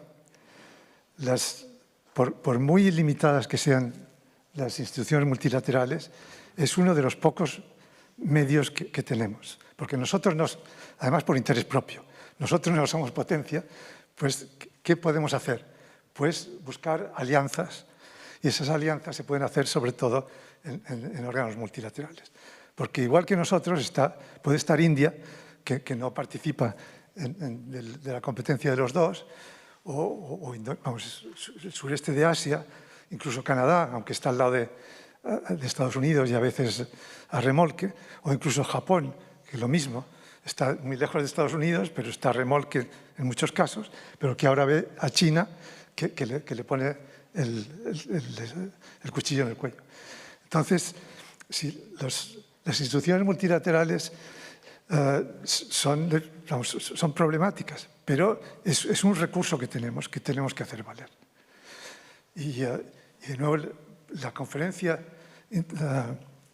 por el futuro, aprovechemos lo que tenemos y intentemos innovar, no simplemente imponer los esquemas que aportan entidades o enfoques del pasado. Veamos hacia el futuro. Muy bien, muchas gracias. Pachi. ¿Me permites un minuto? Sí. Yo estoy completamente de acuerdo con lo que dices. Lo único que aclararía es que yo no he hablado ni hablo nunca sobre que vamos a un Estado federal. Vamos a una federación sui generis, en donde hay que tener algunos elementos en común y además completamente diversa. No tengo la menor duda.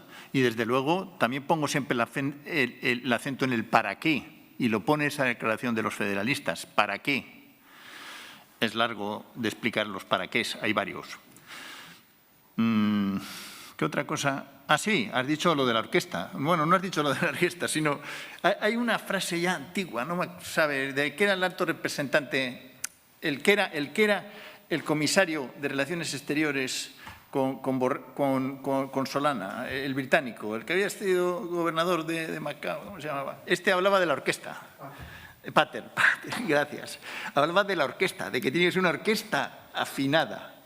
Del conjunto y que está desafinada porque no había suficientes instrumentos. Bueno, por más razones, la pelea que había con Solana, en fin. Bueno, yo estoy completamente de acuerdo contigo en que tiene que ser una orquesta. Tiene que ser una orquesta. No se trata de superar los estados. Sí quitarles algo de peso. En ese federalismo intergubernamental ahora pesa demasiado los gobiernos de los estados. Hay que dar cabida a otros actores, por ejemplo, a las regiones, o por ejemplo, a otras. Hay que diluir un poco eso. Ahora tienen un excesivo. Hay que reforzar la lógica federal. Hay muchos instrumentos en el Parlamento, en la decisión, en varias cosas. Esa es mi visión y yo creo que es la visión muy amplia. Desde luego, estamos 25, 26 del movimiento europeo y de los federalistas hay otros tantos. Esa es la visión que intentamos inspirar en lo que viene. Pues muy bien. Pues con esta reflexión vamos a terminar el debate y después del merecido aplauso que se lo han ganado, mientras bajan de la mesa, va a subir María Eugenia López Jauregui para cerrar la jornada.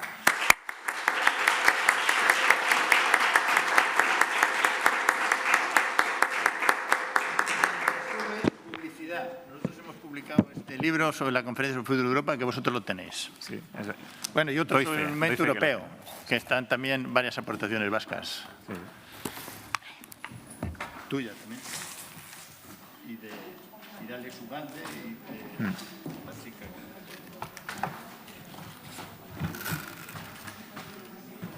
Cuidado, que está... Eso es. Enganchado. Sí, cuidado, es que está fijo, gira, pero está fijo en suelo.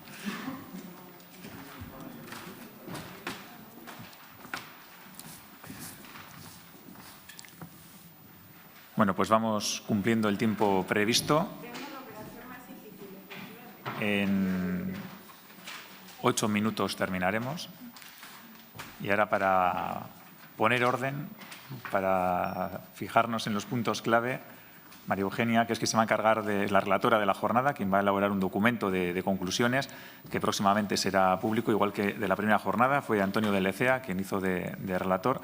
De forma que esto es parte de las contribuciones que queremos hacer, Gobierno y Eurobas, al debate sobre el futuro de Europa en Euskadi. Es decir, que cada jornada no se quede solamente, por interesante que sea, unas charlas y unas conferencias, sino que vaya quedando un repositorio de entrevistas con los ponentes que está en la página web, con los vídeos y documentos, es decir, texto escrito, como decía muy bien antes la secretaria general, Mariana Elorza, textos que nos ayuden a Eurobas y al Gobierno a pensar, a establecer nuestras posiciones y a contribuir a esa conferencia europea.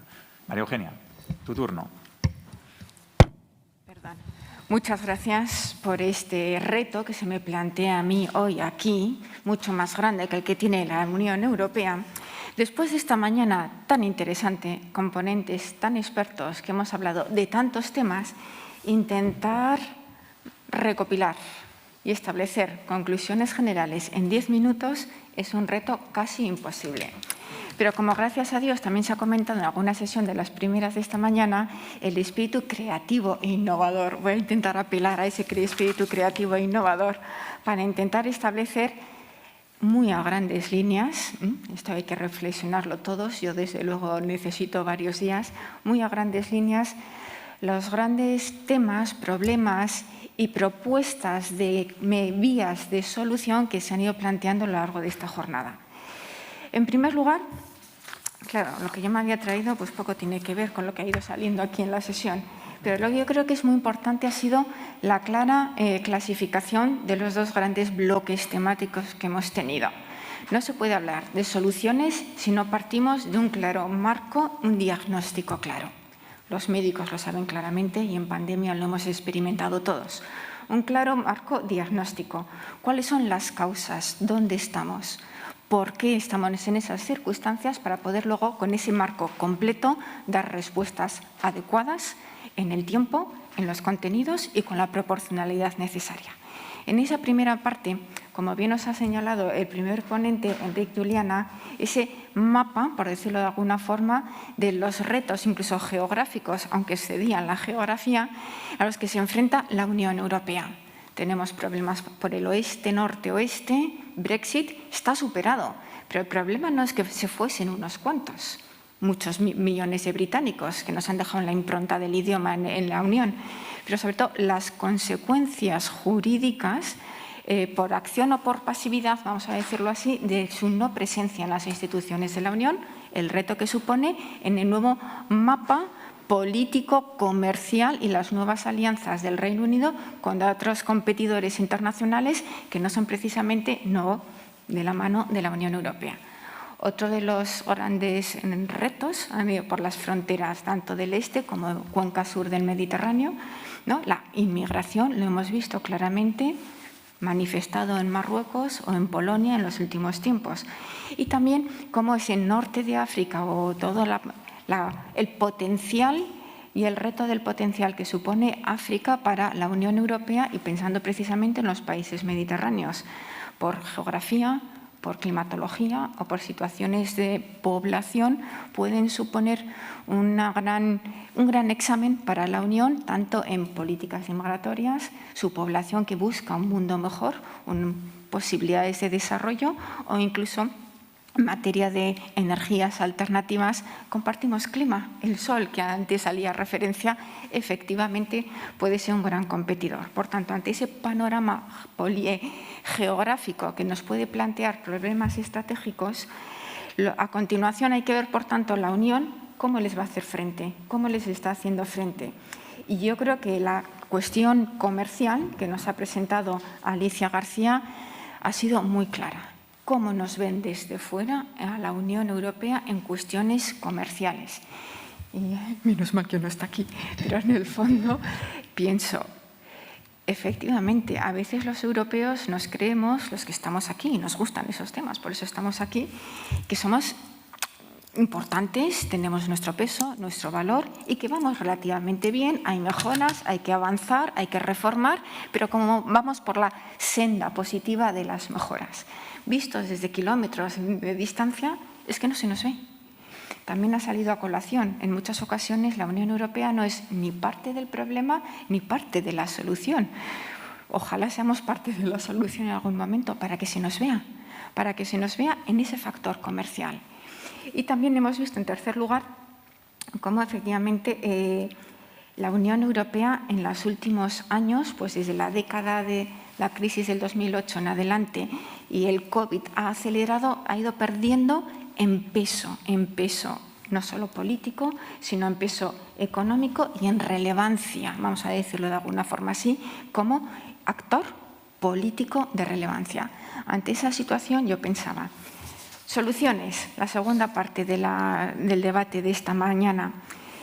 A ver, en política exterior se ha estado haciendo alusión a la importancia que tiene que Europa sea en la geopolítica, es decir, que desarrolle una política exterior o una nueva reforma de su política exterior para que pasemos de esa dependencia antigua, por decirlo de alguna forma, a ganar en mayor autonomía estratégica, no solo desde el punto de vista de defensa, de seguridad militar, de defensa, sino en autonomía comercial, en autonomía en el suministro de productos, en la autonomía decisoria o en autonomía también tecnológica, ¿no? O de las nuevas tecnologías en la innovación.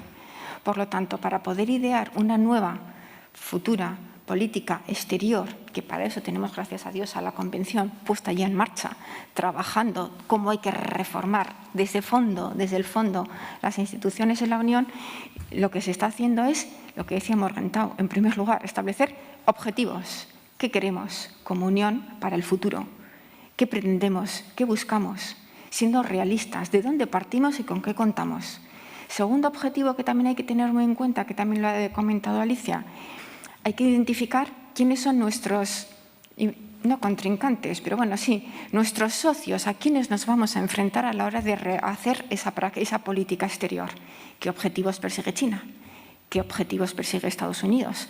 ¿Cuáles son los objetivos de las potencias más emergentes? Tanto las africanas, Medio Oriente, no hemos hablado de él, pero ahí está también, sin duda alguna, o India. Por tanto, una auténtica y verdadera correcta política exterior de la Unión dependerá también de identificar, hacer estos diagnósticos en el resto de estados del mundo, esta globalización, para saber qué nos hace falta en concreto, qué se puede pactar, qué hay que negociar, qué hay que ceder y qué no hay que ceder en las relaciones bilaterales o multilaterales con todos estos socios. De ahí que, en primer lugar, idear en una correcta política exterior, sabiendo muy bien qué queremos en cada uno de estos distintos escenarios y también qué queremos cuando hablamos de autonomía estratégica. Antes ha comentado Igor que efectivamente quizás en términos más políticos el concepto nace desde el punto de vista de la seguridad. Y efectivamente en el transcurrir de la historia de la Unión Europea, en el año 2017, diciembre de 2017, antes del COVID, todavía no se había terminado el Brexit, pero ya estaba encarriladísimo. Acuérdense que hubo varias prórrogas hasta que se hizo efectivo. Se consigue por fin dar un paso en esa dirección. Los politólogos, cuando hablan de autonomía estratégica, la enfocan en 3 dimensiones. Uno, la política, qué se quiere en materia, en ese caso, de seguridad y defensa, a qué apuntamos en materia política, la dimensión industrial, cómo vamos a aplicar esa autonomía de defensa con la industria del sector defensa, y también la operativa, qué buscamos, qué queremos de nuestras Fuerzas Armadas.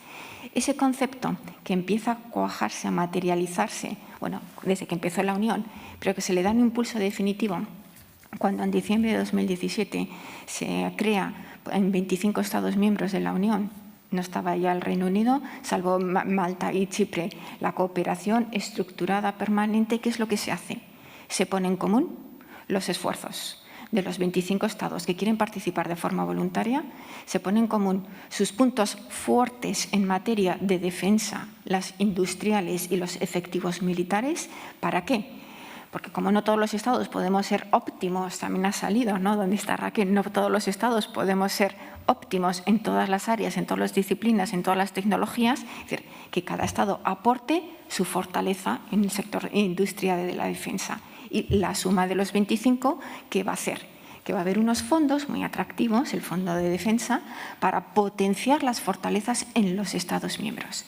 Yo creo que ese modelo de cooperación estructurada permanente que ha dado lugar al desarrollo de 47 y la semana pasada, el pasado día 16, martes pasado, se volvieron a aprobar una serie de proyectos nuevos, puede ser un modelo que se podría trasladar en el año 21-22 a otras autonomía estratégica, no solo sector defensa, sino, por ejemplo, sector tecnología, en el comercio o en las cadenas de valor, o en el sector creación de productos. Lo que decíamos antes, diseño, no solo de los productos, sino también su realización y también en las vías de comercio. Quizás se podría aprovechar ese modelo de libre cooperación en cuestiones militares para trasladarlo, a ver si la futura convención asume, por ejemplo, alguna de estas ideas, trasladarlo a estos otros sectores que después del 2017, tras el COVID, se ha puesto más que de manifiesto la debilidad de la Unión o la oportunidad de crecer en esa materia, tanto en las cadenas de suministros, en el comercio, como en el sector tecnológico y la innovación. Quizás se podrían poner en común los esfuerzos de los distintos estados. Y es más, aprovechando algunas de las instancias o de los proyectos ya en marcha.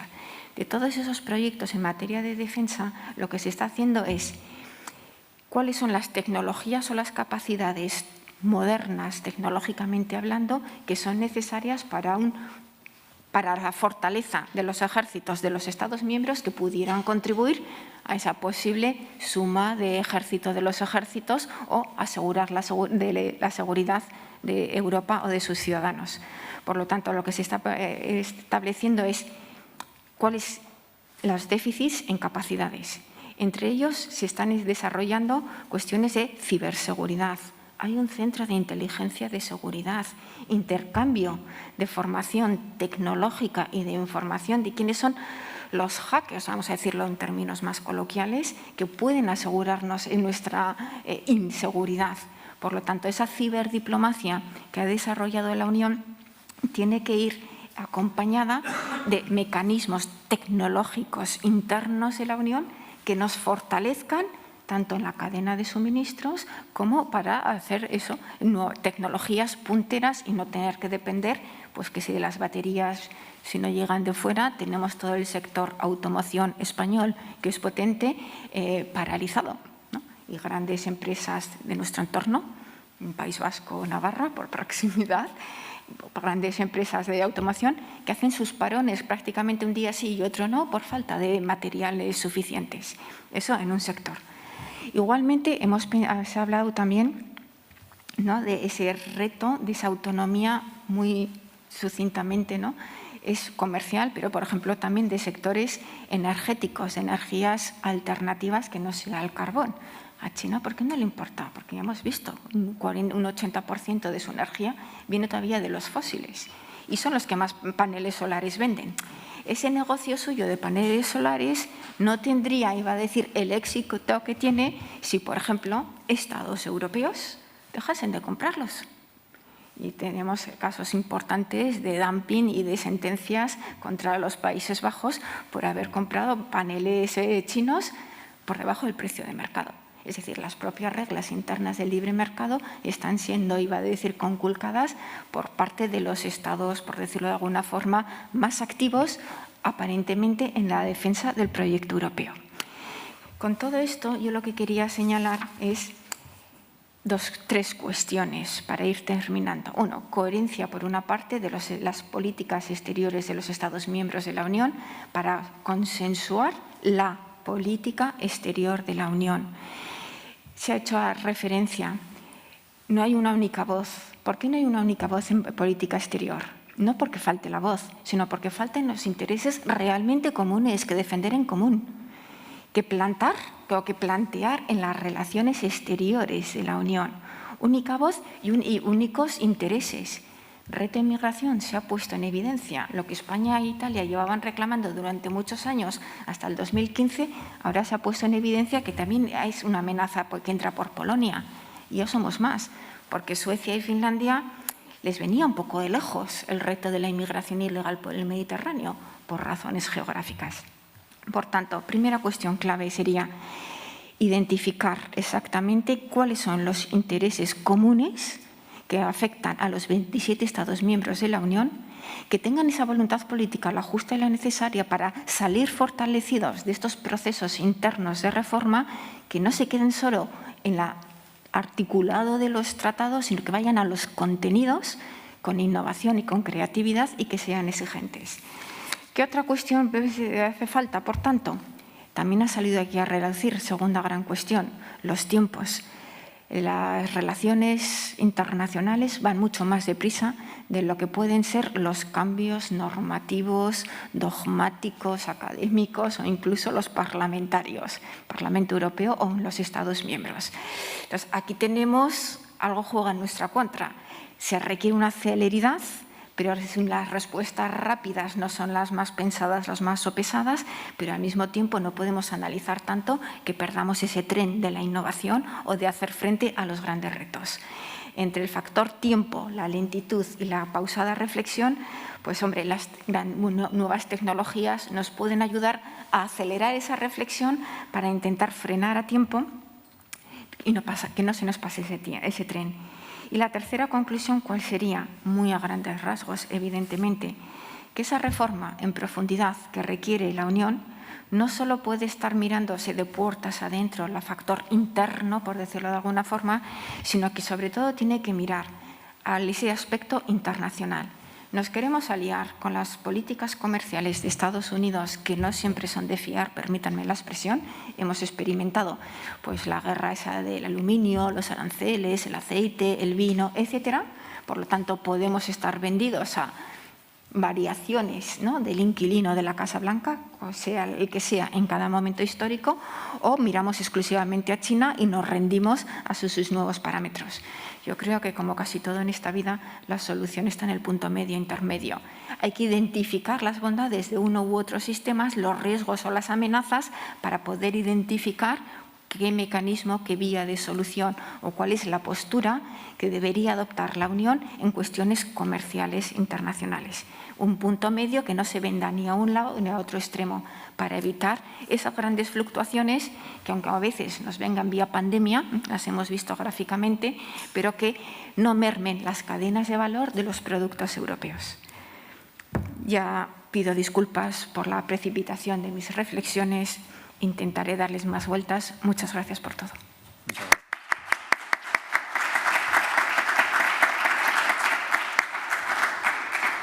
Bueno, y llegamos al final. Sin más dilación, vamos a dar por clausurada la jornada, agradeciendo de nuevo a mucha gente, es decir, al Gobierno por confiar en nosotros para organizar esto y hacerlo conjuntamente, a los ponentes, porque la gente tiene agendas apretadas y que en estos tiempos no son los mejores para viajar y han venido presencialmente, nadie ha fallado.